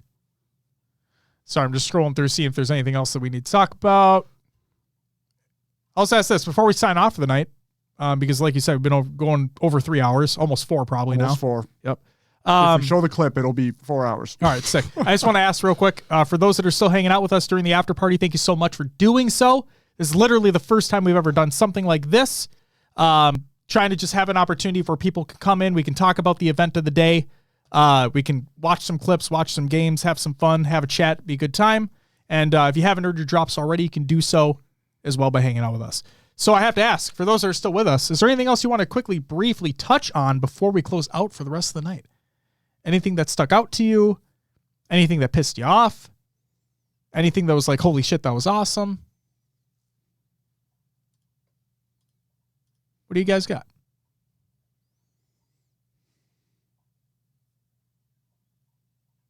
And if you don't have anything, that's fine too. That is fine too.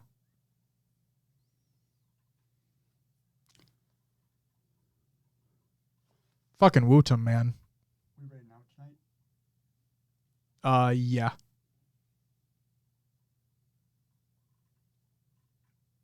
If you want to take a look and let me know what you think.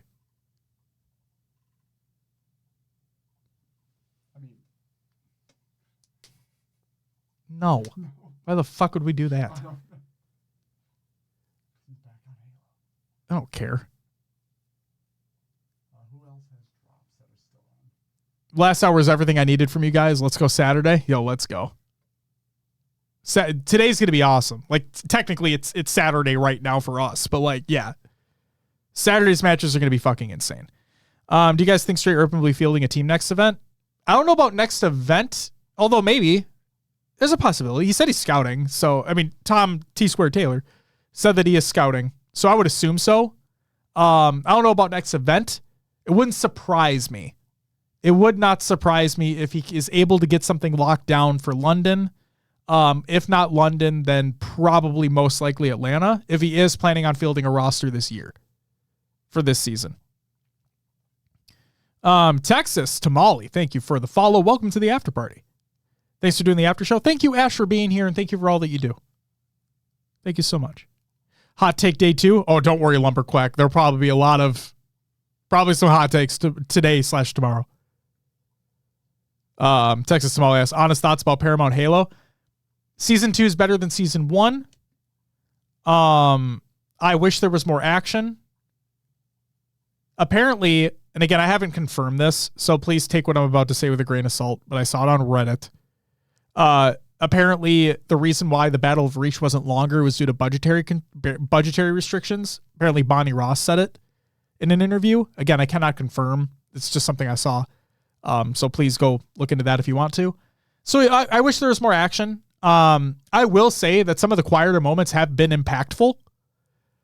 So, yeah, I think Season 2 is way better than Season 1. I think the fact that McKee's back is stupid. I still am. We did no spoilers. I'm not going to spoil anything, I promise. But like, I'm glad that for those who have watched the most recent episode, I'm glad that we finally got more info into Kwan's storyline, because that's been something that's irritated me since the beginning of the first season, that her path was going fucking nowhere. And now it finally went a little bit of somewhere. So I'm excited to see where that goes if they expand on that further. Especially like the big reveal that happened at the end of the episode. And yeah, I'm curious as to how the season's going to end. I wouldn't say I'm like over the moon about it, but I'm genuinely excited to see how it ends. That's what I'd say. Epic says, can we make this an HCS flank? So that I've seen that been asked around. We do our thing, man. We do our thing. Kind of structure this thing kind of like a radio show, if you will.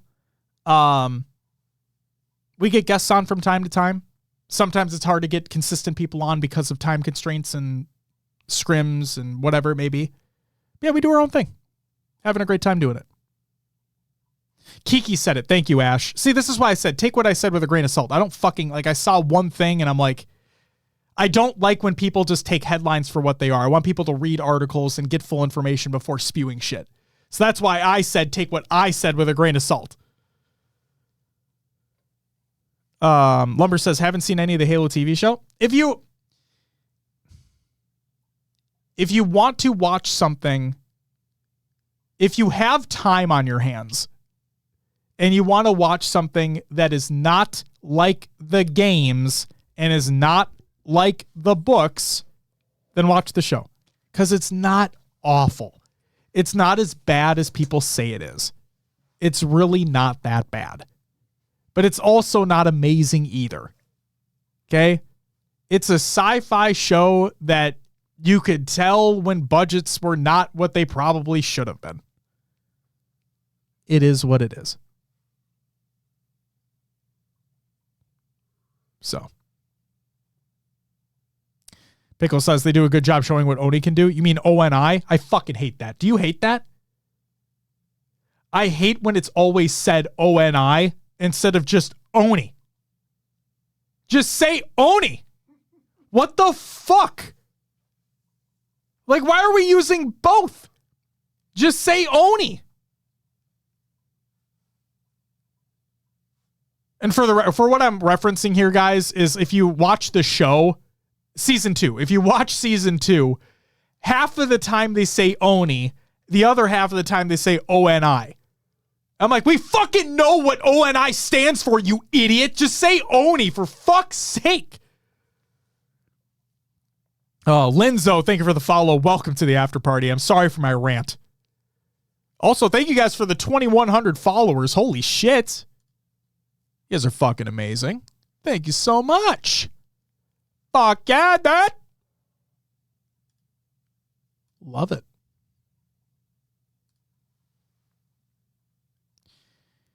Anytime it's Ackerson, ONI, it's not, no, he does both, though. Like, he does both. And Panda, yeah, it's good if you're not super invested in the Halo universe, to be honest. If you just watch it like a regular show, it's not bad at all. That's literally it.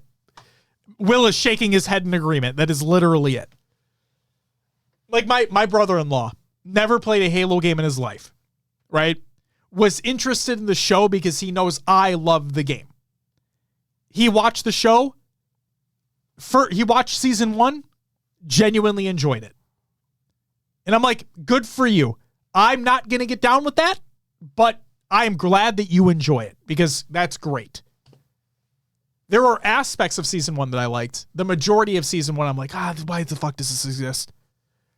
But then season 2, I'm like, oh, it's actually pretty fucking good. It's pretty good.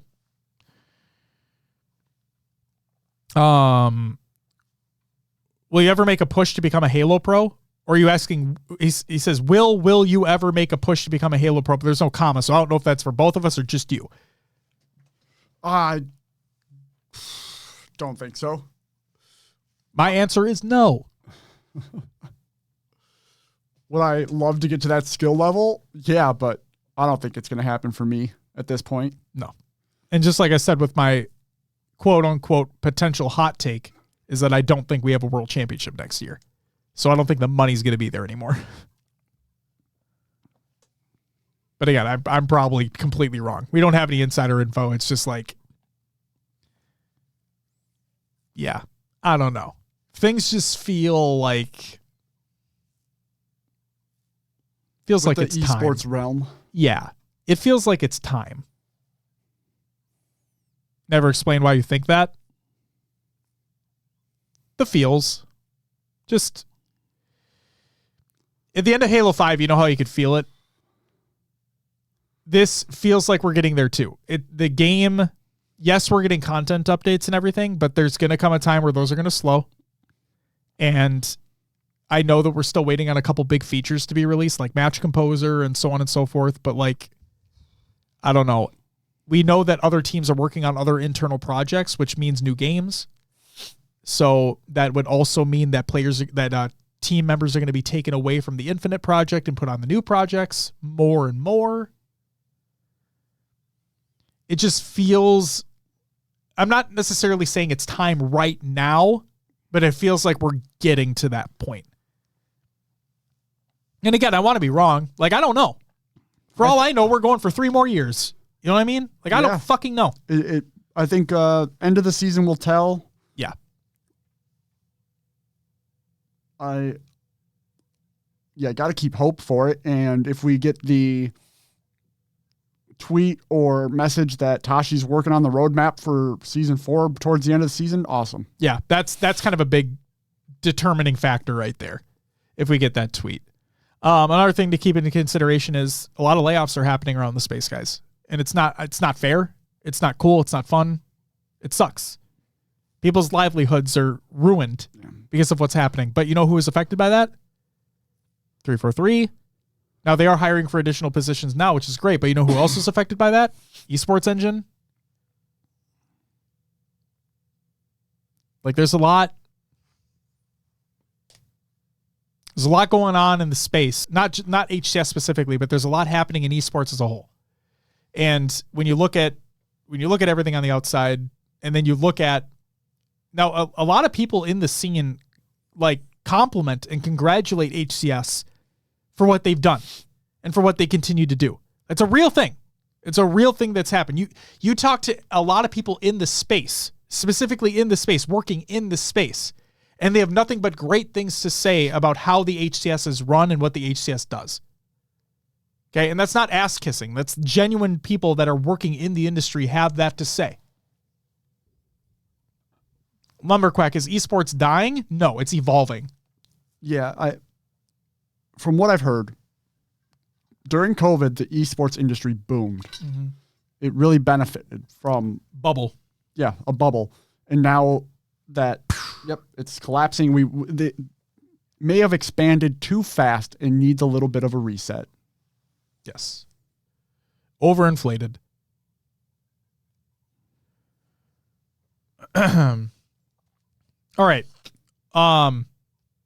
Last thing, and then we'll close out because you've played a lot more than I have. Texas Ass, thoughts on Helldivers? I really enjoy it. I do think the loop gets a little repetitive, but there's stuff like I love grinding for, right? Absolutely. There's you can get new armor, weapons just by grinding. For a $40 game, I think it's amazing for what it's doing.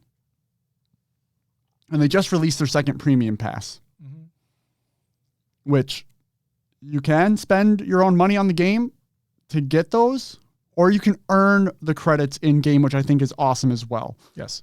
You can earn their premium currency in game, not through a battle pass that you had to pay for, but through just playing the game. They're on maps. They are in the pass, the free pass. So that's awesome. And I think other games need to look at this and kind of see what it's done and implement some of these things as well, because it kind of took the space by storm. And I also love that it's like real-time updates to, this is happening. This is your directive. The tweet came out, I think, about Joel is the dude that runs the game in the background, like sends reinforcements to different planets or pushes back for the enemies on the players. And I think that's just awesome.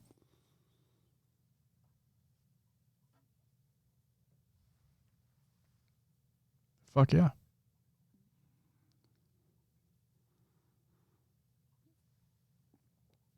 Is this going to be the longest episode ever? No way you can do this every night this week. Love it, though. I mean, not going to say we're going to do it every night. Sunday night might be a little weird. Yeah. Although there's probably going to be the most to talk about Sunday, but we'll we'll focus on Halo. You know the answer to this question. What is the longest episode we've ever had?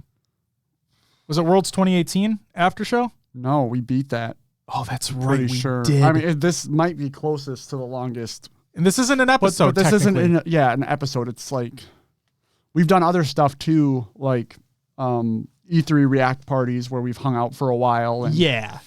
Yeah, Yeah. it's not the longest. I don't think it's the longest unless we go for like another 30 minutes, but I am fading fast. Yeah, we'll get out of here. We will get out of here. Yeah, I don't know who. That's okay. I'm just taking a look. We're good. We good in the hood of Minnesota. Minnesota. Quack says it also kind of got depressing. Sorry for that. No, you're good, man. You're asking a question. You're asking, that's the whole point about a conversation, right? Is that you're asking a question. I would never be upset as long as you're not being an asshole. I would never be upset about you asking a question like that. You're curious. Something wrong with that at all. Get these daddies to bed. Are you my daddy? Because I am a dad. So that's what I'm curious. Like, what other dad is this situation in? The G1 episode was like 5 or 6 hours. John says, Will, go home and let's play Halo. How late you staying up tonight? That's my question. Jesus Christ. No, I'm going to crash when I get home. AC, if I didn't already say goodnight, have a great night, man. I apologize if you're not here anymore. Pickle says, I'm a dad too. I need to sleep also. Oh, dude, I feel you. Granted, my wife and child will be busy tomorrow, so thankfully I'll be able to hopefully just binge Halo all day. But that's besides the point. That is besides the point.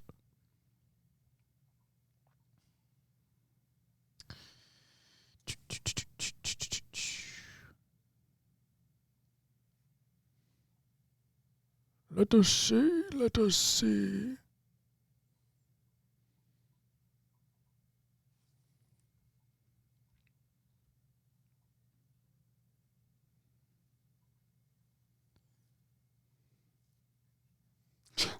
John, if Friday night, Will got to stay up till 3 or 4 a.m. on Halo, but not playing Halo. No, not again. Not again. Even though I've done it multiple times. Oh my God.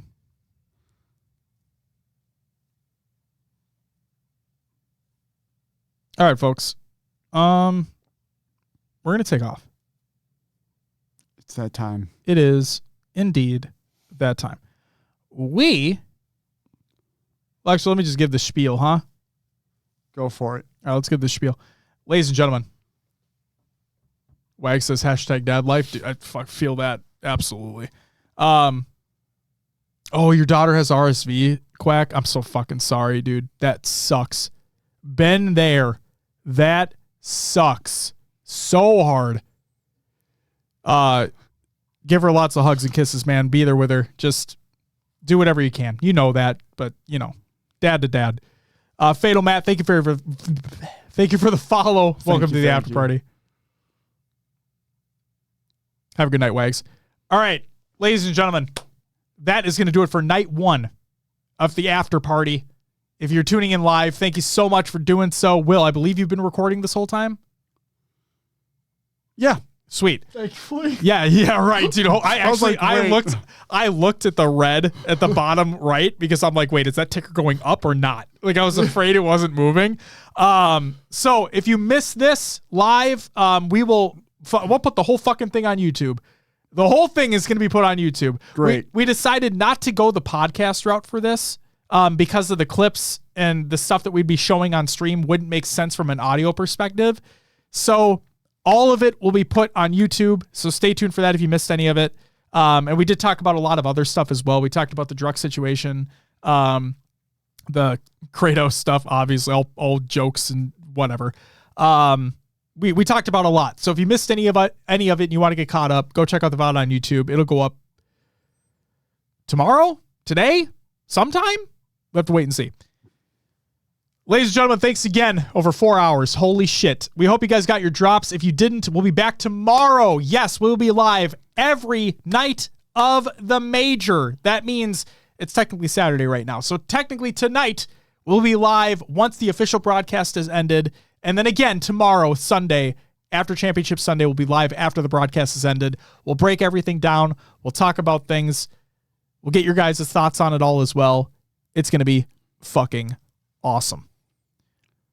We are going... Go ahead. Oh, and then for new viewers, for anyone who's come in today, what we usually do is a weekly podcast. We do. On Wednesday, 7 p.m. Central Time. We do. Follow us on socials. We're on Twitter. I mean, hell, we have a Facebook, I believe, still, if anyone's on that. Who uses that anymore? Instagram. Follow us on YouTube. Shameless plug time. We do have a Patreon if you want to support us farther. Josh and I do a extra audio show, video show, Q&A, and some other rewards over there. Patreon. Go check it out. And yeah, if you want to listen to the podcast audio, we're on all the podcast services. That's all I got. Pocket Cast, not an ad. Yeah.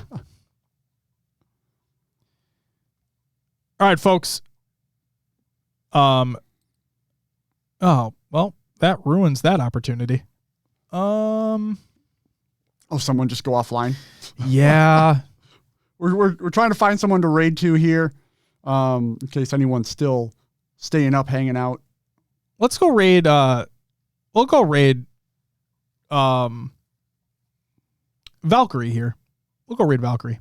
That's what we're gonna do, ladies and gentlemen. We're gonna raid Valkyrie. So please hang out with us while we do so. Hope everyone's having a great fucking rest of their super late night. I need to make sure I get the username correct as well. Hold on. I don't want to send it to a hot tub streamer. No offense to the hot tub streamers out there. Just don't want to send you there. All right. Ladies and gentlemen, we'll go raid Valkyrie. You all have a great fucking night. We'll be back tonight, technically, for night 2 of the after party. Thank you so much for being here. Buy the merch if you want to.